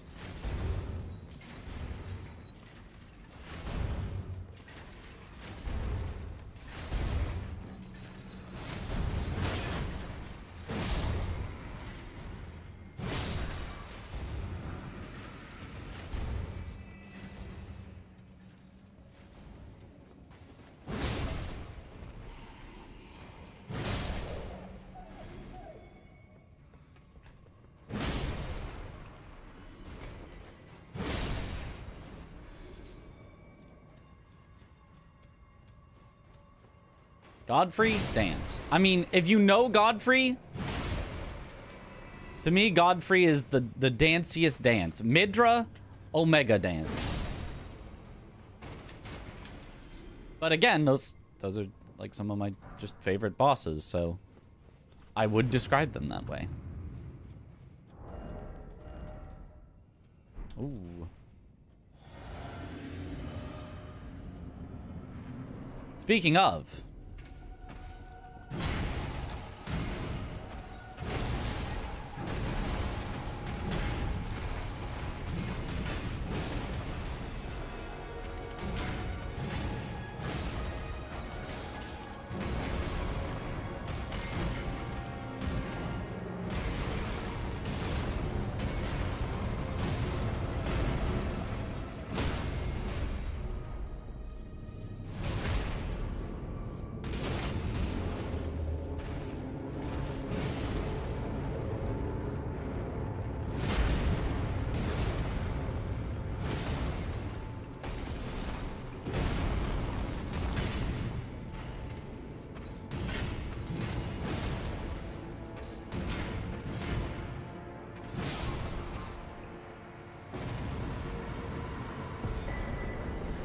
nice.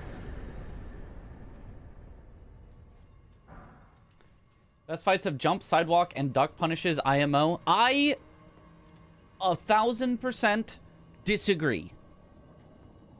While at the same time, I agree, but I think that the main point you're making is wrong, and I'll explain why. Because I think that having all of those things is cool. Like, I don't actually disagree. I don't think that having those punishes is a bad thing. Having those punishes is cool is a good thing.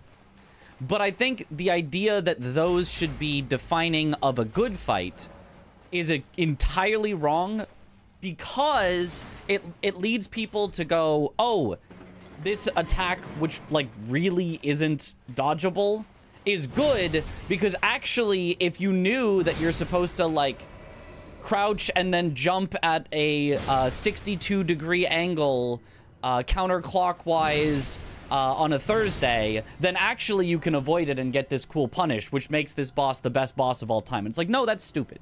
You should also be able to avoid the attacks, normally. If there is an extra strafe on top of that, that's awesome. But if that's, like, the way to avoid the move, then it's like, that's dumb.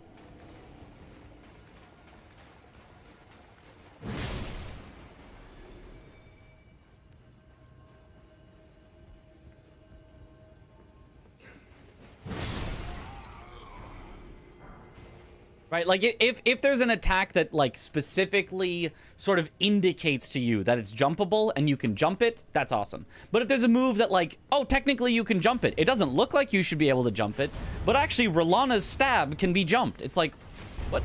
Why can you jump a stab? What is that?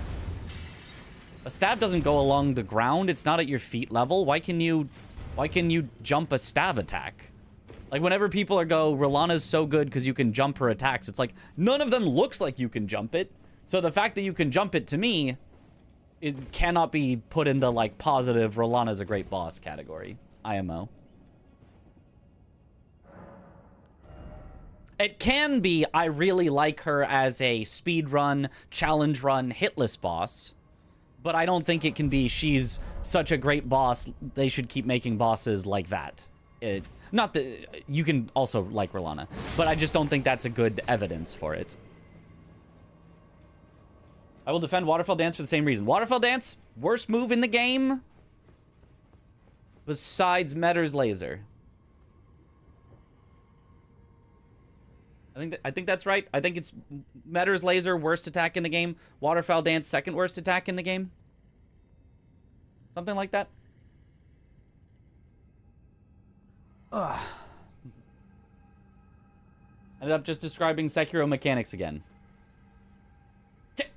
Look, if I just describe, hey, so there's these good things about game design. Here are ways that you can do it right that make the player feel very rewarded. Here's ways that you can make sure the player isn't too frustrated. We know the best bosses are the ones who... They're so cute. Oh, yeah. Here's ways that you can make it so that the player feels like they have a chance to learn and grow from things, and they're not just throwing random crap against the wall. And if I describe all those things and you go, wait a minute, that sounds like Sekiro. I mean, maybe it's just because Sekiro's good. I'm just like, I'm just throwing it out. Maybe.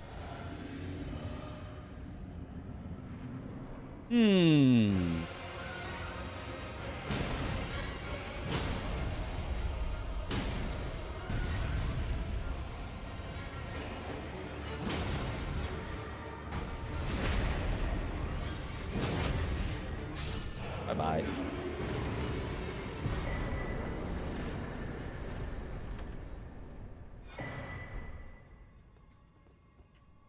Good boss design is a fight that allows the most amount of players to find joy in it. The most amount to find some joy? Or the largest total joy amongst all players? Or... I mean, I think it is possible to make a boss that is poorly designed mechanically that a lot of people enjoy due to like the spectacle, the music, the cinema, the cutscene, the lore. I don't think those are necessarily the best designed bosses, just because people at the end of it go, I liked that. Of course, you know, that's an indication, you can't throw that away. But I do think that there are ways that you can like a boss that are different than the boss fight. The boss encounter was well designed.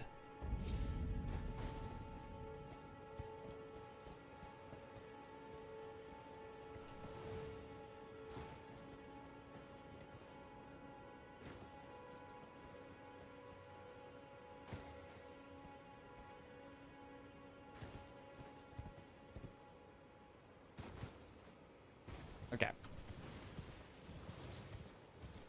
What do we think of the final boss of 9 Souls? Beautiful. Love it. There's one spoiler, only in a certain phase thing that is maybe a little over the top. Not gonna say, if you know, you know. That maybe verges a little over into the not really readable, not really intuitive. But I think the rest of the attacks are very good.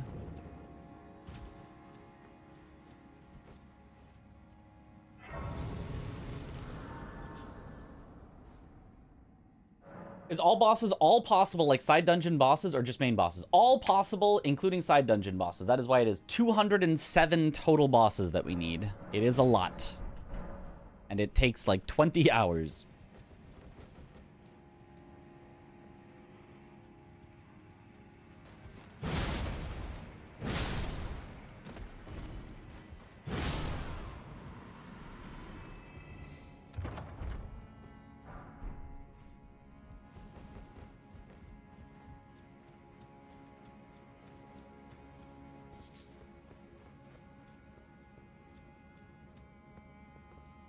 Speaking of other games, have you played the game Fury? Really fun and short boss rush game with cool OST. I have not. I have watched videos of people playing Fury, and it does look cool, but... I have not played it myself.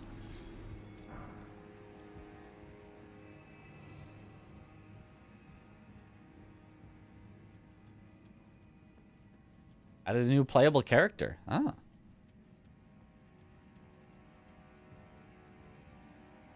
And games that you know are bad, but games you just love them anyway. Hearthstone.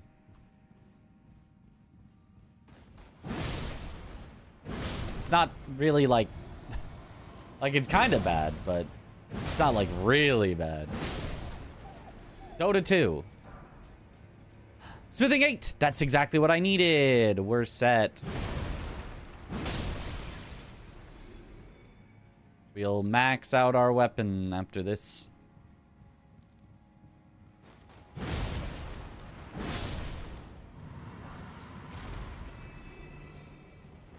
Any Sonic game, really. Yeah. Yeah. Hated guys at first, but he's grown on you. Yeah, but I think the first impression is the most important, and I think most people hate Gaius on their first encounter, which I think makes Gaius not great as a boss. I think, you know, you can have a little bit of like, okay, but, you know, once you get the stuff, like, it is nice. Like, he is nice once you do speed runs and challenge runs and stuff.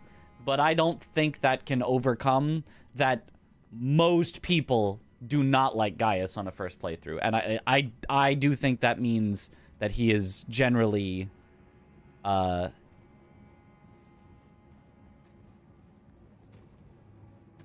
failing of design more than a succeeding of design.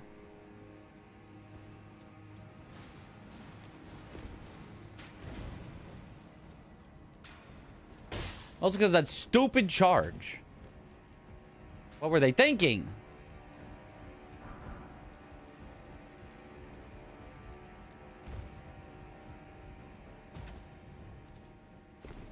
If he didn't have the charge, he'd be fine. Yeah, but he has the charge, and it just gives off such a bad first impression of the fight. And then anytime he uses the charge anywhere else in the fight, you're still just pissed off.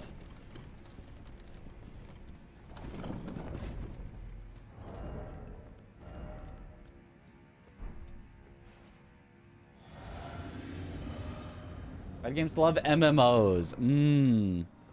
Yeah. World of Warcraft. I don't know that I can say that I love it anymore, but... What?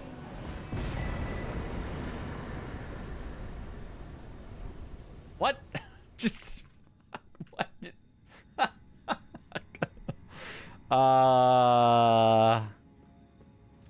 Alright. Okay. We take those. Kill yourself? Huge.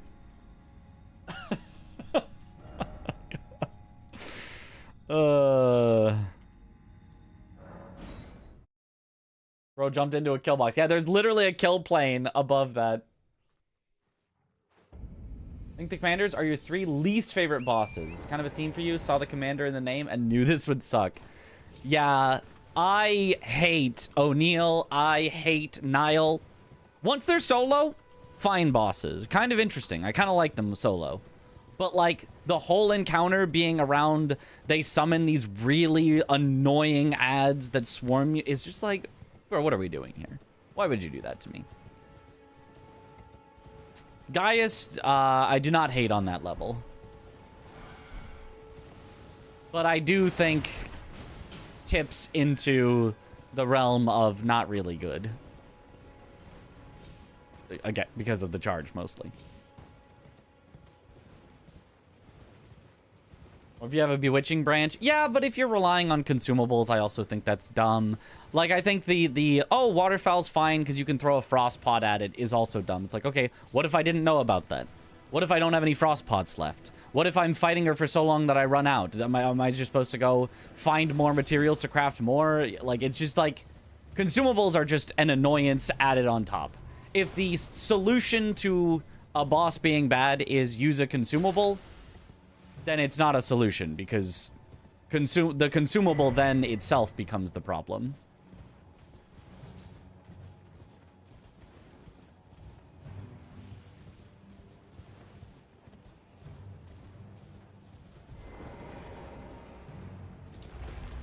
Remember when I fought Niall the first time?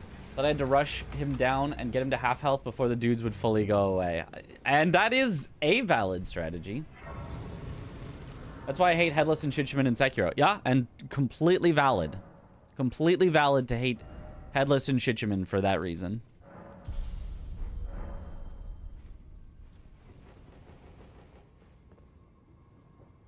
Is the Royal Rat Authority the pile of rats or the dog with the toxic rats? I don't know. I don't know.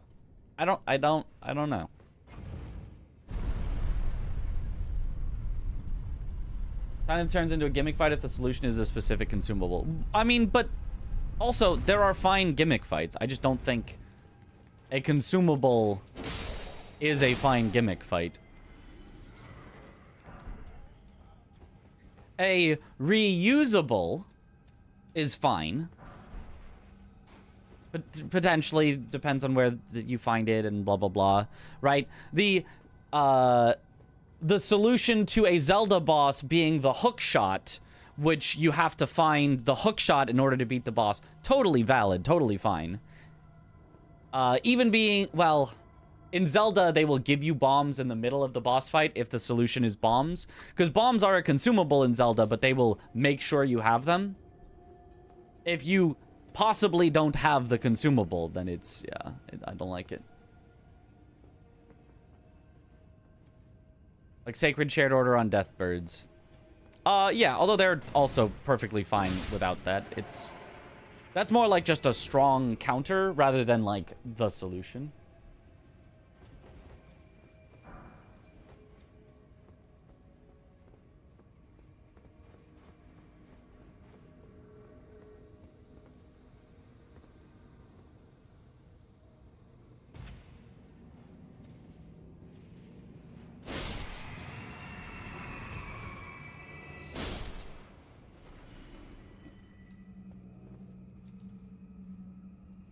I forgot to... What? How do you feel about the Moog tier to avoid Nihil? Why is it where it is? Why do you not find it in the chest before Moog, or a secret passage next to Moog's arena that if you're very observant you would find, or... Like, why is it... It's randomly in, like, Urnia or something? I don't remember where it is, but wherever it is, it feels like it has no association with Moog.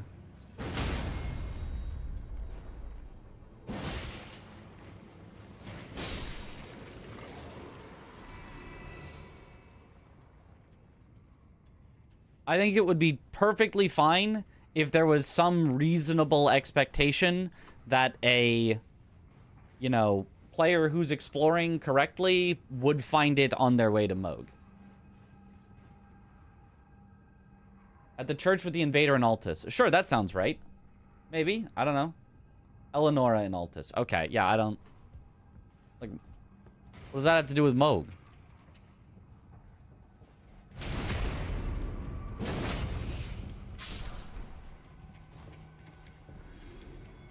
Because Yura is trying to kill Moog. Oh. There are no mini Erd trees near Moog. Doesn't add up story-wise. I mean, you can make the story whatever you like. You can...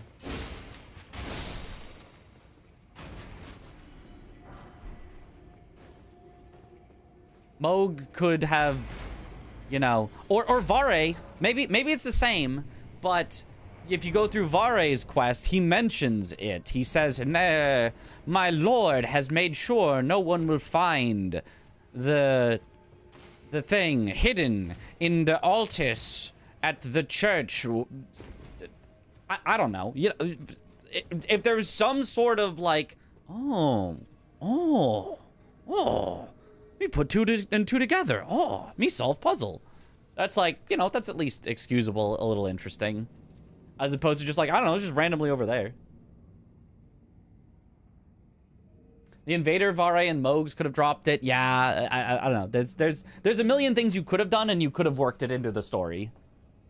Saying they couldn't have possibly connected them because story is like, bro, they're the ones making the story.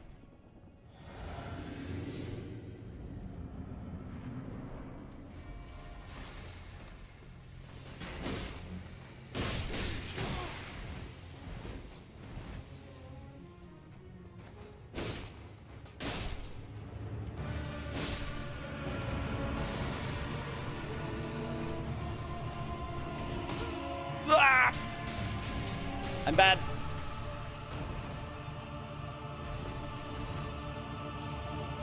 Me when I'm bad.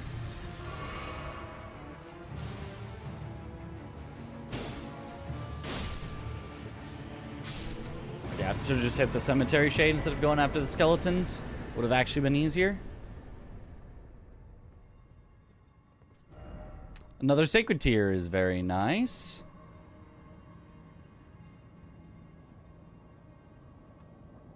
I think it's just Makar left, but let's see. Oh, I skipped Stillwater Cave, right. And then grafted Scion, potentially, if I have an imbued key. Which I do. Okay.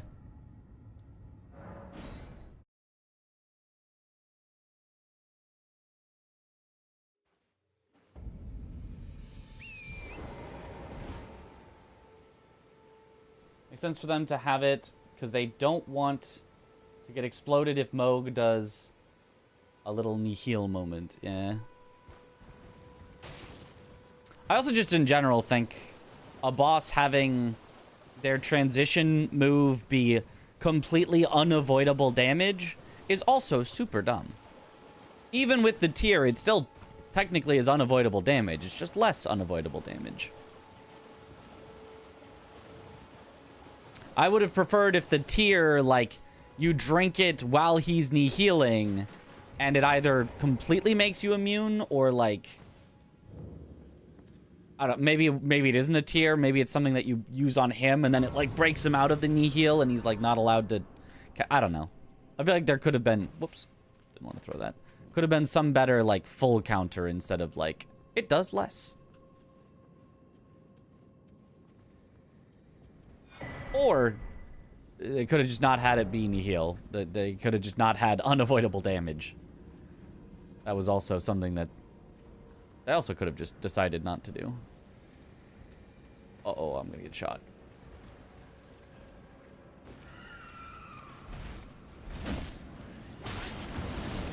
Yep. Just shot a little. Just shot a little, it's fine. Do not like this cave.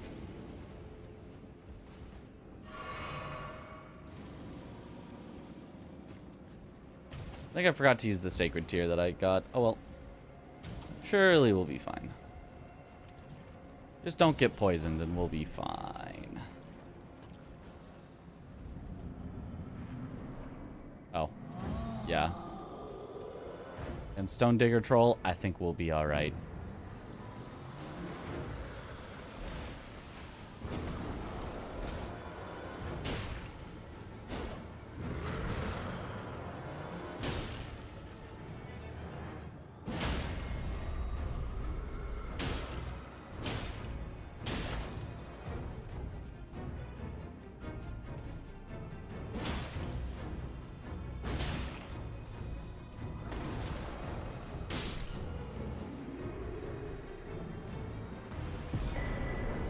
Another sacred tier. Let's go.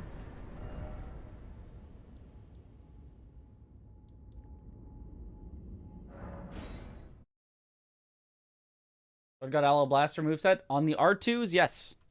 Not on the R1s. I mean, I think every greatsword, or almost every greatsword, has the same tap R2. You can technically use almost any of them as Aloe Blaster. They just cost a lot of stamina. I didn't have a problem with Moog. Turns out he's really weak to bleed damage, and that made the fight easy for you. Oh yeah, for sure.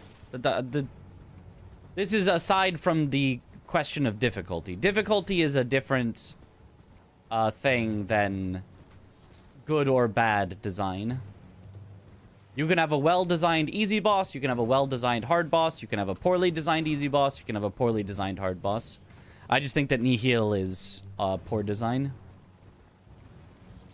On an otherwise mostly well-designed boss. Also, the blood flame on the floor is kind of annoying. It doesn't hit very hard, so again, it doesn't contribute too much to the difficulty of the fight.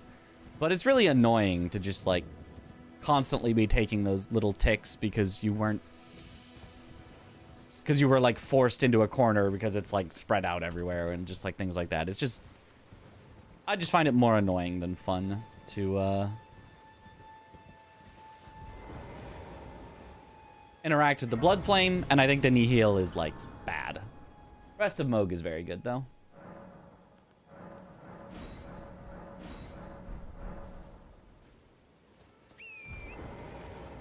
Make an enemy an HP sponge, but doesn't low damage. Bad and annoying design. Not... I don't think necessarily. I think it can... that design can be okay-ish. I can't think of an example right now, but I don't think that's...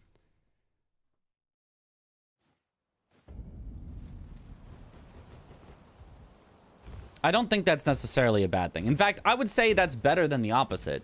I'd rather have a boss that is a little bit on the tankier side with a little bit lower damage than a boss that, like, one-shots you but, like, dies in 2 seconds, generally. Maybe that's not true. I don't know. I feel like both can work. I feel like there isn't maybe a full preference for one or the other. I'm just whacking enemy for a whole minute is no good. I mean, again, I think it's like... It's the how. The interactions are what are... And we know this is Snail.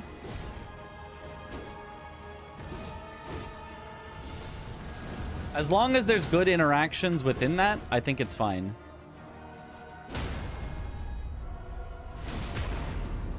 Snailj.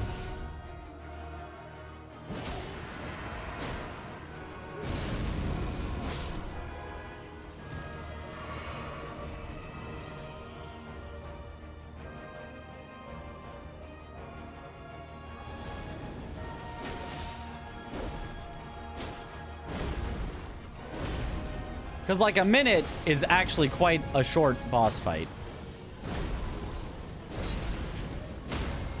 I know you were just using that as, like, an arbitrary amount of time to say, but...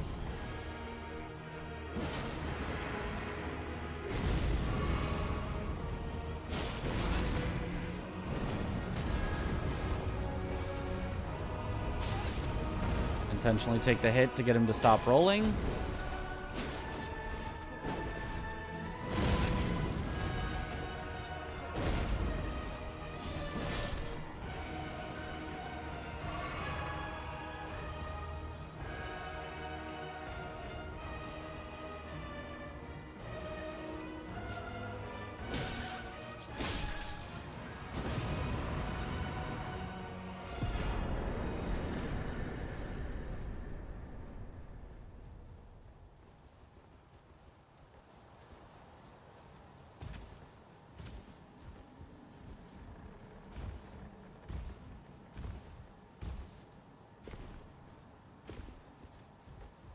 I mean, maybe this isn't the best example, but Midra, did you know, has the highest health total of any non-gimmick boss.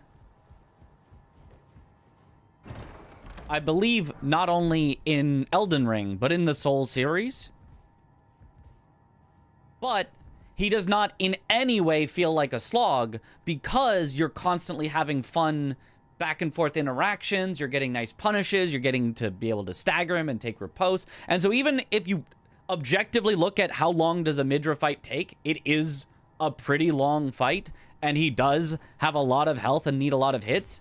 It's like, oh, that's fine, though. It's like the whole time that you're fighting him feels very interactive. Whereas someone like Placidusax, who has, you know, objectively lower health, feels like he has infinite health because it's just like he's constantly like flying away and teleporting and disappearing, and like when he comes back, he's only back for like a second, and you try to get a hit and then he disappears right as you swing again, and it's just like, all right, man. And he feels like he takes forever by comparison. So I don't think it's just like high HP bad, you know? I think it really is just keep it interesting and engaging the whole way through, and it really does not matter how much health they have.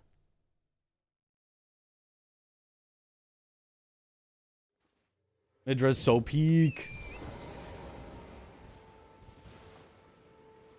Which is one of the reasons that I want to play the DLC, but I need to stop skill issuing against Nameless King and DS3 before. True. True on both of those. You gotta beat Nameless King and you gotta beat Midra. Placidusax made you quit Elden Ring for a while? What a F-wording drag of a fight.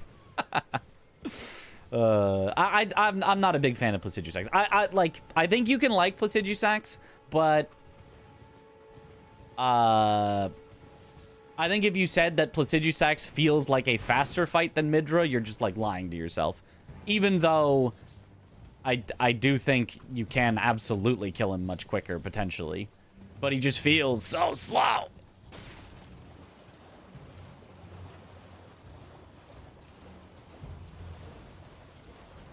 And if you like it, if that, you know, it is fine to say, well, I like that.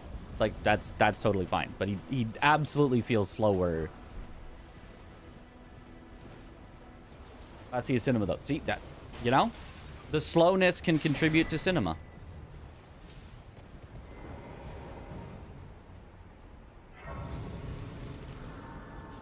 This is arena and his music. Yeah, the arena and music definitely carry hard. Bale did nothing wrong.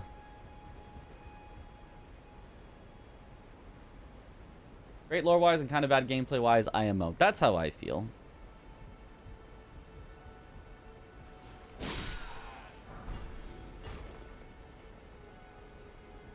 Does one even find Plasty on their first playthrough? Somehow I did. I did. I didn't look up anything. It was all on stream. Unfortunately, the VODs are gone now because it's been too long, and I wasn't streaming on YouTube at the time. But I did find him somehow. I think there are some minor bosses that I missed, but I somehow found like every major boss on my first playthrough. I was enjoying Plasty until I got hit by his laser for the first time. Yeah, that laser is absurd. I hate that laser. Ow.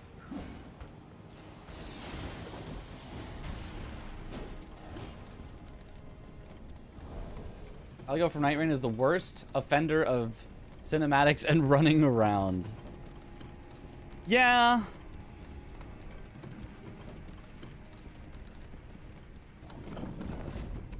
Yeah, but I don't know. I still do feel like I can often still get reasonable punishes. I don't hate Caligo as much as I probably should based on my values in what I think is good and bad game design. Certainly not my favorite Night Lord, but like...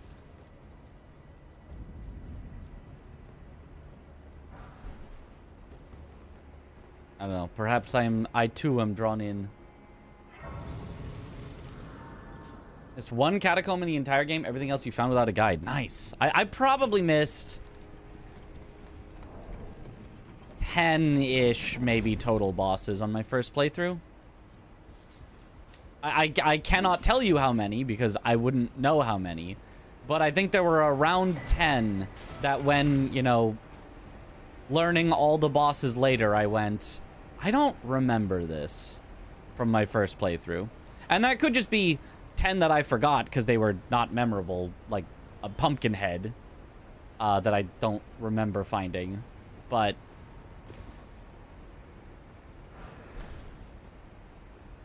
it could also be that I actually didn't find them.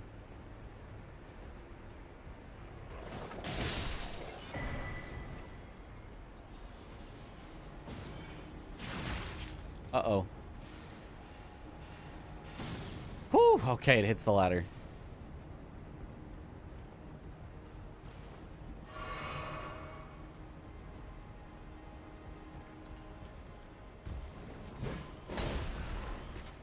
Oh, oh, what a suite of enemies right here.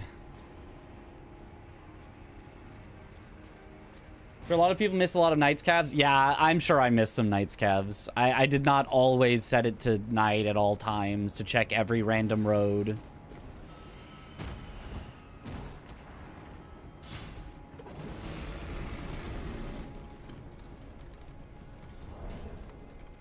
If you get equipped with heavy load, can you do something about it? I can level up enough endurance that I'm no longer heavy.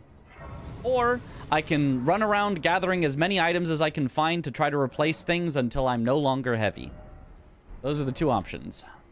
Or I can fight things while heavy load. And hopefully not die.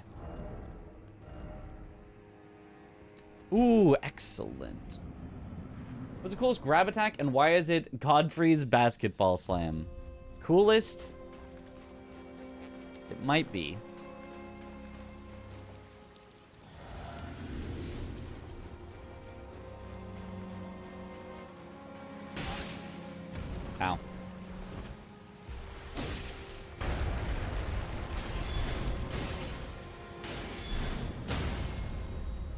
I love Deflecteer.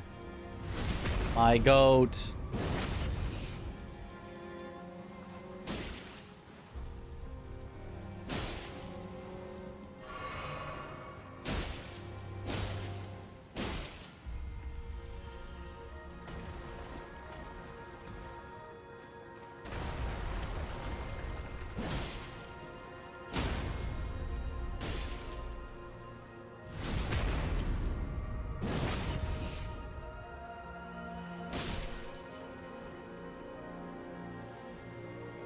Oh, Midra's grab where he stabs you in the head and then explodes you. That one's you know what? That one might take the cake. That one might be better.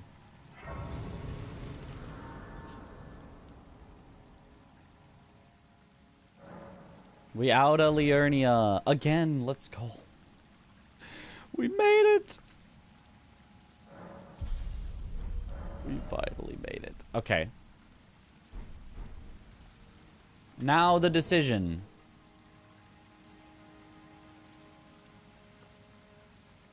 Altus or Caled?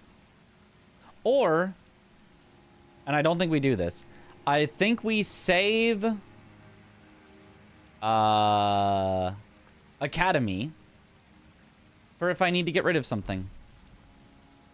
I think that makes sense. Jake on it? Am I maxed weapon? Oh, I forgot. I can be, but I forgot to max my weapon. Let me do that right now. Point.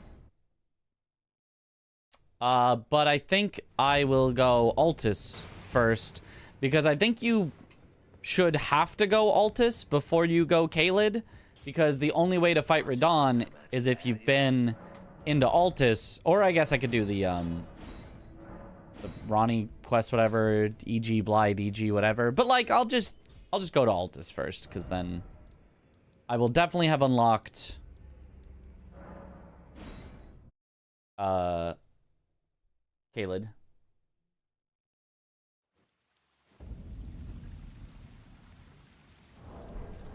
Let me double check.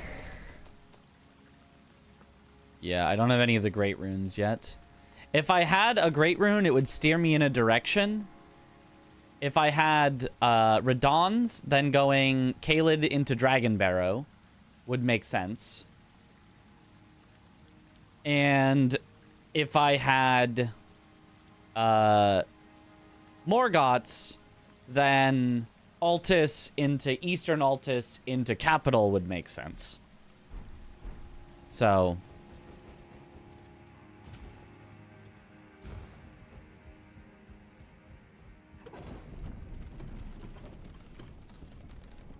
I prefer Nameless Puppets grab. That is also a cool one. You can't capital without 2 great runes. Right, but if I had Morgoth's in addition to Melania's that I have right now, then I would have to. So if I get Morgoth's, that will take me in the direction of capital.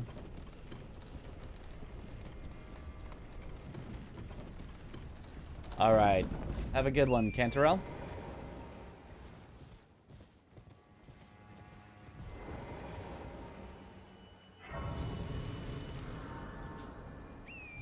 Thought I was missing any great rune. Ah, yeah.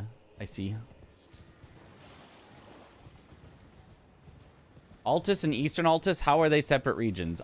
I don't know. That's what the French decided. They call it a hard region lock, where like it's smaller regions than in other region locks.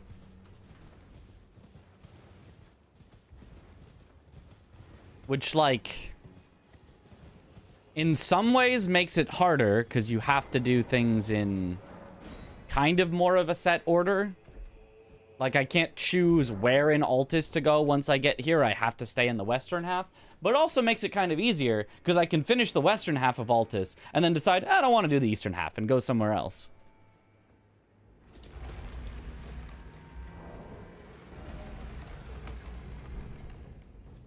So there is an interesting dynamic with it. It's about smithing stone availability, but I've never seen it matter for these runs. Well, the smithing stone availability setting just isn't on. So, I don't know.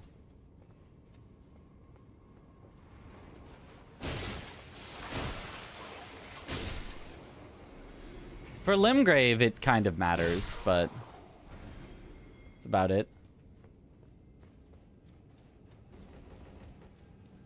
As we're going, any really bad talismans out of the way? Unfortunately not. We have yet to see the really bad talismans. They are still ahead of us. Somewhere.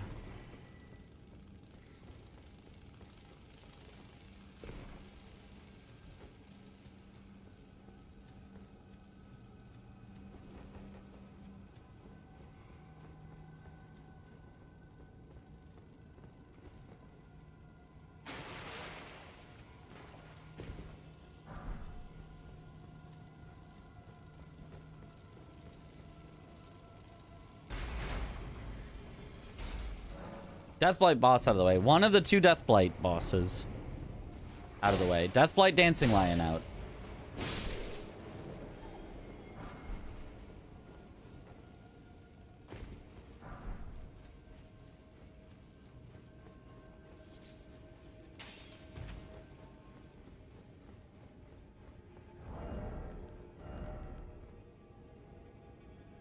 Ooh, drains HP but restores HP when near death? Is that trade-off worth it? I'm gonna say yes. Hopefully the heal when near death is worth at least as much. Oh, against the Knight's Cav it shouldn't matter anyway.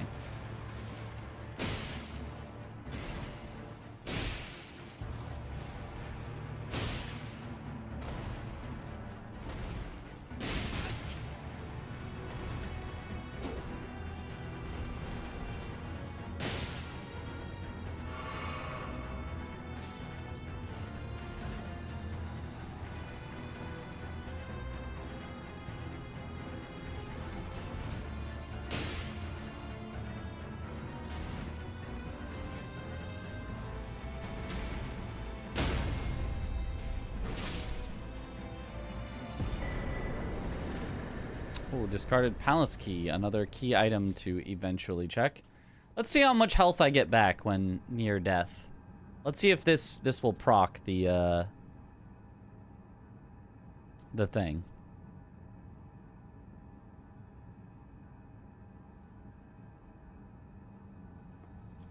Wouldn't it have procced around now-ish? How low do you need to get? Imagine if I die trying this out. Well, if I get anywhere, like, actually close to death... Okay, there it is. Oh, yeah, definitely not actually worth it. You need to get really low, and that does not heal for that much.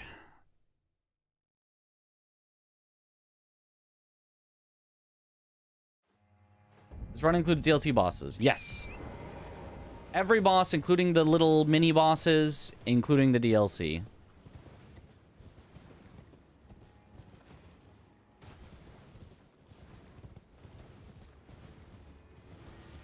Just dies to blood-sucking tear. Well, I was ready to heal.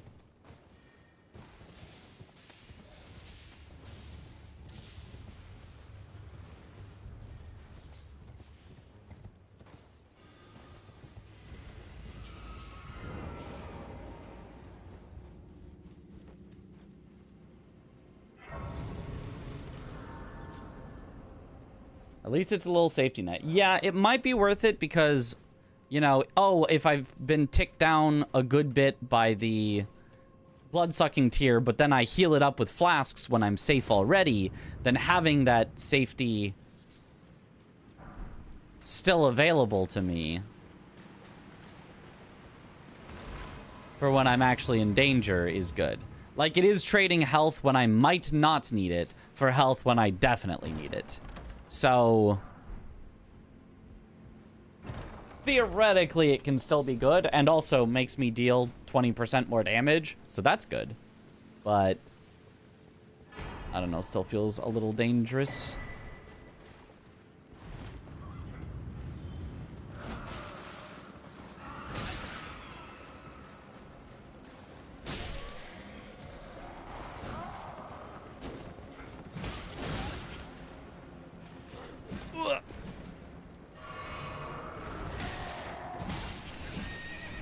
I'm a little stuck. I'm a little stuck.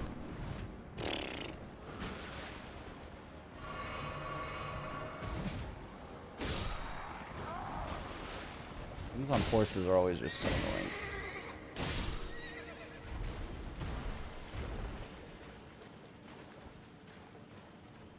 I may need to go back and refill my flasks. Hopefully not. I might have to do it maybe between the two bosses. Horses do not belong in caves, yeah.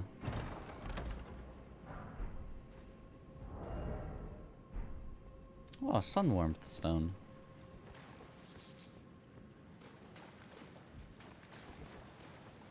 I need a little healing, potentially.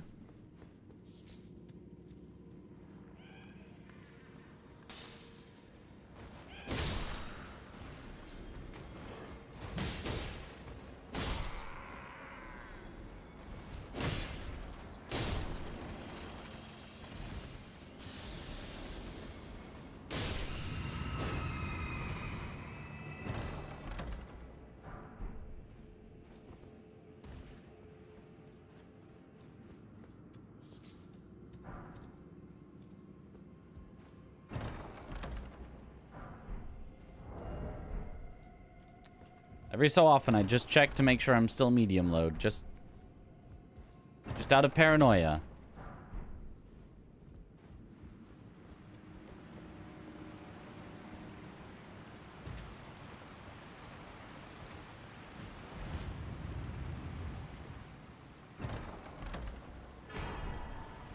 Oh, more remembrances.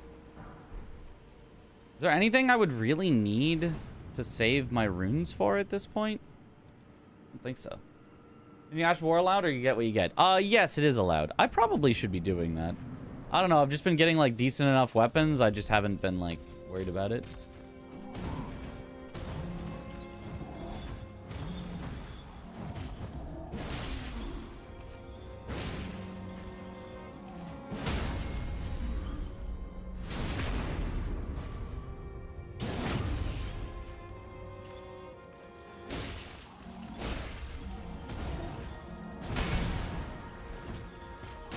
Whoa!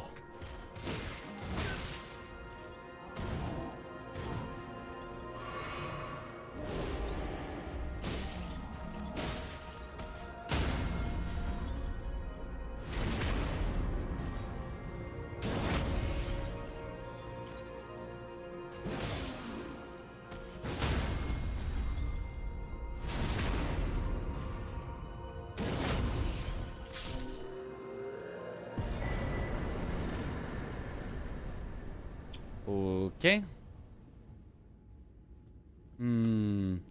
Send it with 4 heals? Or go back and go all the way through the cave? Send it with 4 heals, right?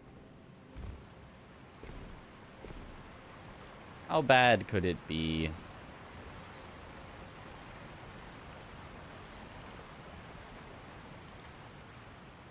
Chest? There was a chest?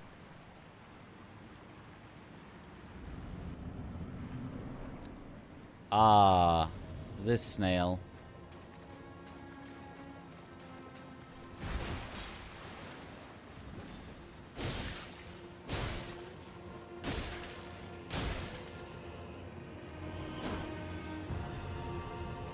Almost got a full stun lock on it.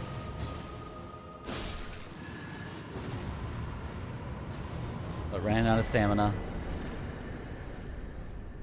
All right.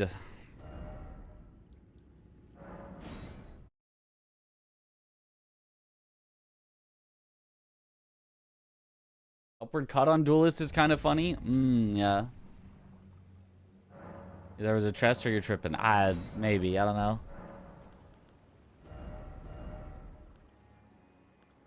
Ooh, Flaming Strike or Flame Spear. I think those are both better than actually seppuku, I think.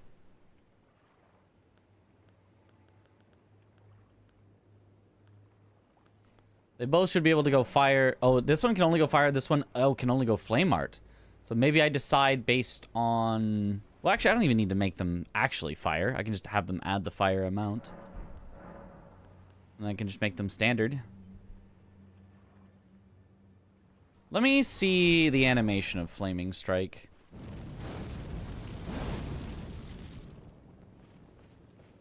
It's good. I think Flame Spear... Oops.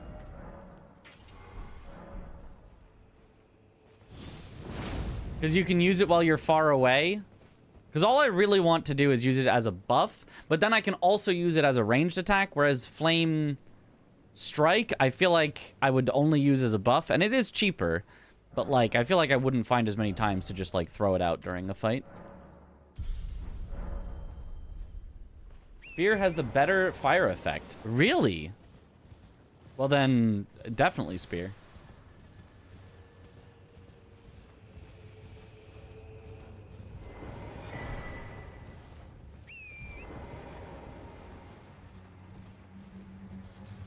Oh, morning, Dandy. Because DLC, yeah, that makes complete sense. All right, Flame Spear, it definitely is then. Huge.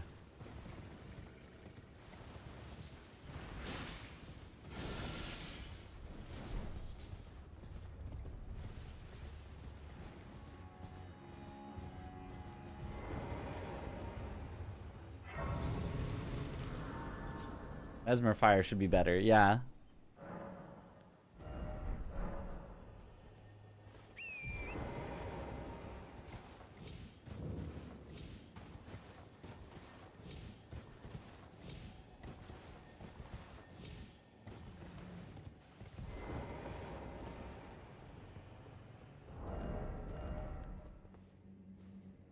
Okay, still those.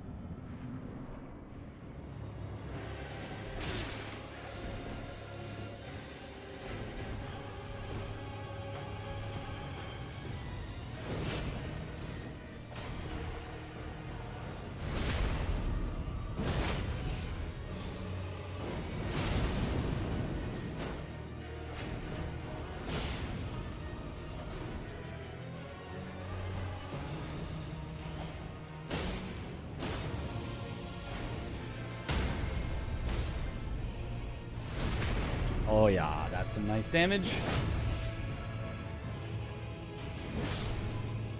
You can jump up to Lux Ruins from there if you do it just right.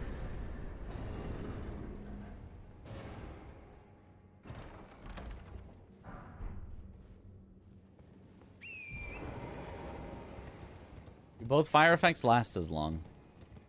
Do not know. I know the Fire Spear isn't, like, long, but it's usually long enough.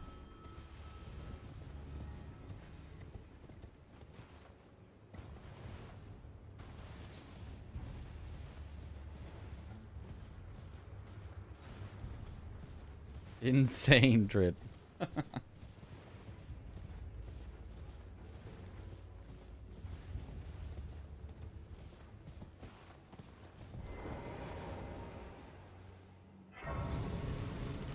Fire Spear was your nickname in college.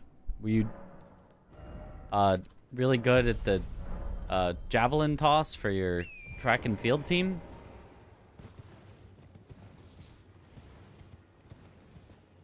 Both 40 seconds. Okay.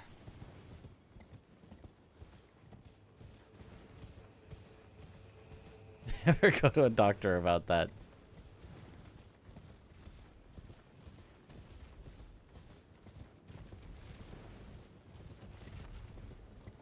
Okay, I would like you not to engage with the other things here, so... Well, oh, come on.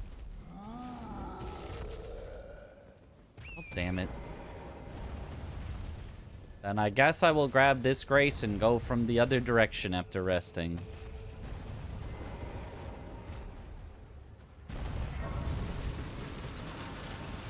Oh, thank you.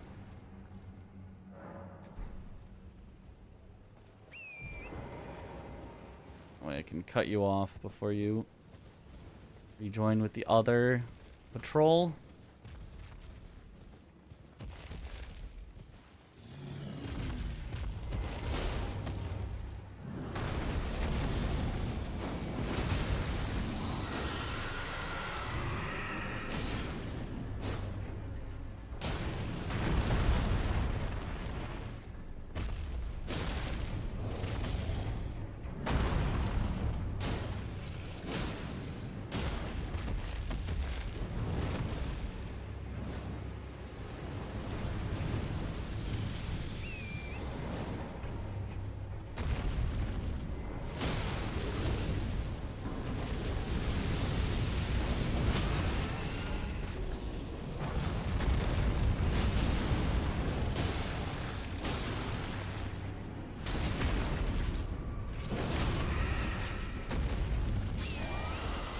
Nice.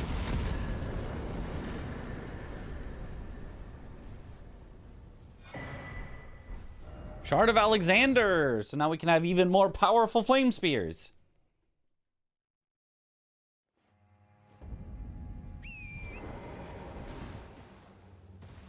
Flame spear is so good. Yep.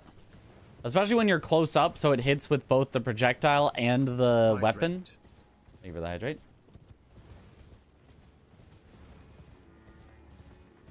Any Ghost Flame Dragons so far? I don't think so. Not that I recall. I recall one in the previous seed, but...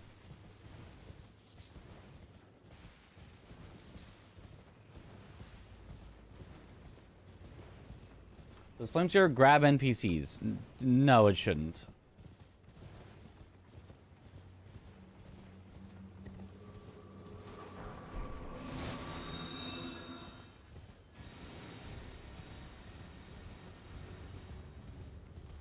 Do you get to choose your talismans and physic in this, or are they use what you get too? They are use what you get as well.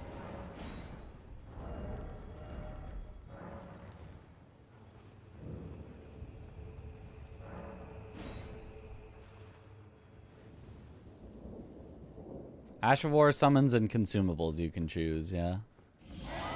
Ah, speaking of Ghost Flame Dragon.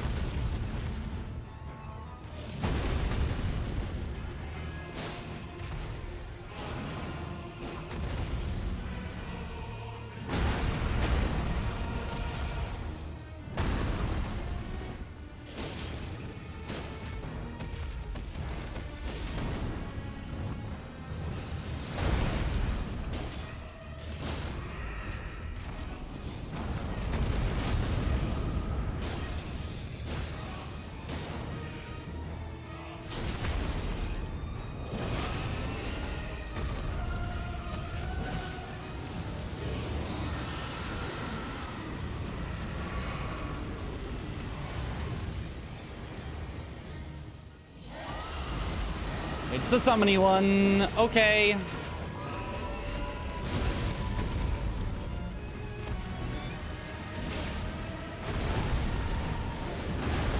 Is it not hurting them?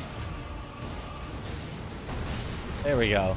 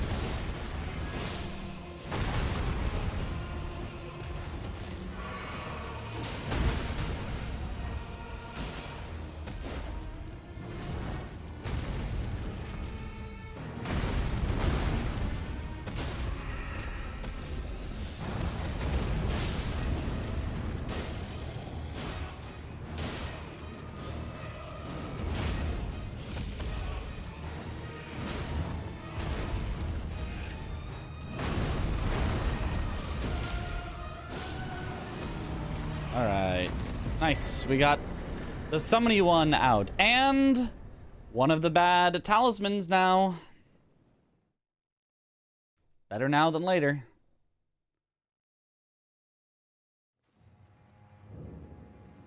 Good luck, Mitch. Thank you for the good luck. Good fight. Yeah, a little scary, but we got there.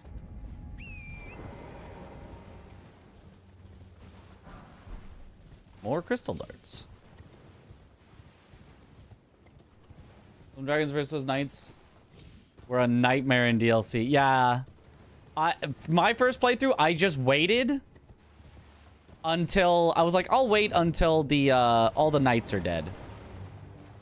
I actually waited till the dragon was dead. I literally did not attack the dragon a single time, and I got the victory.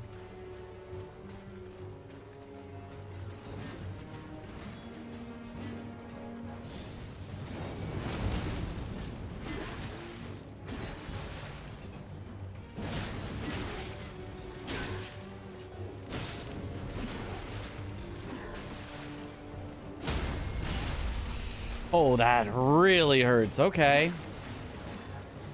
Luckily, they have no range.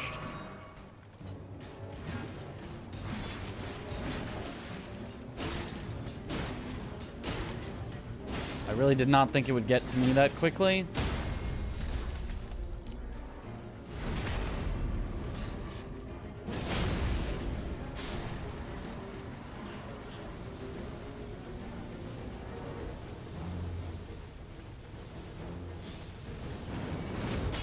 Should not have charged that.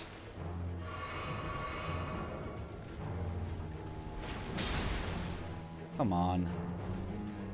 This extra damage taken talisman is already... I can feel it. This isn't even one of the, like, really bad ones.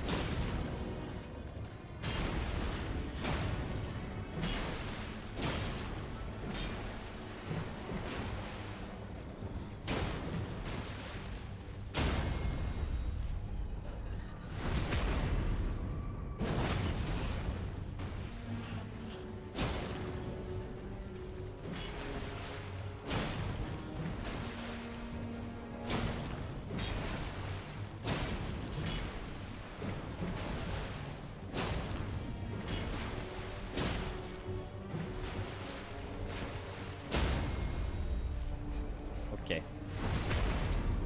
Improved dodge one? No, this is the backstep one. The backstep has iframes one.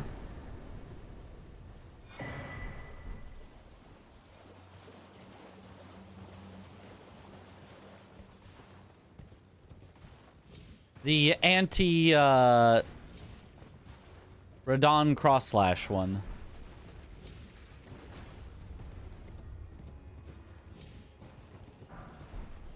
Whip!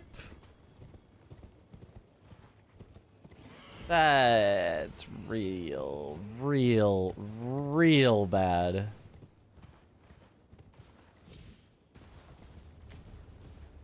Yikes.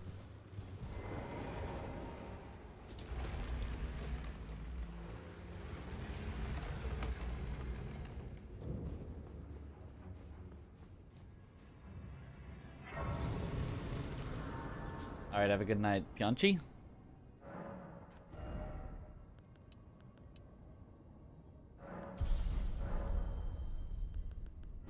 Can it even have any good Ash of War, Shriek of Sorrow, I guess? I guess.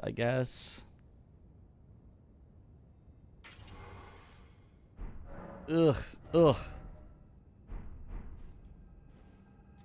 I do not want to go through this catacomb with this whip.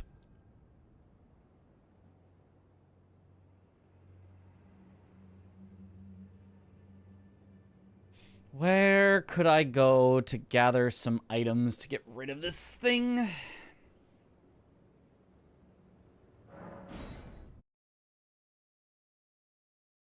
Whipped.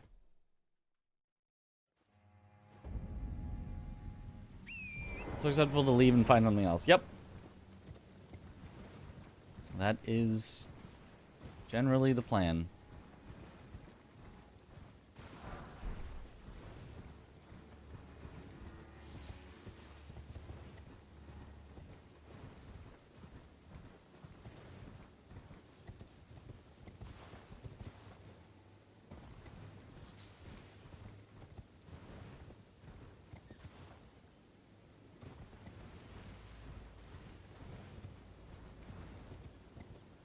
Want to 100% find an enemy that has a drop.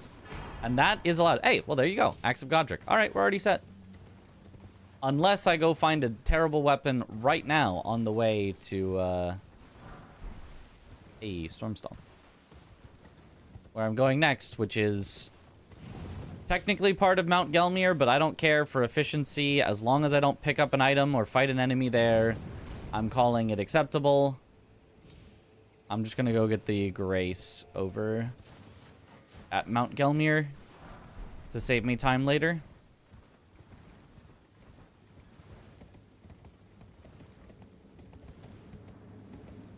I command thee, kneel!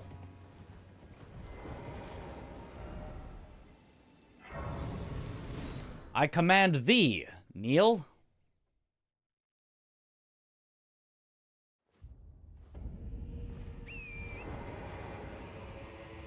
Command thee, Nile.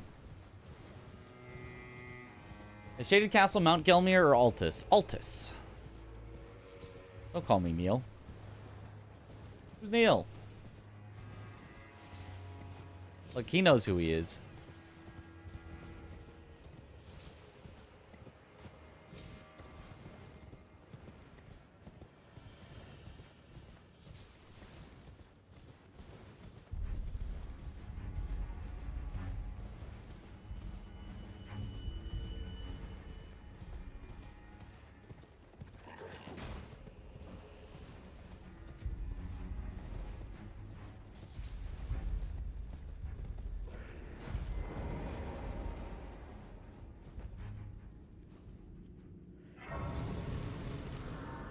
Shaded Castle is considered its own area for area scaling. Huh, interesting. I'm pretty sure in the Regionlock, yeah, Elmer, right there, Shaded Castle, part of Altus.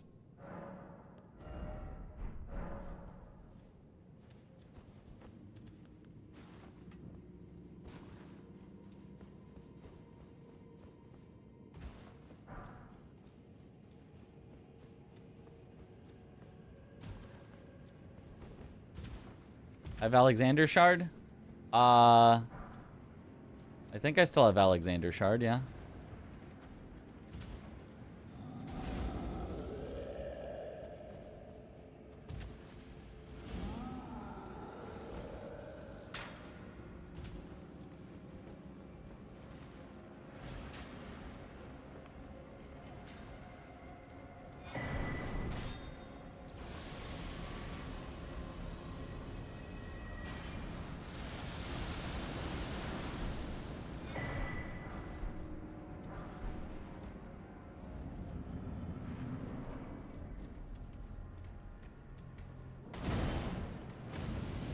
Okay, if the Bofa just isn't gonna see me, I'm fine with this. Just gotta get him to come over here.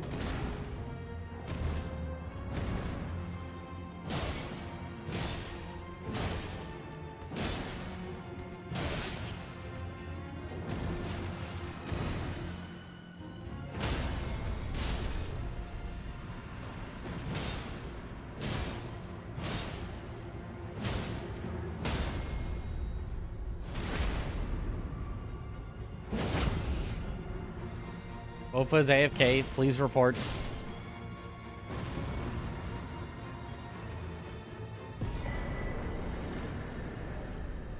He was just going to get dinner. Yo, what up, Ben?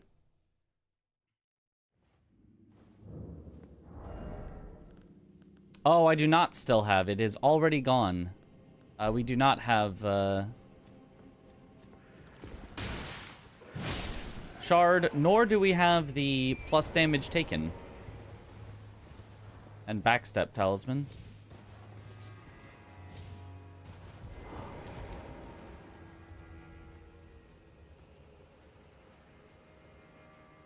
Is it Invis Assassin?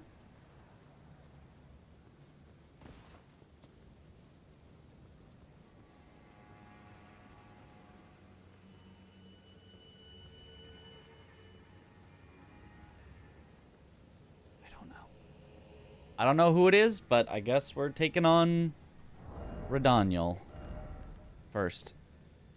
I don't love that in the mask. And hopefully it'll be fine. Oh, it's Deathbird that just had not...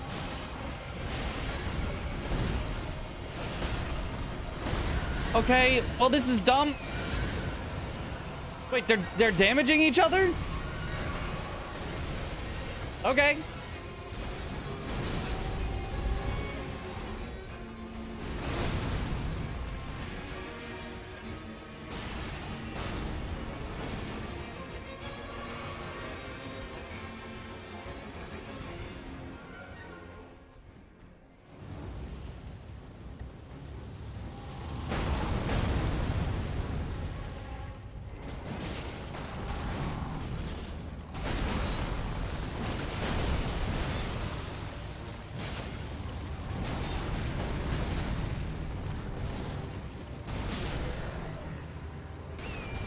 Well, that was spooky, but is no longer spooky. I've never seen that before.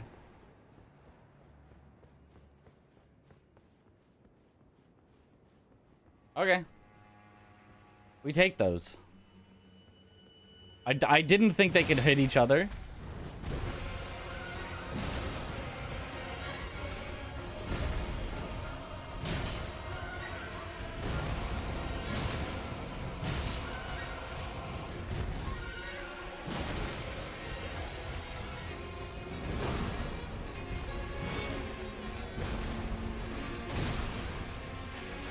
Worth it.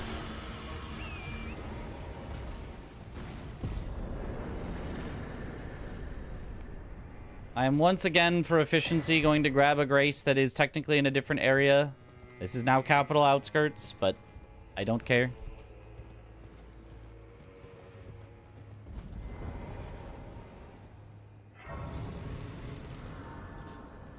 Session to kill at least one boss with I command thee kneel. I feel like it's really slow. I feel like it's hard to do. Run invalid times 3. 3 strikes, you're out.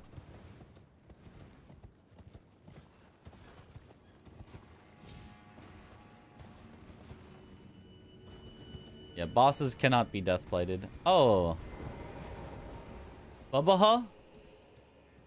Perhaps Elmo? Nope, just Bubbaha.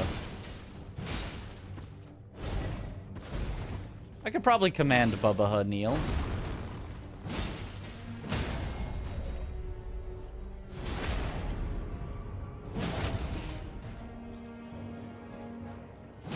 If it kills me, though.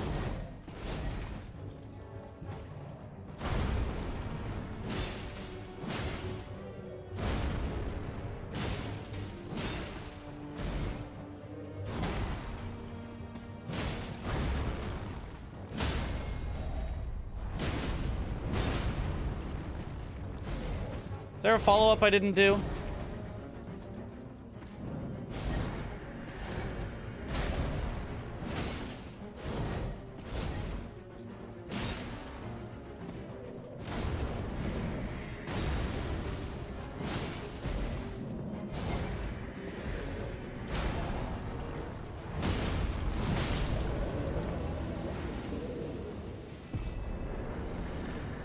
Yeah, got me hit even for not doing the follow-up.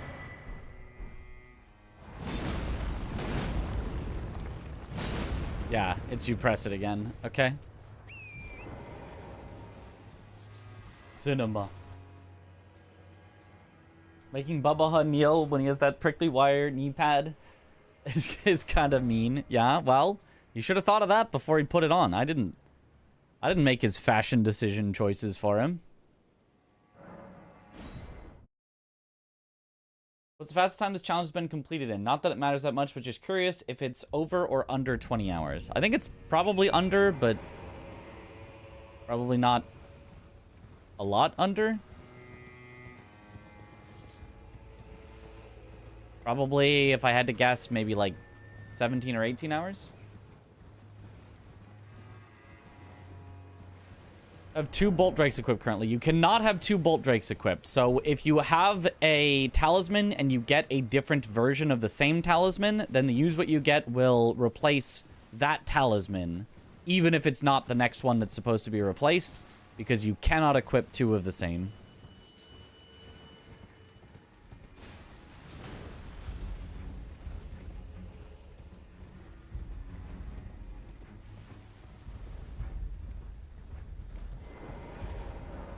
A lot of stone sword keys needed for Altus. Aggie was sub 20, you believe. Okay. Makes sense.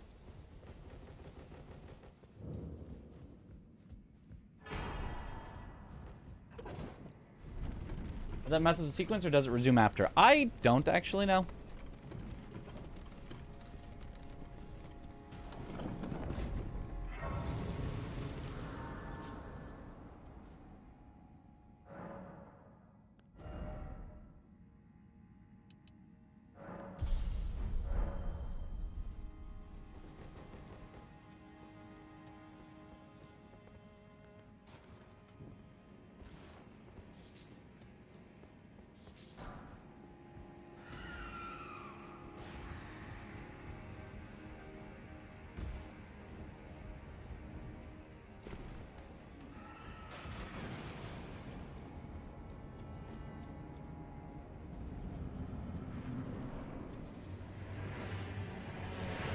Electo.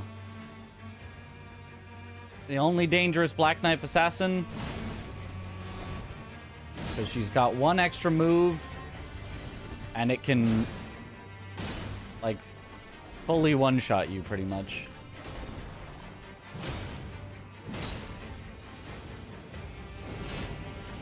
This one. If you get hit by that, it is supremely dangerous.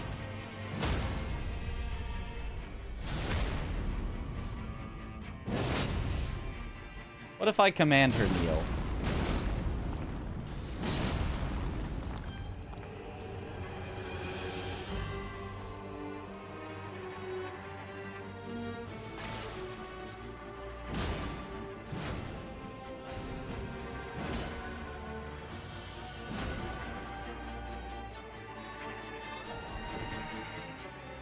She's just backing away after everything.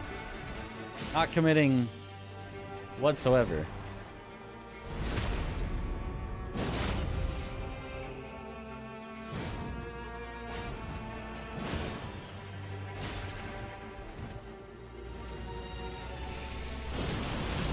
Ugh!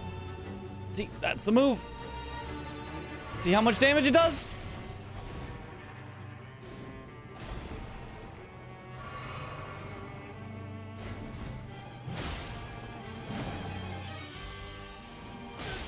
Because I was in a bad position where I just couldn't get out of it. Oh! I should be able to get out of this one. Okay.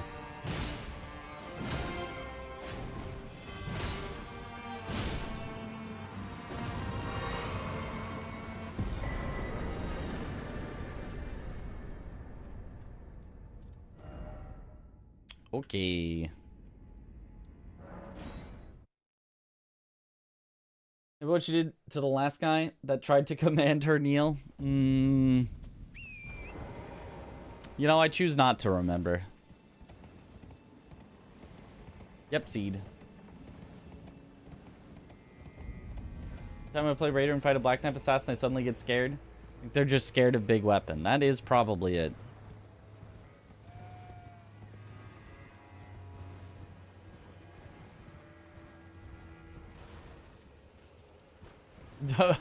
Next challenge will be the same thing, but you have to do it all in one sitting. Oh boy. That would be quite the marathon. Honestly, like, I don't even necessarily think a 20-hour marathon is that bad. Like, obviously, it's pretty bad, but like,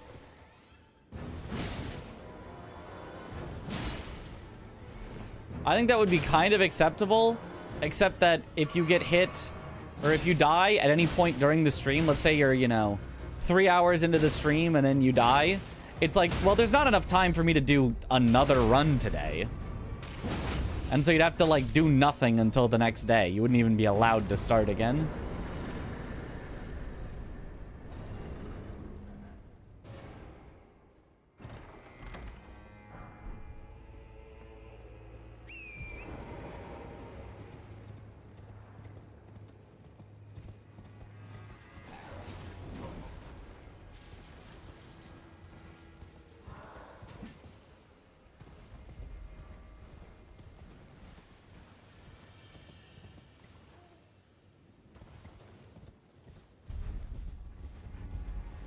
Someone doing it again via Fog Rando is crazy.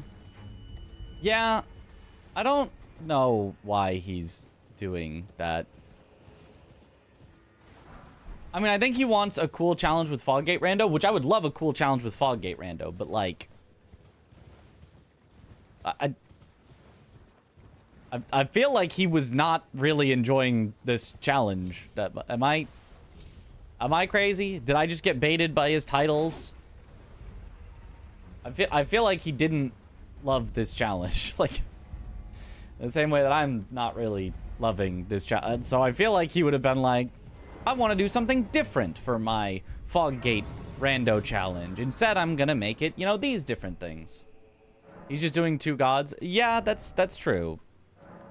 It's not all bosses, but still a lot of bosses.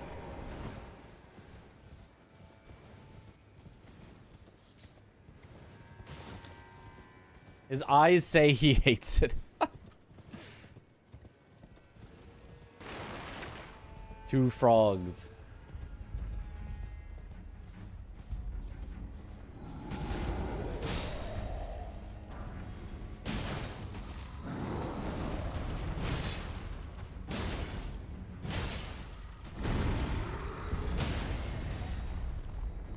Literally more health than the boss trolls.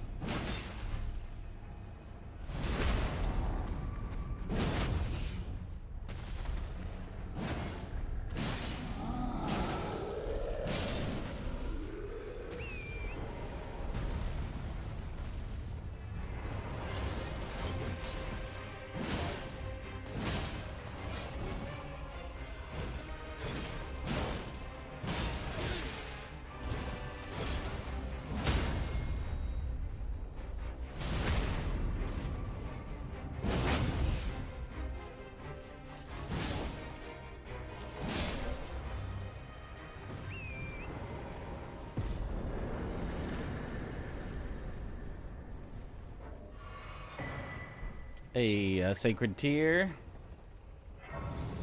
Buying time for Night Rain, yeah. Gotta say though, Domo clutch for his chemist the other day. Oh, he played very well, yeah. I mean, they both went pretty much the exact wrong checks.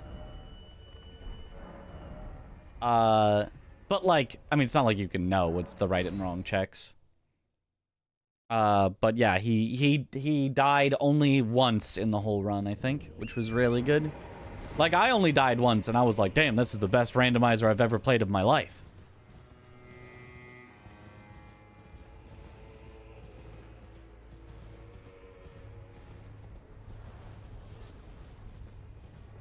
It is also very interesting how I really feel like the matchups, who versus who, despite us just picking an order of players, ended up, like, basically perfect.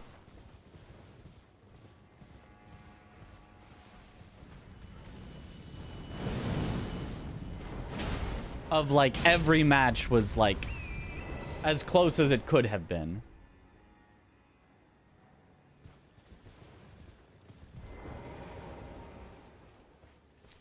Oh... Knight of the Solitary Jail, an NPC with a bear and a blood fiend around. Come on over, bear. Yeah, come on over.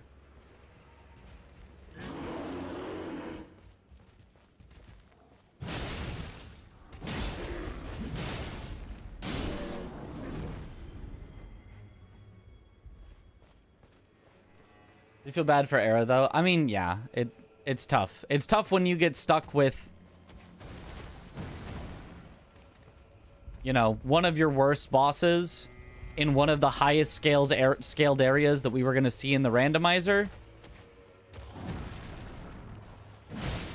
And not know that there, you know, are technically other ways out. Like, that was pretty much a worst case scenario. I mean, the only thing worse would have been if Rolana was like the phase 2 of like Fire Giant, where it's like you literally have to go through, and there was, you know, like Garg's phase 1 or something like that, something stupid like that.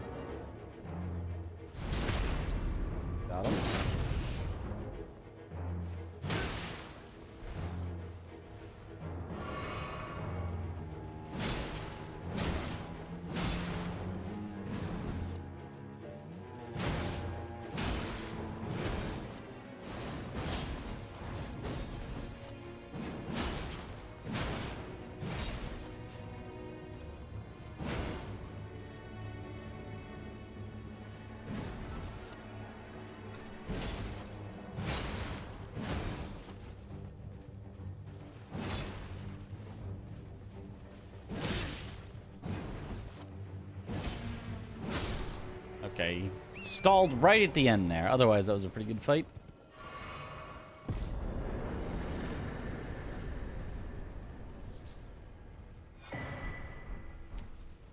Warrior Jar Shard is back? Was the last one Alexander's Shard?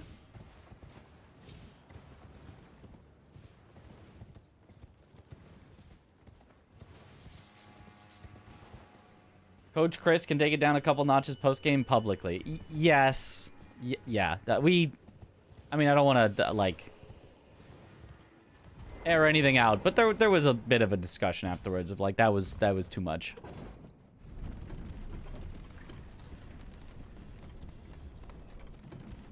Zolhir at that point was fantastic, yeah.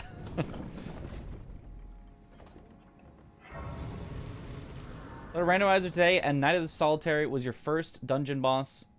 Messed up your day. Lamau, I never fought him before. He can be really tough if you don't have a big heavy weapon to smack him around with.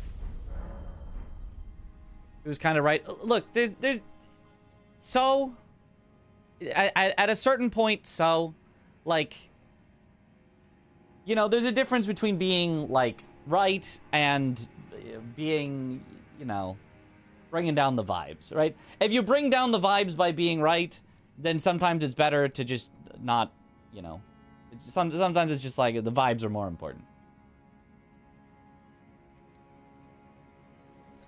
Just did it in the wrong space. Yeah, like, yeah. If it's like post the whole thing, if we're like, let's you know, talk about it. Let's talk about how we could improve for next time. Totally right place for that.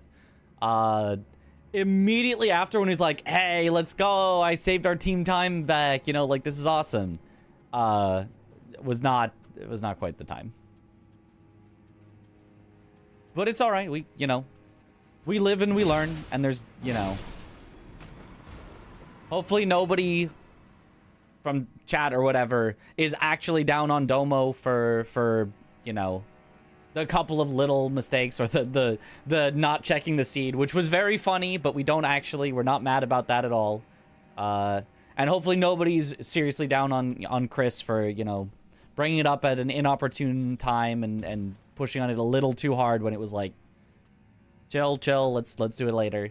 Because, you know, it's just everybody's out here living and learning. Live and learn. Hanging on the edge of tomorrow. Nearly 3 mistakes in a 3-hour long run acceptable to me. Yeah, absolutely. Wait, Domo described why he got the seed wrong. Like, yeah, we all would have gotten that wrong. Well,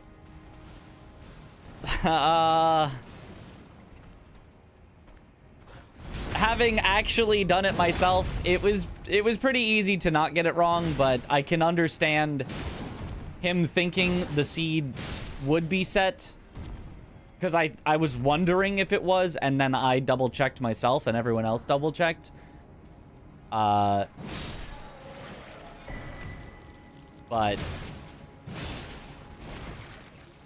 and it is, we'll say, 10% the fault of the person who made the seeds for not just including the seed numbers in the saves that were distributed. In the options files, sorry, not saves. The option files that were distributed. Which way is it through here? Am I? Okay, it is just here. Yeah.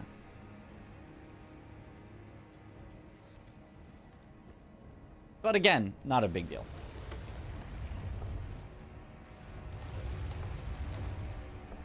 The thing is, we were given an options file, a spoilered seed number, and a spoilered vagabond class to check. Domo put in the options file, assumed that the seed number and vagabond class would be correct, or maybe just didn't click on the spoilers, and sent it, but the seed number and vagabond class were not correct.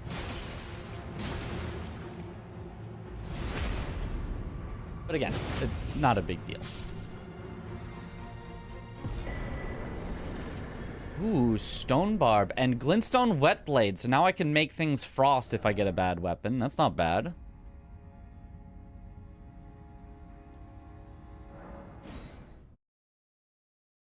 This new Domo challenge, how does it work? Apparently it's... I mean, he's still working on the rules. He hasn't, like, finalized them, but it'll be some sort of Foggate randomizer version of these kind of rules. Deathless, use what you get. Not region locked, but Foggate rando.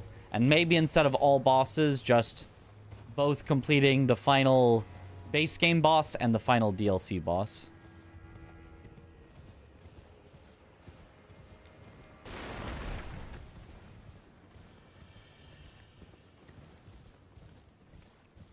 Hell yeah, wet blade. I was so good between the US and France streamers in the end. Oh yeah, we were all very just happy and excited to be there. It was awesome.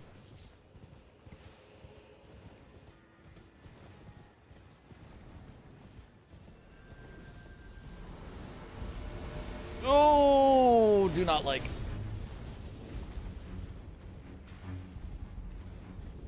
Haven't seen much of Domo's challenge. As I understand, it's usually you get Permadeath, Foggate Randomizer, you win by killing Radabeast, and PCR replacement. Yeah.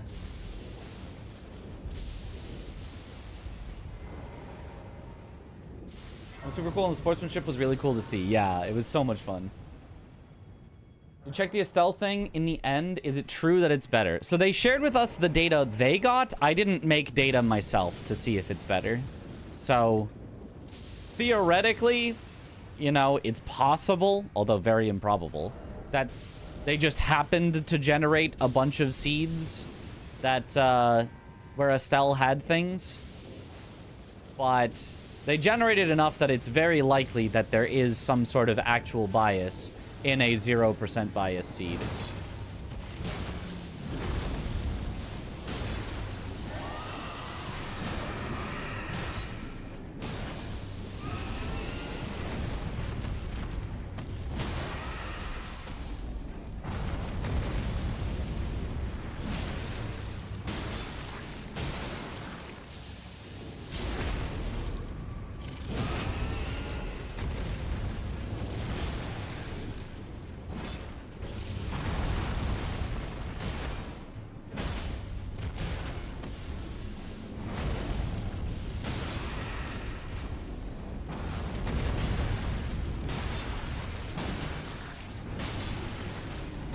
Huge.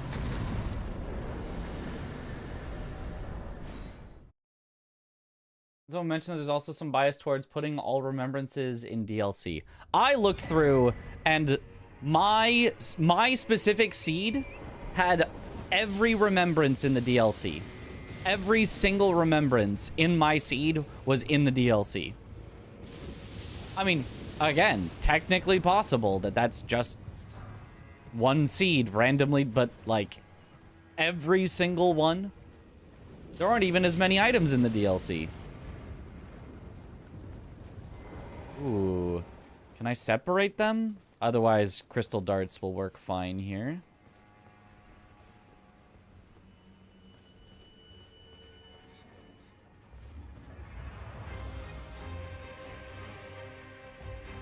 It looks like they are all coming over, so I should crystal dart, I think.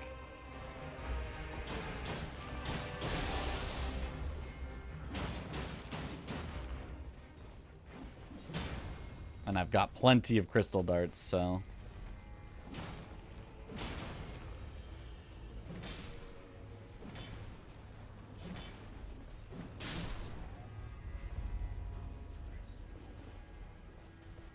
Two left. Get him!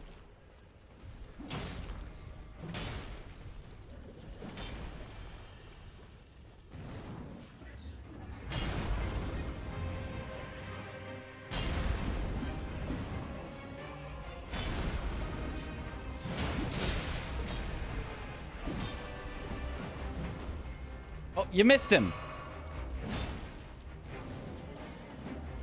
Did the effect wear off? I guess the effect wore off. I didn't know it wore off. I thought it went infinitely.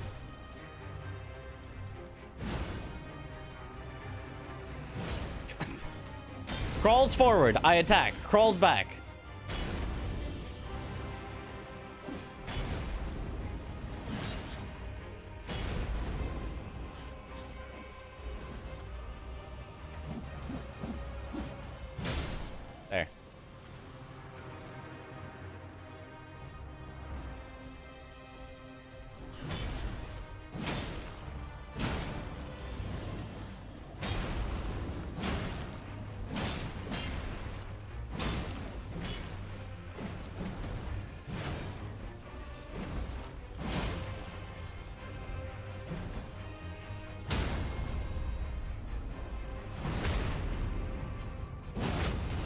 Due to softlock chances, a perfect 0% bias is not possible. Well, yes, but also, like, it's... The way that it would be biased based on avoiding softlocks is not the way that it was biased.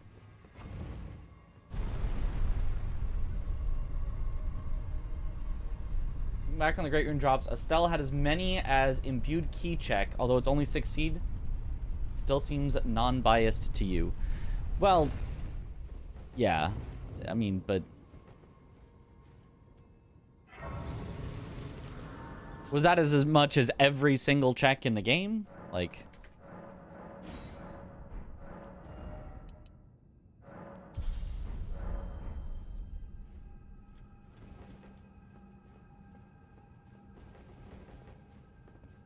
You'll see being accessible, I think, is always guaranteed. That's just how the randomizer works.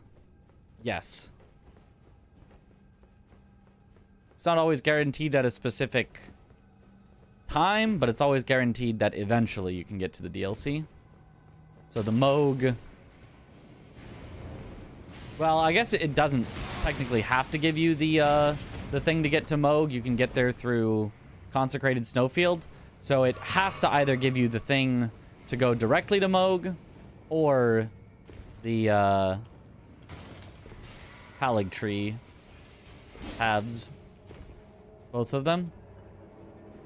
But I think every seed will give you both. Guaranteed.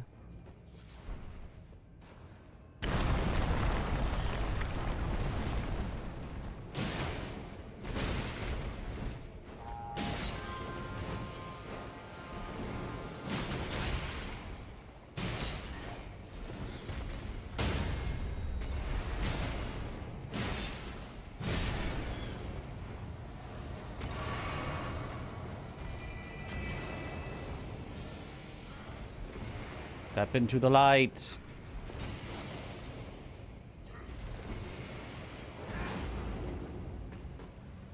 Oh, did you already step in the light? Ow.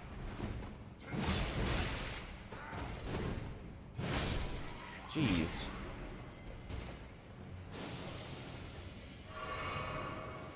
Can you step into the light?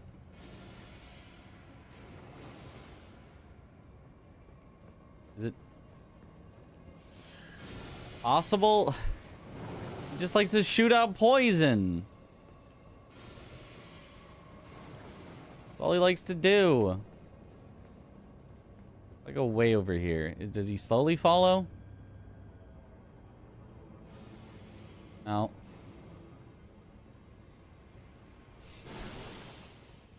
Oh, wait. He's coming over. Step into the light.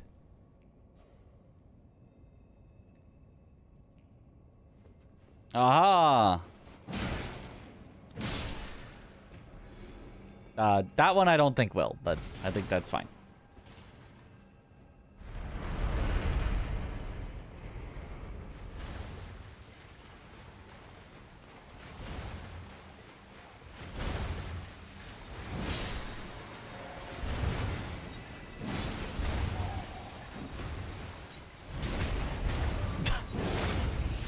I don't know where he arrived from, but he arrived directly into a backstab.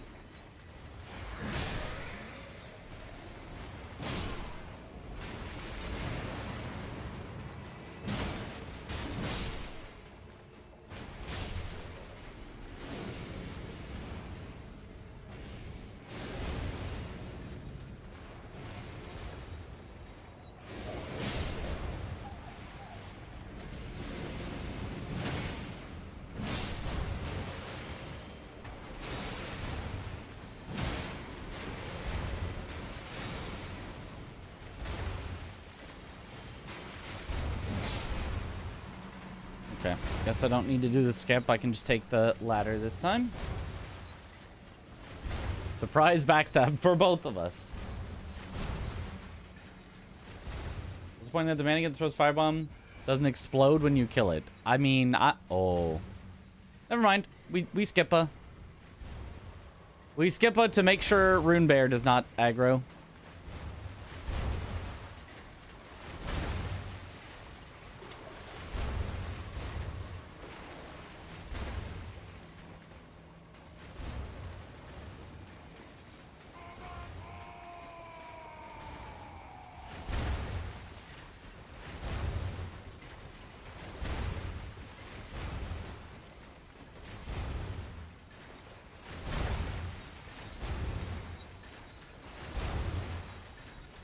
Yo, Dobblerist, thank you for the Prime sub. Welcome back to the bunch. Enjoy the emotes.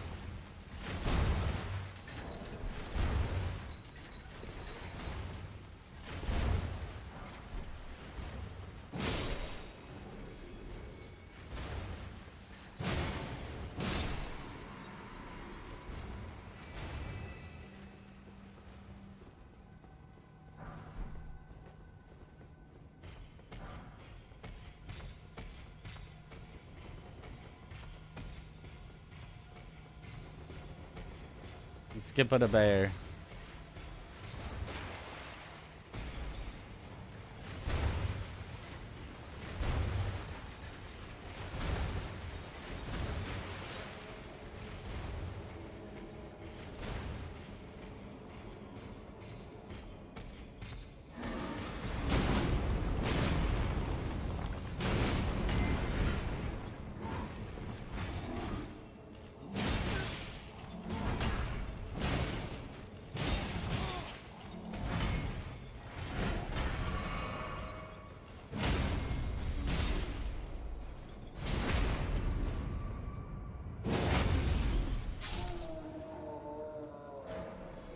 Somewhere, a heavy door is opened.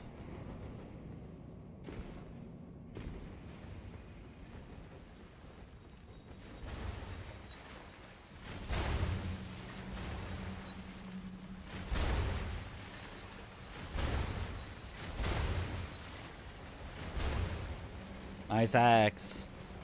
Let me ask you a question.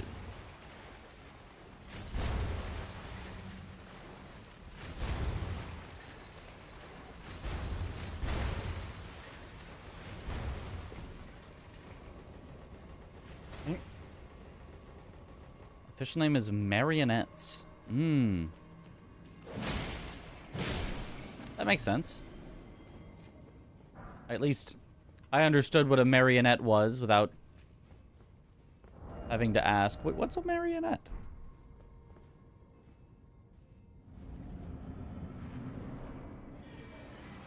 Oh.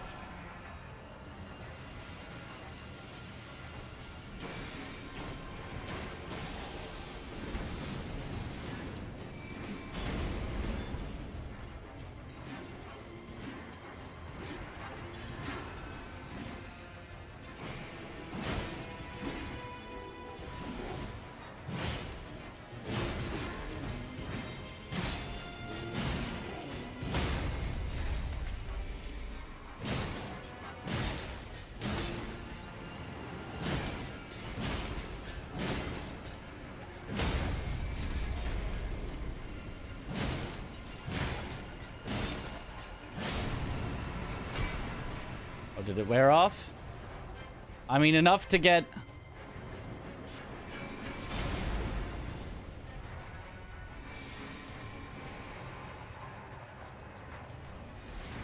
one down and another cracked, so... I think we take those. I think another cracked. Are you cracked? Actually, you might not be cracked.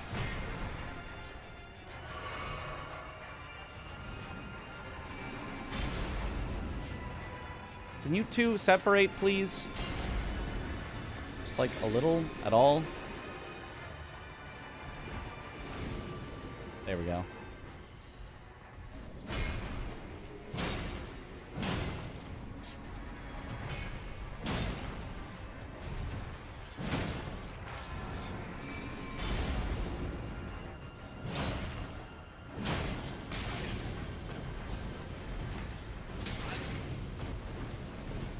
Yeah, it was a little...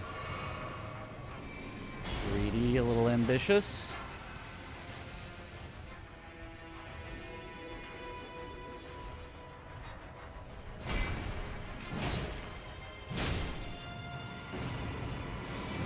Oh, you were cracked.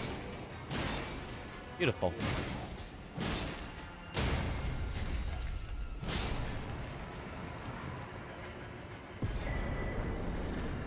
Millicent's prosthesis.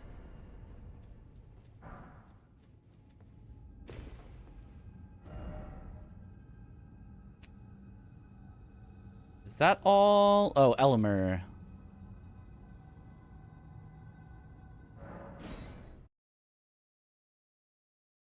I command the separate?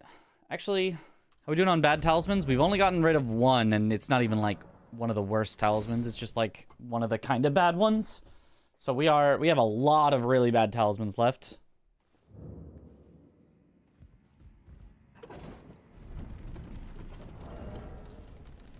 Yeah, we have gotten rid out of all these talismans. I guess we have gotten 2 of the Scorp ones that are bad.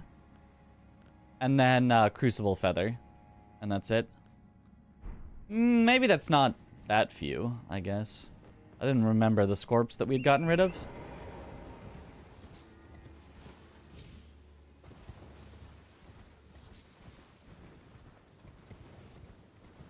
Data car on PCR. That would be very scary. I mean, I still might be able to win, but that would be very scary.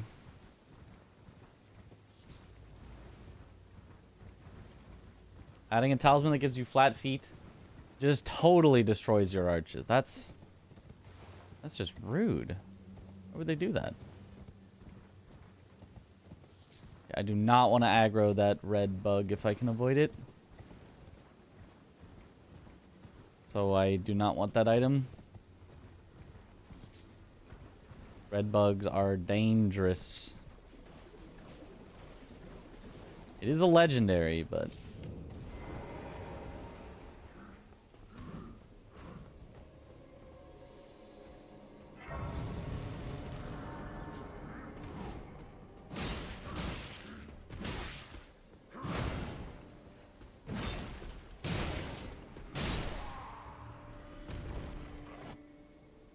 Adakar, Shabiri. Shabiri does nothing. Well, it's all Crucible combo, yeah. Datakar, all Crucible, and a Scorp would be, I mean, and double Scorp, I guess.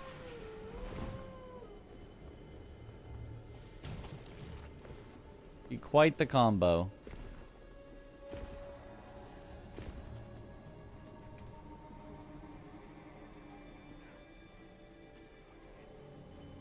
Or just another Crucible? I don't know if you can equip another Crucible if you have all Crucible. I guess probably you can.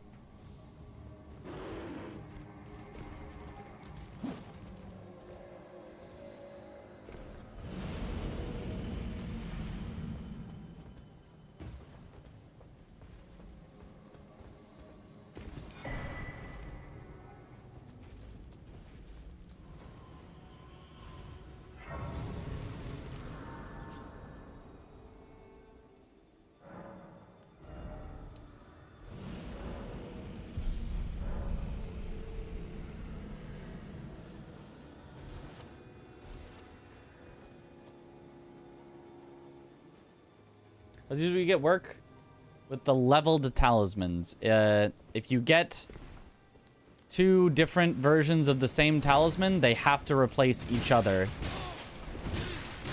Are you serious? Just an actual full combo? I couldn't even dodge? I was just spamming dodge and it just wouldn't let me? Alright, well, I guess that's a way to lose a run. Cool. Yeah, that's awesome. That's real awesome.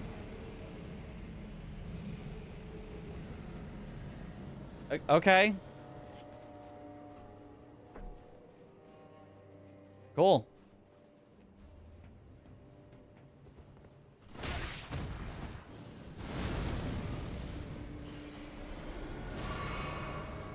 Like, I couldn't even see him until it was happening.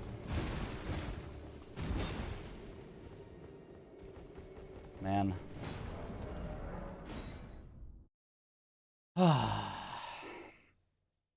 DLC enemies are so stupid. Yep.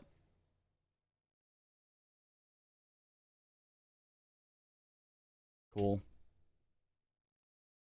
Hate that enemy. I really hate that enemy. If you know he's there, it's actually like fine. I know how to dodge his attacks, as you see. I know the pattern of it, but I didn't even get a chance to recognize that was him before I was already hit. And then once you're hit once, it's just a full combo and you're just dead. Like, all right. Okay. Cool. Wow. Wow. What a good enemy. Wow. Awesome. Well, I guess I'll go to bed on that then. Starting a new run with only, you know, a little bit of time that I'd want to stay up longer would be, I think, a mistake.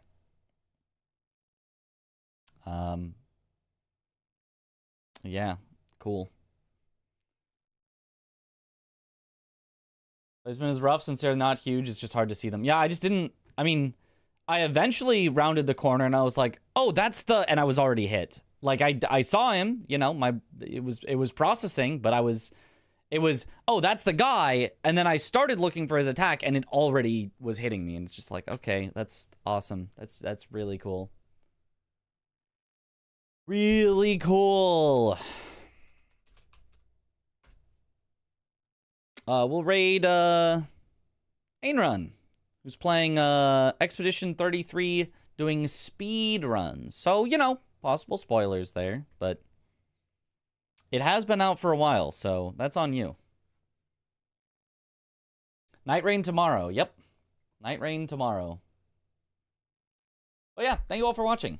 Have a good night, or morning, or afternoon, or evening. Wherever in the world you all happen to be. And, I will see you all later. Have a good one, everyone. Bye-bye.